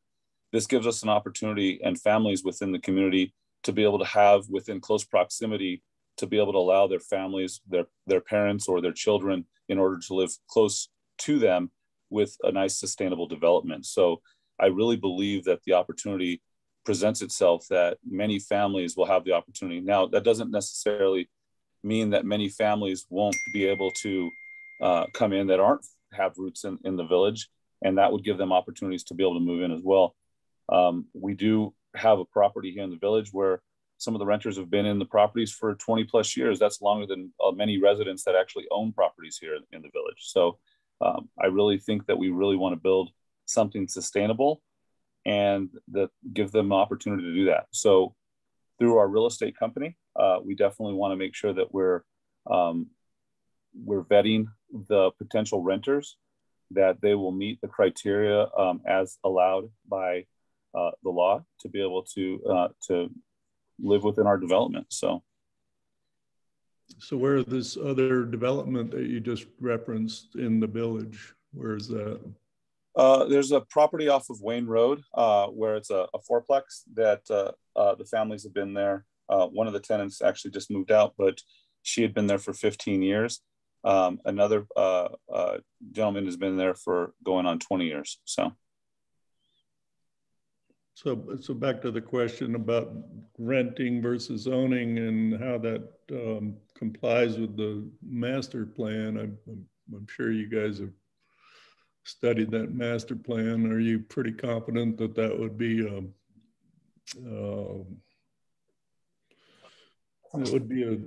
in compliance with the village master plan as an attraction to bring families here versus everything? rental? Yes, sir. We've seen this before where we've had rental units that were, it's on the outside, it sounds like it's a good thing for village residents, but it's not so much if it's just a straight up rental. Well, so in the master plan itself, when we talked about providing higher density, allowing higher density and things of that nature, I think the intent was, closer to the able to purchase, and certainly we can't, we don't make those rules as much as maybe the intent was that way versus an apartment rental or a condo rental. So I guess it's more of a, I hope you're doing your homework. It sounds like you have, but it would probably help some of the residents who might be in opposition to this if it was something that could, people could put, they could be something you could buy instead of something they just rent or lease. So. Sure, no, absolutely. That wasn't even a real question. That was just a bunch of stuff at 11:15 at night. But it's a pretty high density rental versus a high density, for sale, or even part of them for sale, or some percentage of them. So. And then, again, we don't decide any of this for you. Whether it has merit, you're the one that decides. If it has merit, you're going to put the investment in and you'll get the return out. But the configuration of it, you got to know is going to be tough. You're building straight up against the backside of people who've lived there as long or longer than you have. And there's going to be you're either going to have to figure something out, or you got to know that there's some real concerns. I've heard a lot of concerns in the last, since this thing we got published, I don't know, a week ago or so. kind of lit up a lot of phones. So I'm that sure configuration would be kind of hard to see it now at that many units. But again, you got smart architects with you and engineers. They can, and I don't know the difficulty in the site development confirming the master plan, but that's what I was just talking about, is that does that really meet the intent of the master plan as it talked about attracting younger families, let's put it that way. So just something to, you know, put some thought into if you're going to go forward to, especially if you have concerns from other residents, you know, that might be something to be thinking about. That's my only quick comment. So thanks. Okay. I definitely appreciate that, Commissioner Gay. No, and those are very good concerns. Obviously, what we're trying to do is going to be doing a more upscale townhome community. We thought about what was opportunities within the zoning versus doing an apartment complex. We decided to go with a higher end upscale townhome option. I believe that these meet the village goals to create, grow, and sustain community through multi-generational opportunities. And I really believe that. One of the big things about this development is, again, I'm sure the commissioners are very aware of what's going on with the housing market, what's going on with people being priced out of the market. Well, building materials are quite expensive to be doing some kind of this development. So obviously rents are going to be a little bit more upscale. Unfortunately, you know, we can't allow everyone to get in the community based on what it's going to cost us to build this. But our concern is to make sure that we're putting a quality product out there that families will benefit for multiple years moving forward. And we felt that this was a sustainable opportunity for us to be able to build sustainable housing that's going to be good for the village, and it's going to be good for families and people that want to move into the community. So, if I may ask just a question on your site plan, and this is probably so early on that, you know, we don't have a grading and drainage plan yet, but is that southeast kind of portion of the plan that's just shown as blank with no landscaping or anything, is that kind of set aside for stormwater? Yeah, so we're still working through this. Obviously, we're going through. It's a pretty big undertaking that we wanted to get on the docket as quickly as possible. So our people and planning people are working diligently with your departments to try to get this all together. So I don't necessarily have a complete answer for you at this time. Oh, that's totally fine. You know, I see these kind of, you know, super dense housing and then a little bit more open space. And I think, you know, you have a good opportunity here as a developer to amenitize this space. Absolutely. You know, turn it into a pocket park, community garden, maybe embrace some of the agriculture in the village. So I've worked on site plans that are way tighter than this, and you would just, you know, be wishing for a chunk of space. So you have a blank slate, and it could be, you know, pretty awesome. Well, that's the thing is, unfortunately, and correct me if I'm wrong, Ms. Justice, but under the zoning that it's currently at, that's why we're asking for a rezone, so we can actually do some of those things that are necessary, because the way that the zoning code works, it doesn't necessarily allow for all those, because it's part of the development and it's part of the ownership. But the way that the zoning is, and I can't speak exactly specifically about that, but I know Ms. Justice could, if she wants to elaborate on that. Yes, if you could just give me one moment, I'm going to look for the section of our code pertaining to parks. Thank you. Because that was in our discussion items when we first presented this, that we did want either a community garden, just opportunities that the families can actually take advantage of this space. So yes, actually, so similar to the parking that is currently shown on the site plan and the dumpster and that green space, those are all ancillary uses to the residential uses on the C1 zone portion of the property. So what I mean by that is if it's allowed in the residential, the concern is always whenever you're using a residential property for commercial use. If you're using one zone for a different type of use in another zone, then that can create an issue. But in this case, because it is residential and the R2 portion of the property is residential, they could do permissive uses and conditional uses that are allowed on residential zone properties.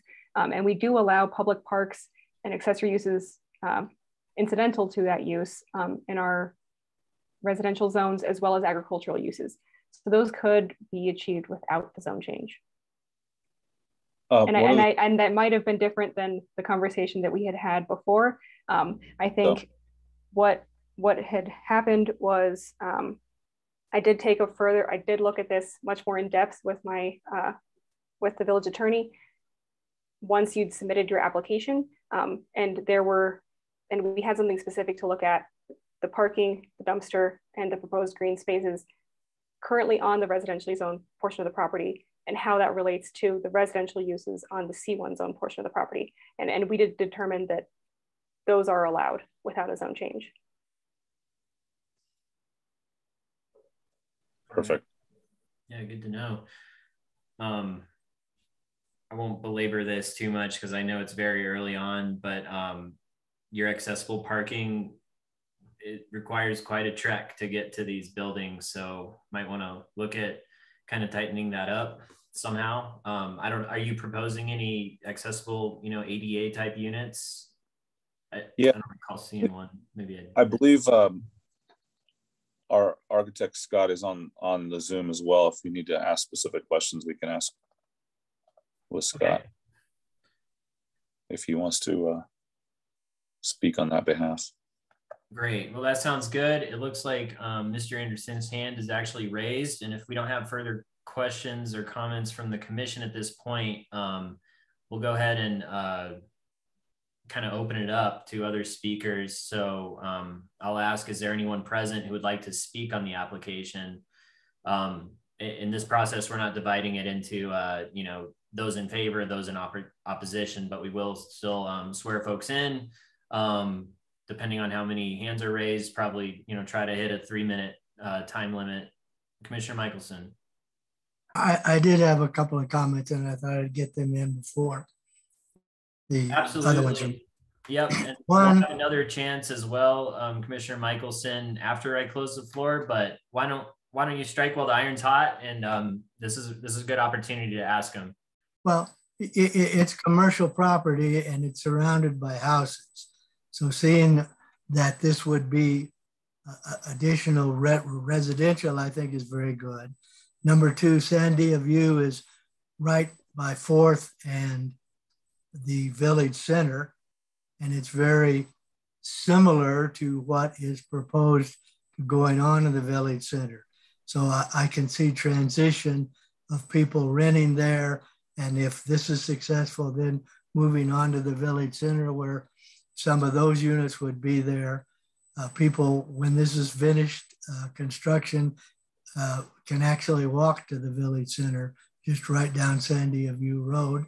The traffic would not be in the rest of the village because it would be right on 4th Street, even though there's just one entrance.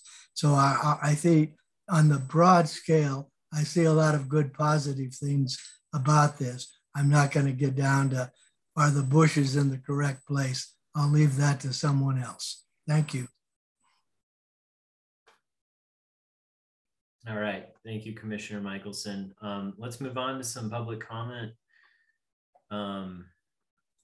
Jed, we have a few hands raised. Oh, and we also have some folks who signed up ahead of time. So we'll be going through those folks first, and then we'll be going over the folks who have other hands raised. But by all means, everybody keep your hands raised. Sure. Sounds good.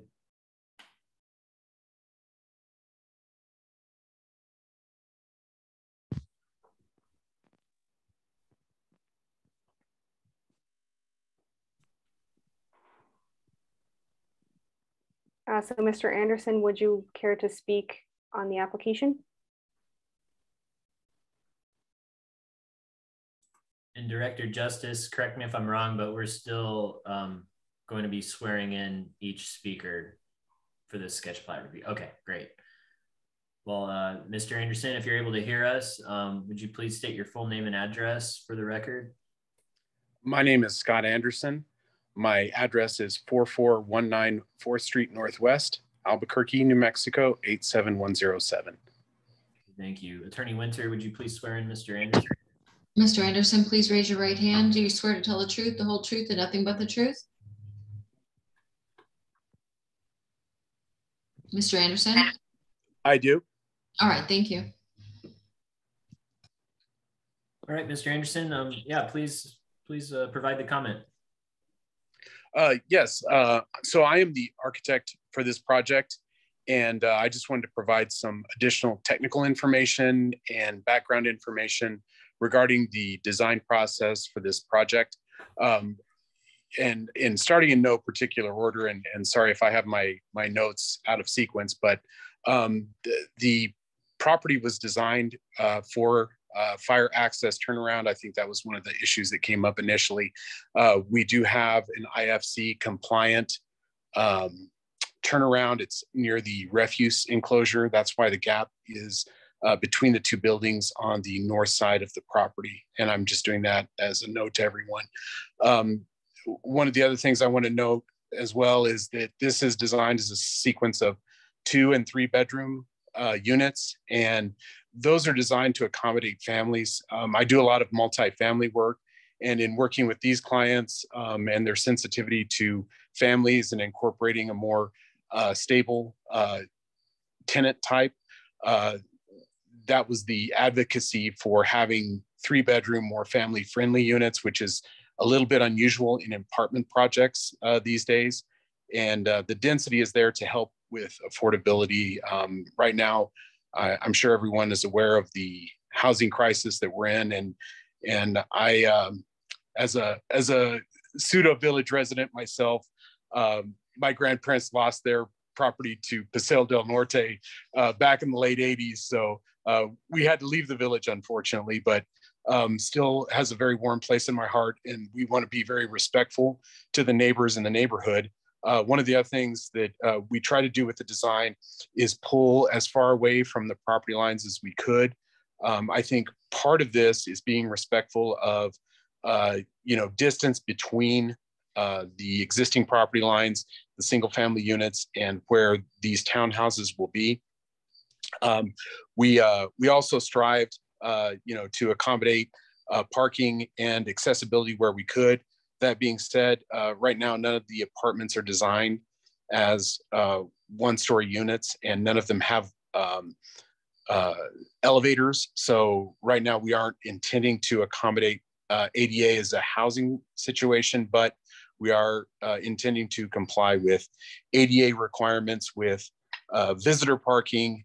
And, so if somebody's disabled coming over as a visitor, we want to certainly be respectful and accommodate them as best we can.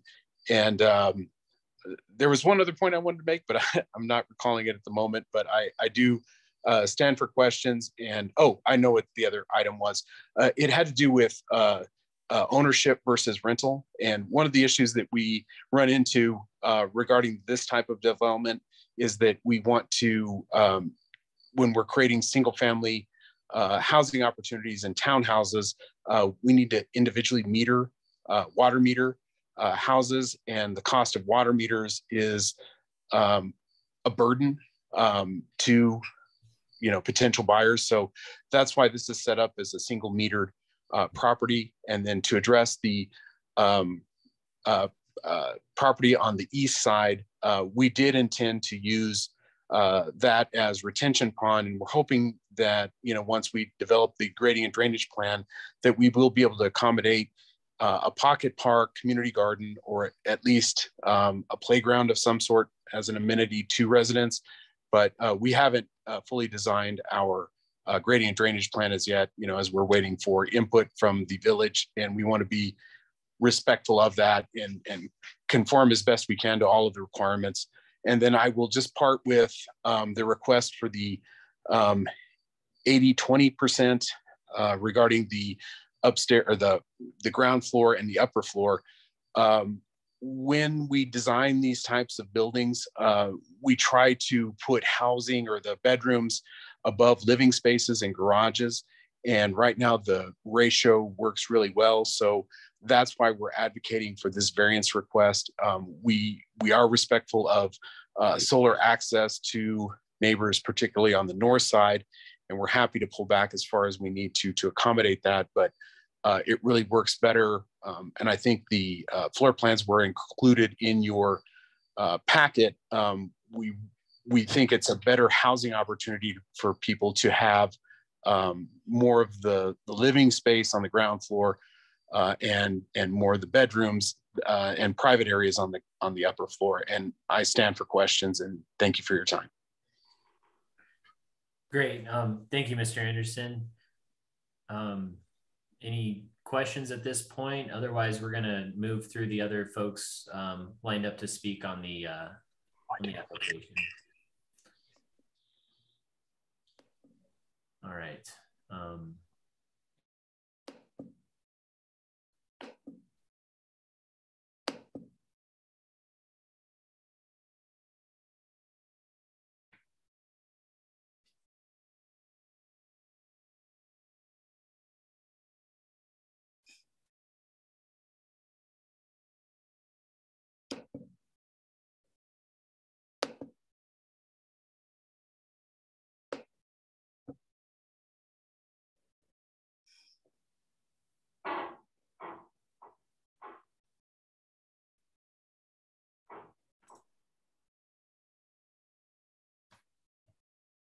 Jed, are we able to get the next person lined up? Yeah, so what we were trying to do is we were actually trying to get the rest of the applicants in, because I know Mr. Mestis also mentioned Chris Tafoya, so we tried to have all of the applicants try and speak first. So okay. Now we'll be moving on to the public comment. Okay, sounds good.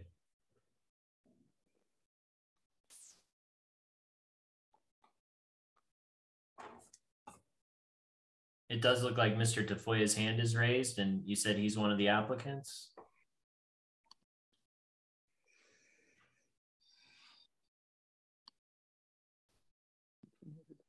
Yes, so if we could get Mr. Tafoya to speak on the application, if he wishes, before we move on to the public comment. Okay, great.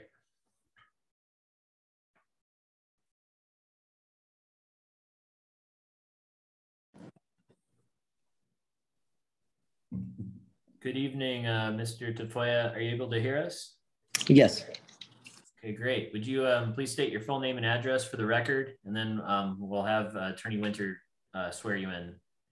Christopher Tafoya, 817 Luann Lane, Los Ranchos. Mr. Tafoya, can you please raise your right hand? Yes. You swear to tell the truth, the whole truth, and nothing but the truth? Yes, ma'am. Thank you. All right, please go ahead, Mr. Tafoya. So I just want to introduce myself. I've literally lived here my whole life as well, like Tom and when we were younger. My grandparents were born in the 1890s, right here in the village. My grandfather was a World War I veteran, helped build Nativity, was a farmer right there on Paseo, but way before Yonemoto's. You guys all remember Yonemoto's. My dad's a World War II veteran, passed away last year at 99 years old, lived in this community as well. Worked in this community. I still have tons of family that live here. They all love it. I love it here. And I just want other families to be able to experience what we went through, what this community has to offer. You know, for the children to grow up here, go to school here, stay here, live here, be productive members of this community, and hopefully move forward with this community for the rest of their lives as well, because it is a great place. And I wouldn't live anywhere else. I've had many opportunities and I've never moved because I love it. And I'm actually a general contractor, an electrical contractor in this community, been here forever. So whatever we can do to help, I really appreciate all you guys for taking your time out and your consideration on this matter. And hopefully we can keep building this community great and moving forward. So thank you all very much. All right, thank you, Mr. Tafoya.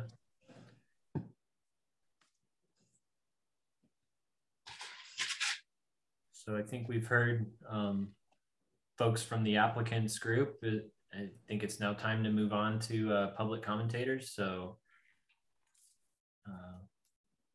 let's bring them on.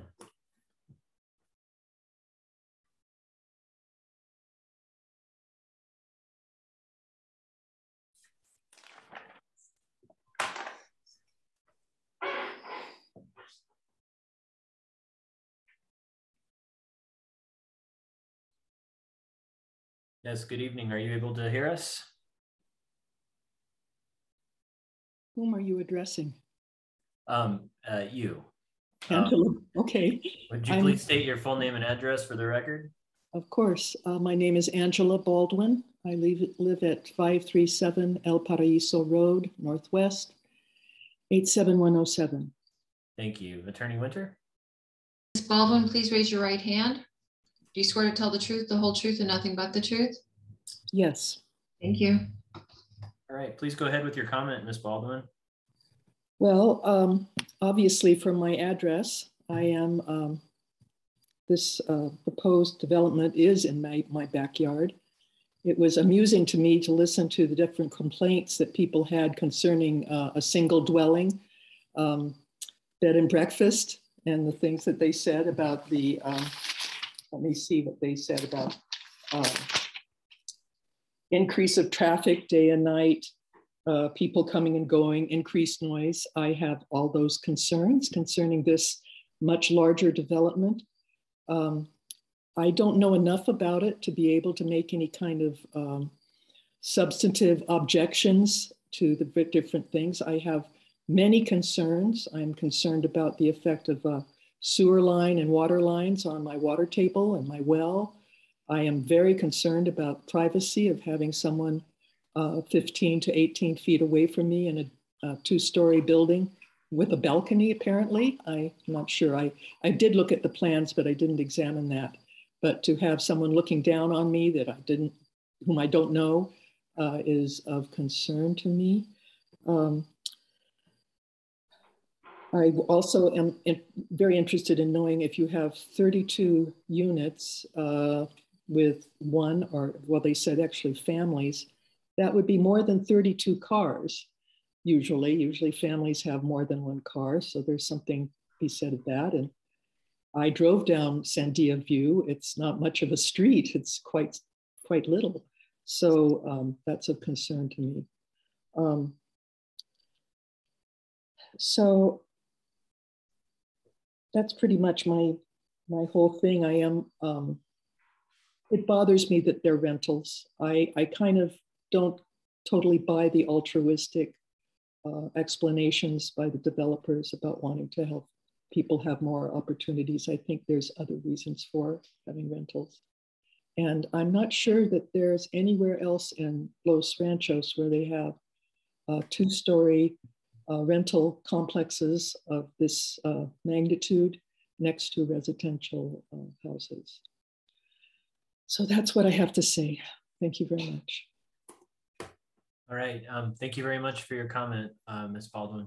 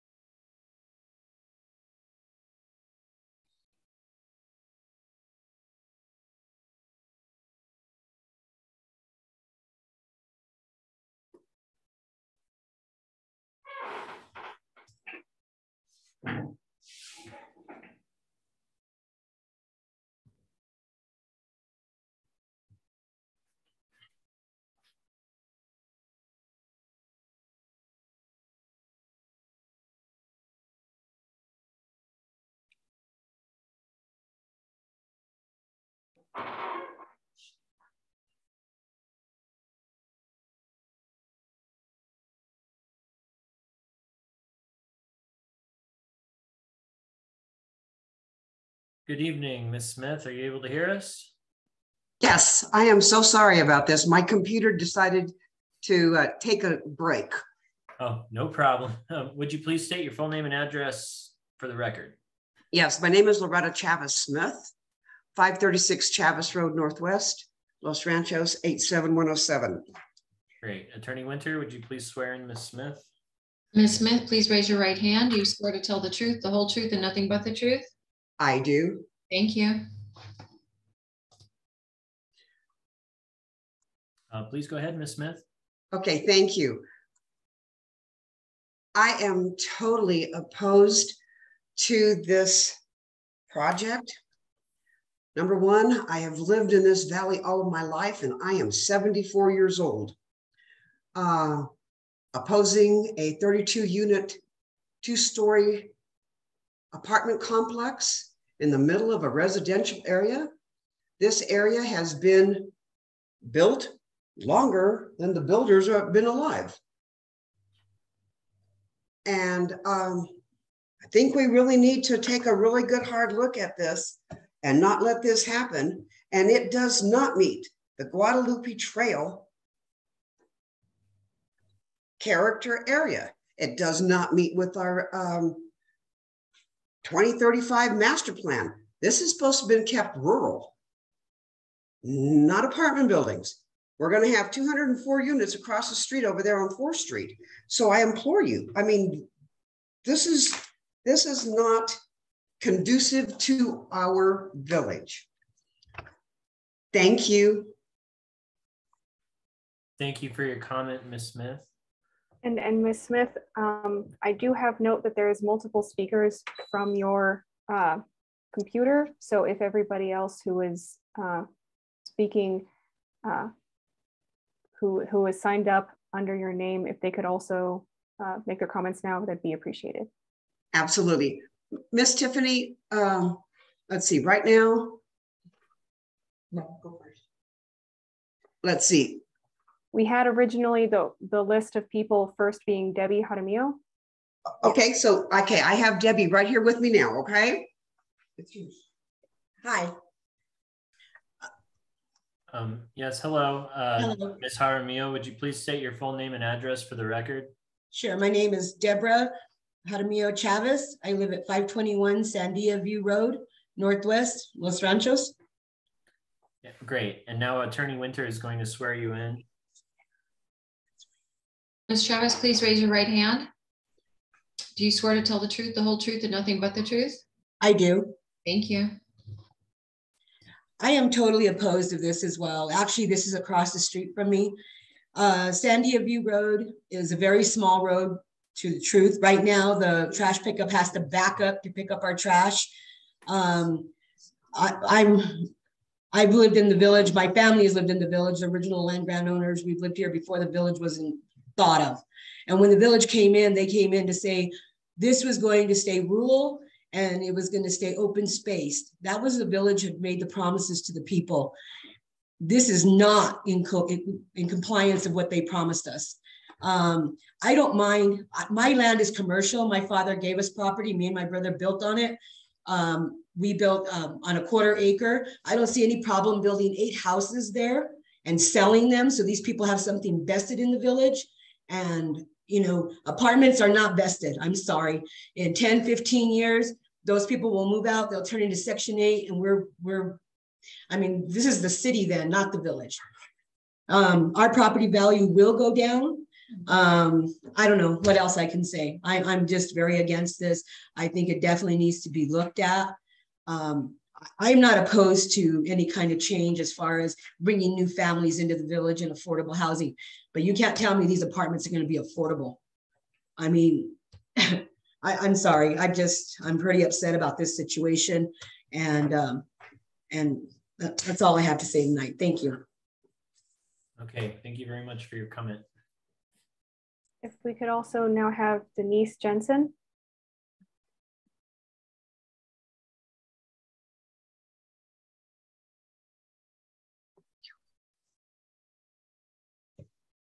Denise Jensen, 551 El Paraiso Road Northwest, 87107. Attorney Winter, would you please swear in Ms. Jansen? Ms. Jansen, please raise your right hand. Do you swear to tell the truth, the whole truth, and nothing but the truth? Yes, ma'am, I do. Thank you. It'll be right in my backyard. I don't appreciate, especially when I have my grandkids playing in the backyard, and I wouldn't appreciate it. I don't even want 8 houses here. If they want to put 3 houses, that's fine. That's fine. Other than that, no. And his grandfather was a farmer here. That's what we come to here for, is to farm and have the land. We don't come here to put multi-houses and apartments on here. We like the land and the property. That's why we moved down here, so we could enjoy it. Not to have a neighbor looking right next door to us, eye to eye, when I'm in the kitchen or doing something in the bathroom, having somebody look at me. I really don't appreciate it. That's why we have the property that we have, so it can be private. This is ridiculous. My property value will go down. I don't understand why they want to put apartments in here in Los Ranchos when people want the property either to farm or just to have privacy. Animals. I mean, it's ridiculous. And I don't want somebody looking down on me. And when I'm in my backyard, I'm sure you would appreciate it, the builders who are building. I mean, if you have a lot of property by your house, why don't you build the apartments there? I mean, why build them here? And the road, Sandia Road, how in the heck is an ambulance or a fire truck going to come in through here? It ain't going to happen. It's not. They have to back up. It's ridiculous. It's ridiculous. I mean, all this is for is money. If it's rent, why would you rent apartments here in the village? You come here to live. You don't come here just to rent and enjoy. Nobody's going to be able to afford those apartments.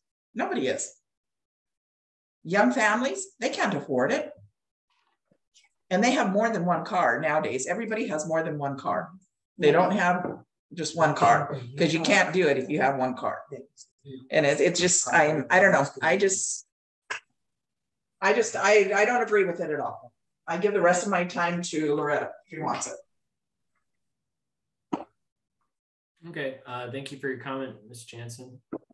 And the next person is Julia McKibben. Miss Tiffany and commissioners, my cousin could not stay up this late due to health issues, so she has left the meeting. Okay. Okay. And then the next person is Pat Martinez. Hello, Patricia G. Martinez, 512 Grecian Northwest, Albuquerque 87107. I do not live in the Ms. village. Martinez, I'm sorry, we need to swear you in before you proceed. I have my hand up. Yes, sir. Ms. Martinez, you swear to tell the truth, the whole truth, and nothing but the truth? Yes, I do. Thank you. All right, please go ahead. Everything has been stated that I was going to say tonight. I'm just going to pass my time to Loretta Smith if she needs it. Thank you very much.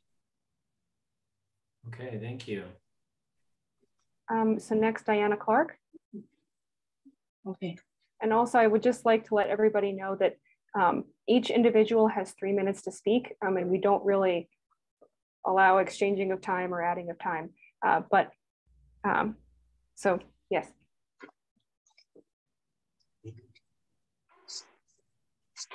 Yes, my name is Diana Clark. I live at 601 El Paraiso Road Northwest, Los Ranchos 87107. And Attorney Winter, would you please swear in Ms. Clark? Ms. Clark, please raise your right hand. I have my right hand up. Do you swear to tell the truth, the whole truth, and nothing but the truth? Yes, I do. Thank you. Okay. First of all, I've lived here 54 years in the same house. And when we first moved into our house, we built a pool in the backyard. And at the time, they had to build the pool up because of the level of the water here in the valley. And now you can't even get your wells to work around here because they drain the water so much. And this is going to drain the water even more. We need to protect our water. We need to protect our aquifer. We need to keep draining the water back down into the ground so we can have the aquifer fill back up. Another thing that I know that is going to happen is that they can look right into our backyard. I'm just right next to them, and they'll look right into my backyard. They have a balcony facing my house, and I don't like the idea that they can look into my backyard. My privacy is gone. Another thing that I don't like is the density. Why are you putting all of the density in our area? You're going to work on the stuff on Chavis Road and Guadalupe Trail. Get rid of that field, put houses in there. You're going to put in all these houses across 4th Street on 4th and Osuna. You're going to put townhouses on El Paraiso and 4th Street. And then you're going to put this 32 unit apartment house. Why is all the density coming here to our area? Why do you want to make the village so large and get rid of all the property that is beautiful and why people like to live here? We're not corrupt. I drove it in the South Valley last weekend, and I thought South Valley looks so much better than we do because we got rid of all of our trees. Our trees are dying because there's no water. There's no fields that are being taken care of now. It doesn't have the beauty that it used to have because you just keep building and building and building. My property value is going to go down. And another thing that's going to happen, if this development comes in, they're going to drain their water off onto our property because they're going to have to build it up. And you cannot drain water onto somebody else's property. That is not allowed. And I'm very against this. Thank you. It's midnight. Yeah. Yes. So commissioners, we do have 3 more people signed up to speak, and we do have 4 additional people who have also raised their hands. So we have 7 people for the remainder of public comment. Right, Dan. That's a practice we are no longer allowing at the commissioners meeting, and it's not something we ever allow at the board meetings. What's that? I don't know. Well, Director Justice, I don't think. Yeah, so the next person, sorry, the next person that should be let in to speak is Irma. And then we'll have another person after that, and then we'll go through everybody who has their hands raised. We don't technically need another motion to continue the meeting. However, if the commission would like to reconvene the meeting at this point, then we would need another motion. I am not inclined to vote or to pass a motion to stop this. I mean, we're kind of getting close there. So I'd say proceed unless commissioners, this is your chance to say something about that.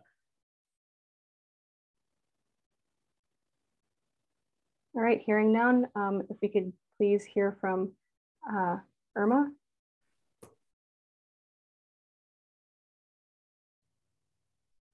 Hello. Good evening. Would you please state your full name and address for the record? Yes, Irma Porras Tamés at 520 El Paraiso Road Northwest, Los Ranchos 87107. Thank you. I'm sorry, Ms. Irma, I didn't hear your last name. Porras Tamés. Oh, I see it now. Thank you. Ms. Tamés, could you please raise your right hand? Yes. Do you swear to tell the truth, the whole truth, and nothing but the truth? Yes, ma'am. Thank you. Please go ahead, Ms. Tamés. We've been living here in Los Ranchos for 22 years. And what we loved about it was the history, the fact that Los Ranchos was incorporated for the purpose of making it a separate municipality and to maintain its rural character and preserving much of the original rural agricultural nature made Los Ranchos a distinct and different community from Albuquerque. So Sandia View is facing a threat to its rural character from the proposed Sandia View Apartments project by establishing 32-unit apartment townhouse homes complex to be located at 520 Sandia Road. And this proposed project would significantly increase not just the number of dwellings, but the number of residents, the traffic flow on Sandia View, to the point that the project will destroy the rural quality of life for this area. This high density housing would be a population boom, unwanted by the residents on Sandia View Road and the surrounding areas. Because what impacts the residents of Sandia View impacts the rest of us, the entire village. Los Ranchos is one of the most desirable places in the entire Albuquerque surrounding area because Los Ranchos has been able to preserve much of its original rural agricultural nature. People move to Los Ranchos because of this rural nature. This is true not just for the Guadalupe Trail character area and the Rio Grande character areas north and south, but also for the 4th Street character area. I stand with our neighbors on Sandia View, and I urge the Planning and Zoning Commission to deny the proposed Sandia View Apartments project. Thank you very much. Thank you, Ms. Tames. And I believe another person is going to be speaking off of this computer, Mr. or Dr. Jamie or Jaime Tames. Yes, this is Dr. Jaime Tames. I live at 520 El Paraíso Road Northwest, Los Ranchos, New Mexico. Dr. Tames, can I ask you to raise your right hand? Yes. Do you swear to tell the truth, the whole truth, and nothing but the truth? Yes, I do. Thank you. Thank you. When I first heard about the project, I was reading the materials that were presented tonight as part of the packet. And under the project objectives and benefits, it says that it's the applicant's ultimate desire to bring a desirable lifestyle living community to the village of Los Ranchos de Albuquerque through this project.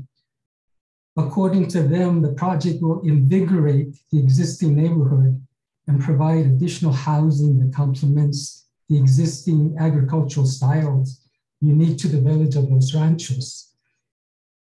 It's been approximately a year since my wife and I had a chance to drive down to Sandia View. A package had been delivered to our home at 520 El Paraíso that belonged at 520 Sandia View. So we drove over there and dropped it off. After hearing about this project, my wife and I said, you know what, let's drive down there again and just refresh our memories on what Sandia View really looks like and how would this project look in this neighborhood. So we parked the car on the side of the road, this narrow road, and imagine what the impact would be on the neighborhood if a 32-unit apartment complex was built on the vacant land on Sandia View Road, especially considering that the road is a dead-end street. You cannot drive through Sandia View Road from 4th Street all the way to Guadalupe Trail. So that means there's one way in and one way out. So we wondered, would this project truly invigorate the existing neighborhood as it claims? And although they claim that the complex would complement the existing architectural styles that are unique to the village of Los Ranchos, would it really complement the existing street character of Sandia View Road? And the reason that I bring up this concept of its street character is that in the master plan, the 2035 Village Master Plan, there are various sections that discuss the physical development and redevelopment of the village. For example, under Section 2 Village Forms, it talks about physical development and redevelopment that affects the overall visual look and atmosphere of the village. But more important, if you take a look at Policy B under Section 2.1, it says, recognize and maintain the unique characteristics of the Rio Grande Boulevard, Guadalupe Trail, and 4th Street corridors. in each of the character areas preserve their unique characteristics by recognizing and continuing the traditional land development patterns, specifically with respect to prevalent land utilization, street character, historic styles and buildings, placement of buildings, setback requirements, views, lot patterns, and density. These are the policies that are in the 2035 Village Master Plan. The Sandia View Apartments projects does not preserve the street character, the lot pattern, and the density of the existing Sandia View Road neighborhood. It does not do this. It is in violation of the master plan. Mr. Thomas, your time's kind of gone over. Would you mind just wrapping up your statement? Yes, that was all I would say. I just urge the commission to not approve this project. I stand with the neighbors at Sandia View. Great, thank you very much for your comment.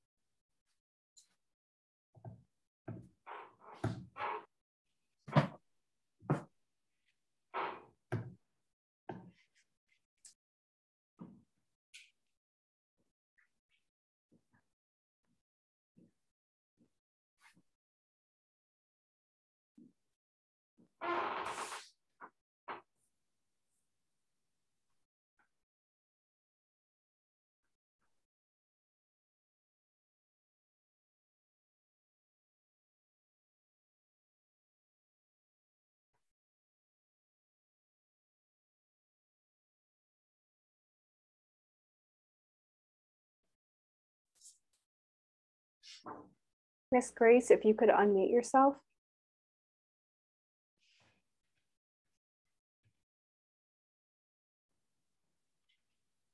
Unmute. Okay. Sorry about that. Hello. Would you please state your full name and address for the record? My name's Grace Borras, and I'm at 534 El Paraíso Road, Northwest 87107. Ms. Moras, could you please raise your right hand? Yes. Do you swear to tell the truth, the whole truth, and nothing but the truth? I do. Thank you. Please go ahead, Ms. Borras.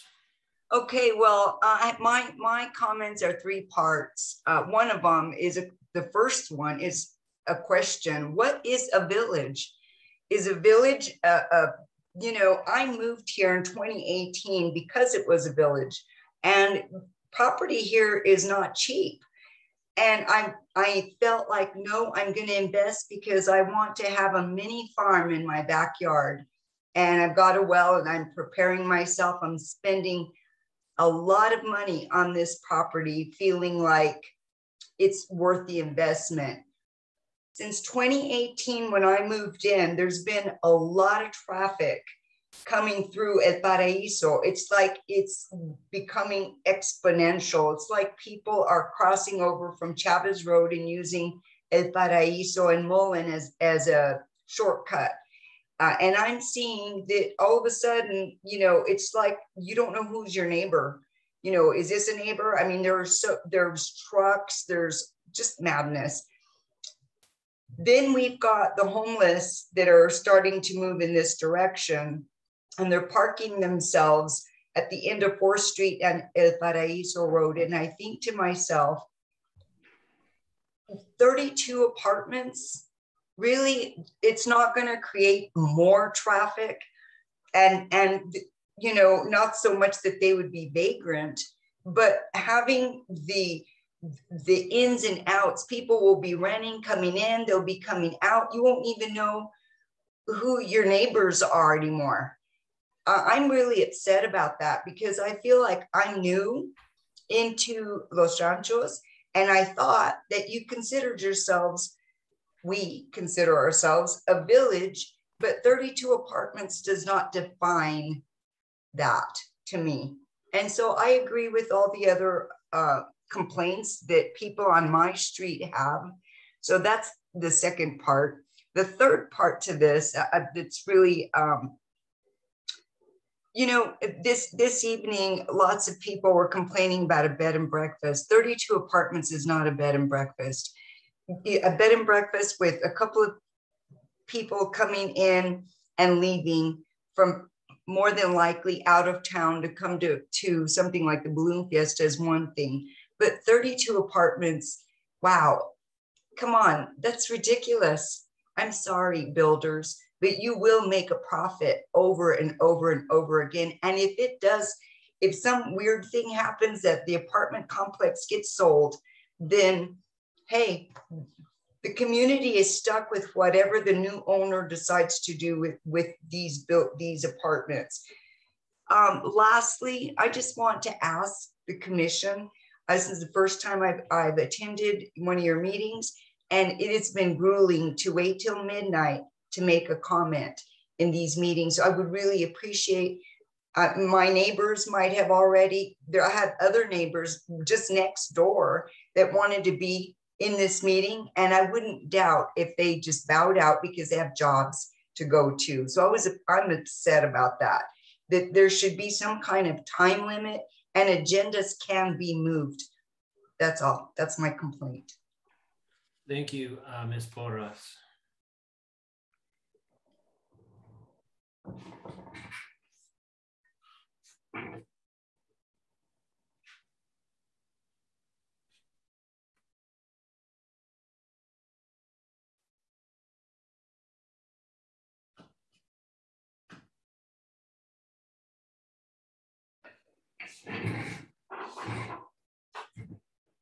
Good evening, Ms. Jennifer Kay. Can you hear us? Good evening. Can you hear me? Yes. Would you please state your full name and address for the record? Jennifer Kiefer, 722 Mullen Road. Great. Attorney Winter. Ms. Kiefer, can you please raise your right hand? Do you swear to tell the truth, the whole truth, and nothing but the truth? I do. Thank you. All right. Please go ahead with your comment. Thank you. Thank you all for your time. You know, I agree with all the previous comments. I'm not on El Pariso, but they're close neighbors to me. And, you know, I attended last week's board meeting. There's going to be a pilot project I'm sure you've all heard about that's going to be coming your way at some point that is within a mile radius of this project, a mile radius with the village center. And we haven't even got through with the village center that's going to house 200 people to see how that impacts the area before we start approving 30-some residential apartments. I mean, we really need to start thinking these things out, people. I'm not opposed to change. I'm not opposed to growth, but it needs to be done the right way. I don't even think Mr. Maestas and Mr. Anderson have their vision together.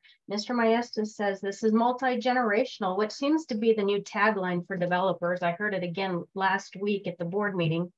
You know, for young people, for our parents.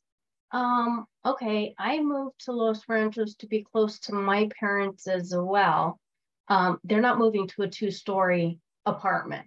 They're moving to a single story. Mr. Anderson specifically said there's not going to be elevators. So it's not like these are accommodating mobility issues for these multi-generational families.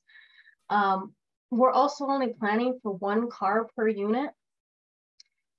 Come on, everybody's heard at the planning and zoning meetings, Chavez Road has become a thoroughfare for Rio Rancho. It's become a thoroughfare for multiple people. And for Mr. Mickelson to say traffic's not going to be impacted with these 30-some houses, well, maybe not in his area, it's not, but it definitely is on Chavez Road. And we've heard about it with the winery, which I was in complete support of the winery. We hear about it when the village is having their events, and people are using it as a thoroughfare. Now you're going to put 32 residential units, 1 car per unit, which no family only owns 1 car and has 3 or 4 bedroom rental unit. Give me a break. This makes absolutely no sense. You guys are setting precedents going forward for the village. The village is about rural community. It's about maintaining the integrity of the ruralness of the community. And I ask that you oppose this plan and do not let it proceed. Thank you. All right, thank you for your comment.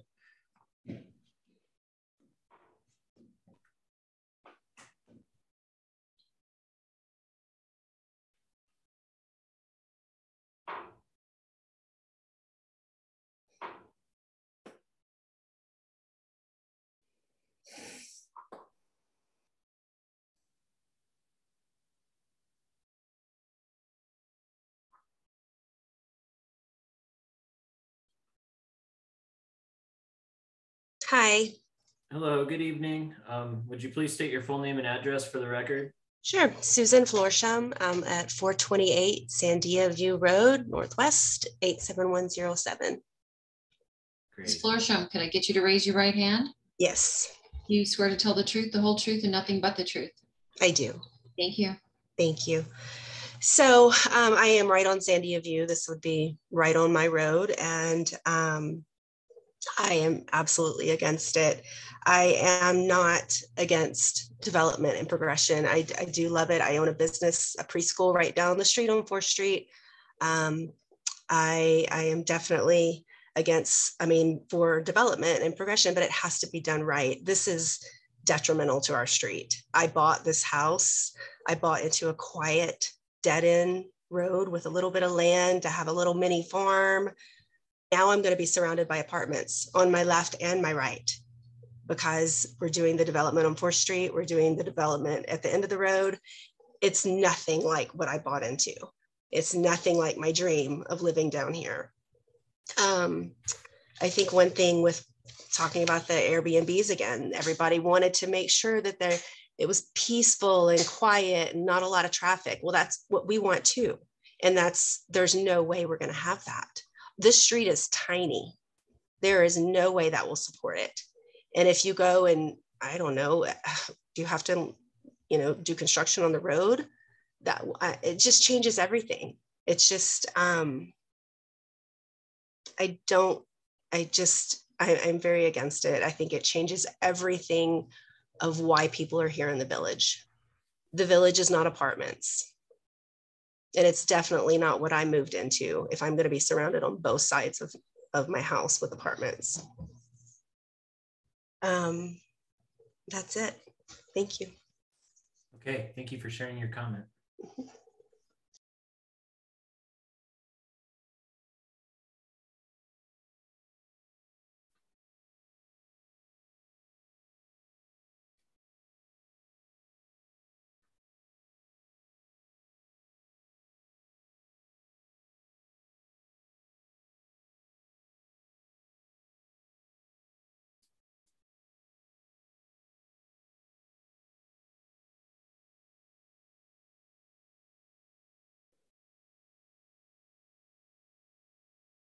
This is Robert Chavez, 324 Enchanted Valley Place, Northwest, Los Ranchos, 87107. Formerly lifetime resident, grew up on 428 Chavez, I'm sorry to interrupt, Mr. Chavez.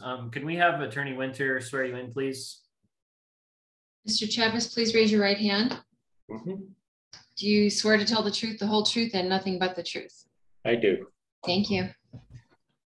Well, I'm going to try to be brief because it is terribly late. But I think everybody has to understand where this development is being situated. It sits directly in the middle of 4 adjoining residential neighborhoods that are primarily one-story residences. And that's Sandia View to the west, the Sandia View east, the El Paraiso group to the south, and of course our Chavez sister, brother, nephews, etc., directly north. The issues that I see, and I think they've been mentioned numerous times, and I think it's critical that we pay attention and the developers pay attention to these concerns. The first is the neighborhoods that they're impacting and the home values associated for those people. when they start getting an apartment complex and their home values are impacted severely, or if they even have a chance to sell based on the development that's going to be placed next to them, that's going to severely impact these people. The traffic, and I hate to say it, but that Sandia View has had numerous issues because of the narrow dimensions of that road. And in addition, adding 30 to 60 more vehicles pouring out into a traffic zone, which is the Osuna Chavez 4th Street, it's going to severely impact traffic. And I think that is going to be a major concern in consideration of what the Village Center is going to be trying to put in that area alone with the 200 units or so. The quality of life for the individuals that are next to this thing. I mean, my sister's backyard is going to be being overlooked by individuals on balconies on the 2nd story. How is that going to improve the individuals that live around this thing? I don't think it will. So I think the developer needs to maybe go do some homework and maybe get together with some of the people that are speaking here to see if there's some sort of method to solve these kind of issues. And that's it for me. Thank you. Okay, thank you for your comment.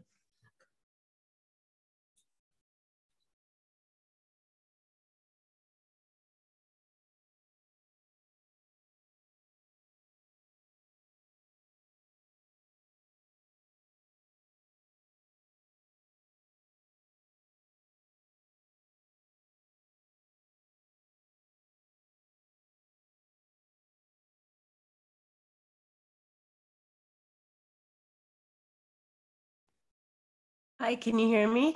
Yes, we can hear you. Would you please state your full name and address for the record? Yes, Emily Cedarholm, 617 El Paraíso Road, Northwest, Los Ranchos 87107. Ms. Cedarholm, could you please raise your right hand? Yes. Do you swear to tell the truth, the whole truth, and nothing but the truth? Yes. Thank you. Thank you. All right, go ahead with your comment, please. Thank you. I just, I'm reeling about the gentleman saying that they love Los Ranchos. We all love it too. And you know why we love it is because there's not apartment complexes. So I am really against this, this proposed development. I think 32 units is just outrageous. I personally, especially as everyone's mentioning that 200 unit being built is, that's more than enough. I don't even think that Los Ranchos has the infrastructure to handle all of the people and the cars that are going to be coming through. And it's already gotten bad especially since the winery was allowed to expand.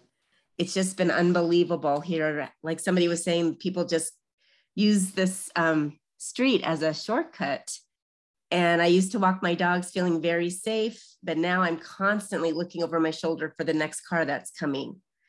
And another thing is I don't think, Diana was the one that brought up about the water, and that's another issue that I just don't think that we have enough water. We're in a severe drought. And I think that we need to think about using our water for our agriculture, farming, not for more apartments. I just don't know how it's going to sustain. So I am very against this. I hope you oppose it, and I'll leave it at that. Thank you. Okay, thank you for your comment.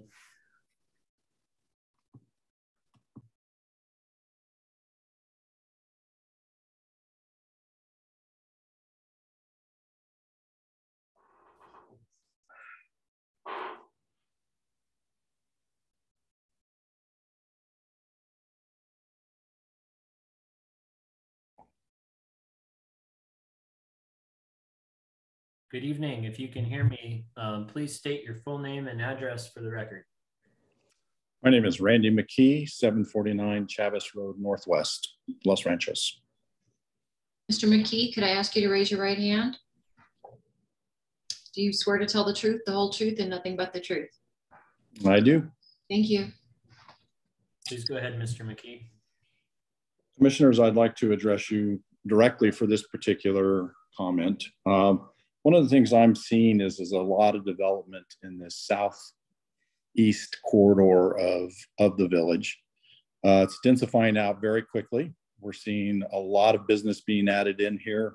We're seeing a lot of dense packing of homes and apartment complexes. And then of course the village center over there on Chavez and 4th Street. It's out on Chavez and 4th Street. What we don't have is the infrastructure to support this. I'm also seeing all of these people propose all these big programs, and they're not chipping in to help build the infrastructure in this village.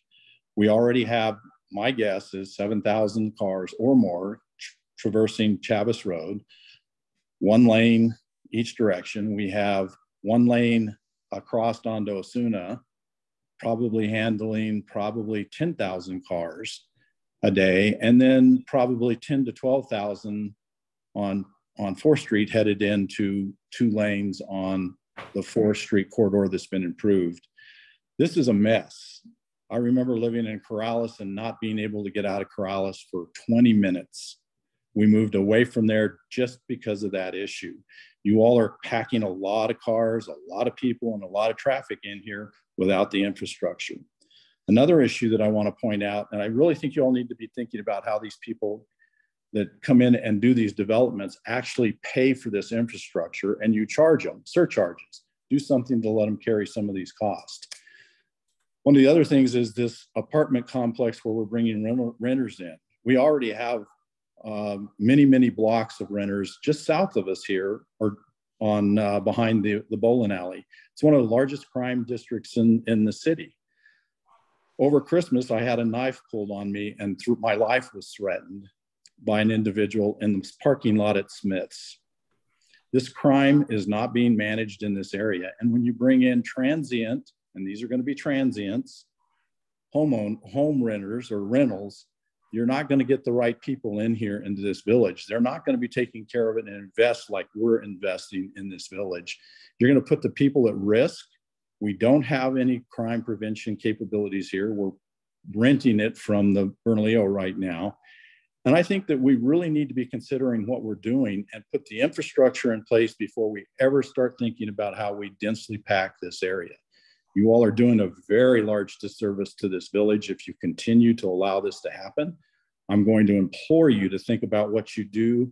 I think if you get the infrastructure in place and you get the Chavez Road situation cleaned up and get it safer, get the crime out of the area just south of us, we could probably think about doing some of these kind of projects, but not until then. So please consider not rushing all this through and letting all these things go through.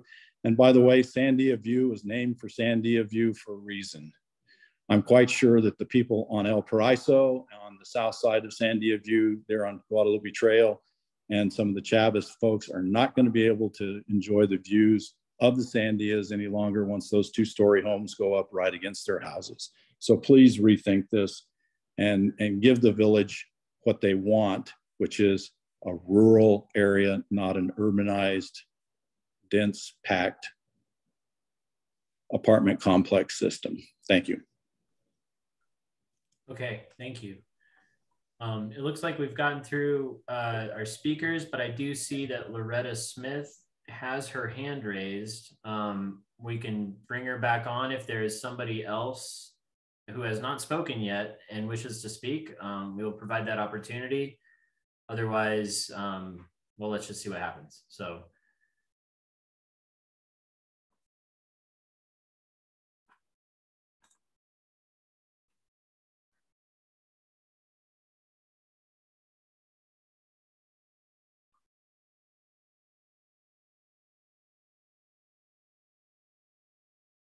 Ms. Smith, if you could unmute and let us know if there's somebody else who hasn't commented yet on this application who would like to speak. Hi. I don't think you heard you. I'm unmuted. Yes. Is there somebody else who's there with you who hasn't spoken yet? No, Miss Tiffany, I just had a general question for you, if that's okay.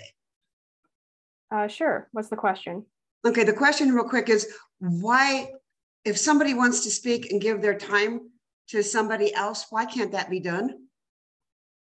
So that is not our general practice anymore. We did make an exception for doing that with the winery. That's not something that the Board of Trustees has ever done. And we're no longer allowing anybody to transfer time over. Each individual person gets 3 minutes to speak. Okay, well, thank you for clarifying that for me.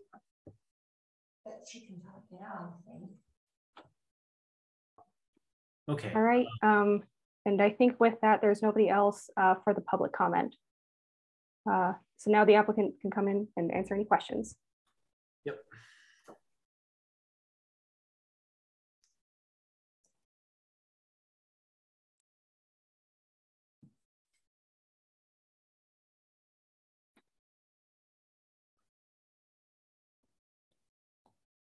All right, Mr. Maestas, this is your chance to speak to any of these comments that we've heard.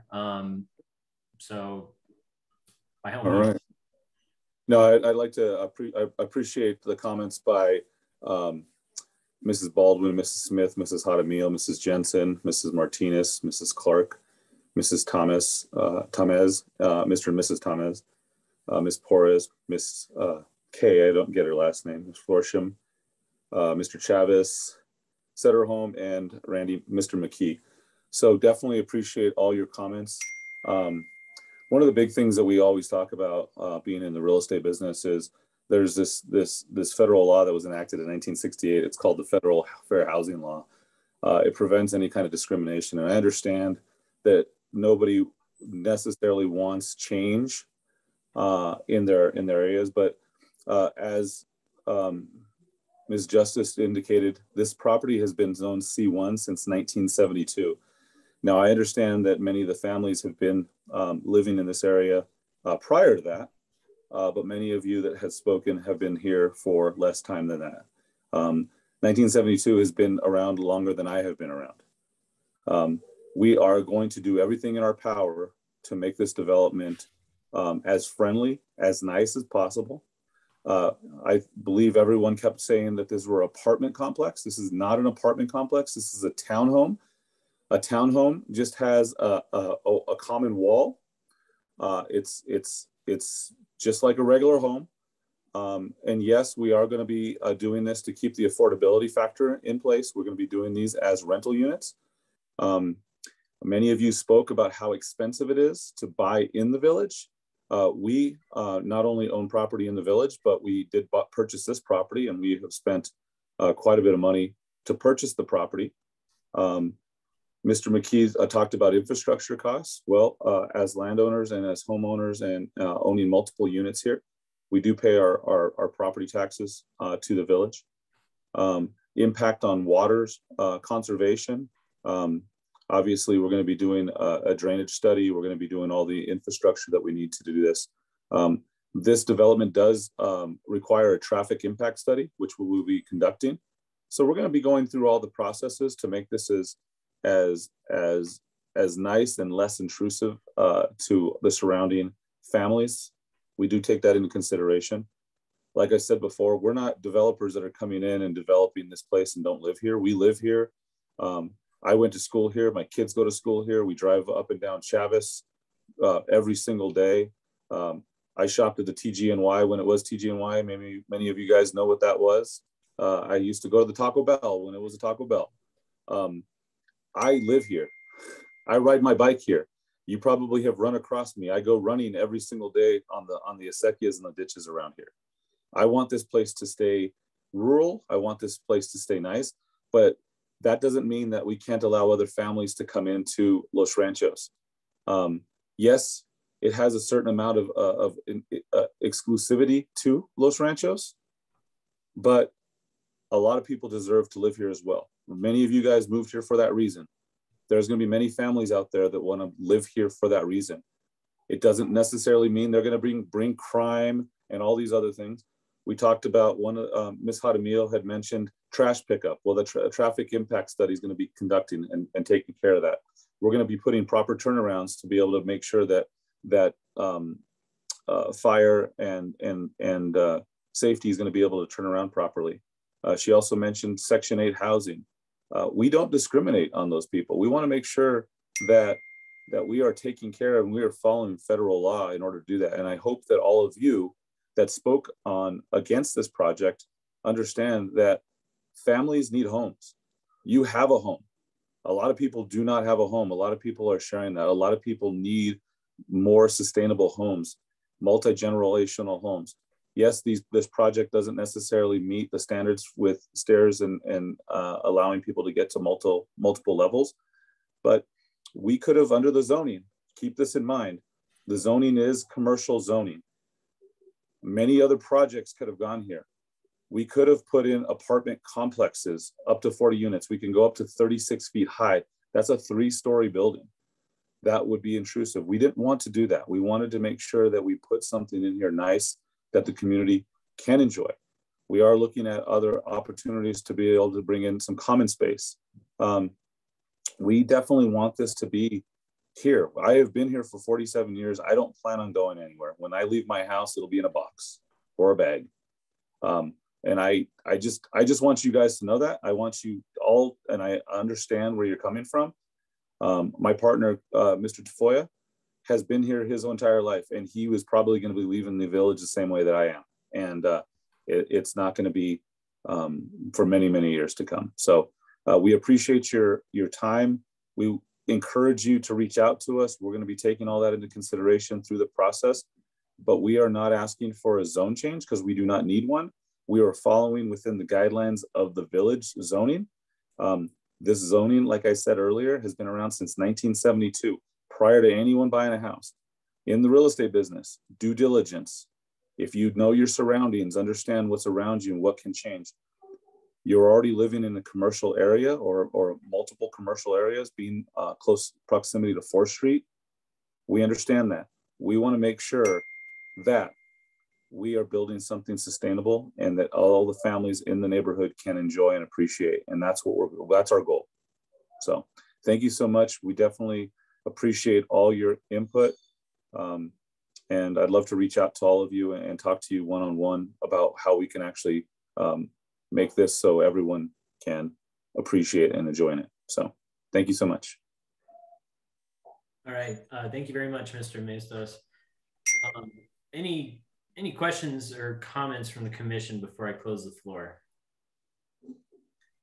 Okay, I'm not hearing any. So the floor is now closed for comments.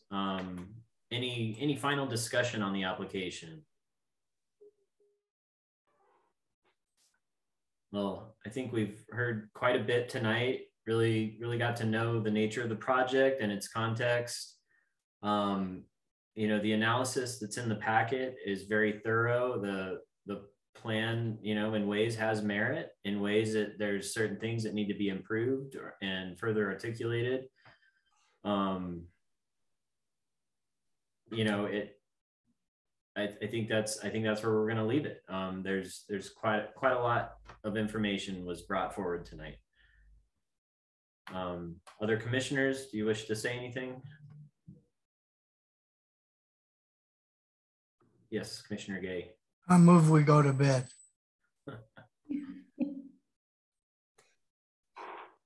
That was not what I was going to say, JT, but I just want to thank everybody for showing up tonight. And, you know, just because it's hard doesn't mean we shouldn't do it. And I'm glad to see the residents take their space and talk about their issues. And I do believe this is another point where listening to the residents of the Village of Los Ranchos it's not just implied, it's actually written in our ordinances. So, you know, on both sides of this, I hope for everybody's sake, you can figure out a plan. I know that the developer would you know, seems to me that he's genuine about wanting to meet and work through some stuff, even though that might not be what other parties want. But it's late. This is a really good, and it's good that people would stay up till 12:45 to, you know, serve their community, whether it was a hard day or not a hard day. So I appreciate everybody's coming out tonight, and I appreciate the commissioners for hanging in there and getting this one to this point. Thanks. All right, thank you, Commissioner Gay. Commissioner Michelson. I have one other thing to add, and that is that the neighbors, I don't think understood that with the commercial zoning that's there, as the potential developer said at the end, 3-story apartments could be put there and much more dense than what he's proposing. So yes, they may be opposed to this, but without any zone change in that, something much denser and much larger could be put in. Thank you. Thank you, Commissioner. Yes, it is kind of a middle of the road type of proposal. The density could be increased, which I thought was a compelling point. With that, yes, I want to say thanks everyone for hanging in there. I'm going to let the record show that discussion is formally closed for public hearing item 4F, the request by CCT Development Limited Liability Corporation for a sketch plat review for a residential site development plan. Yeah, so we'll now move on to item 5, old business, of which there is none. 6, new business, there is no new business. Item 7A, the planning department report. Director Justice, may we have the planning department report? Yes, commissioners, I'm going to keep this very brief. Most of the report is available in the packet, so you can see it for yourselves.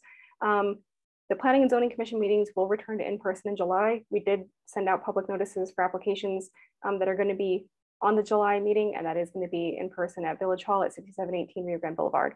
And I will stand for any questions. Thank you, Director Justice.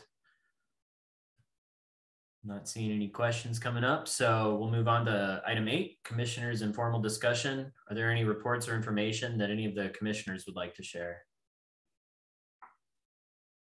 I'm hearing none. So we're going to move on to item 9, which is adjournment. Is there a motion to adjourn? Yes. I move we go to sleep. Yeah. Okay. Commissioner Barrow has moved to adjourn, and Commissioner Michelson has seconded the motion. All in favor, please say aye. Aye. Aye. All opposed, say nay. The meeting for June 14th, now 15th, 2022 is adjourned at 12:47 a.m. Thank you, everyone. Thanks, Drew. Yeah, thank you.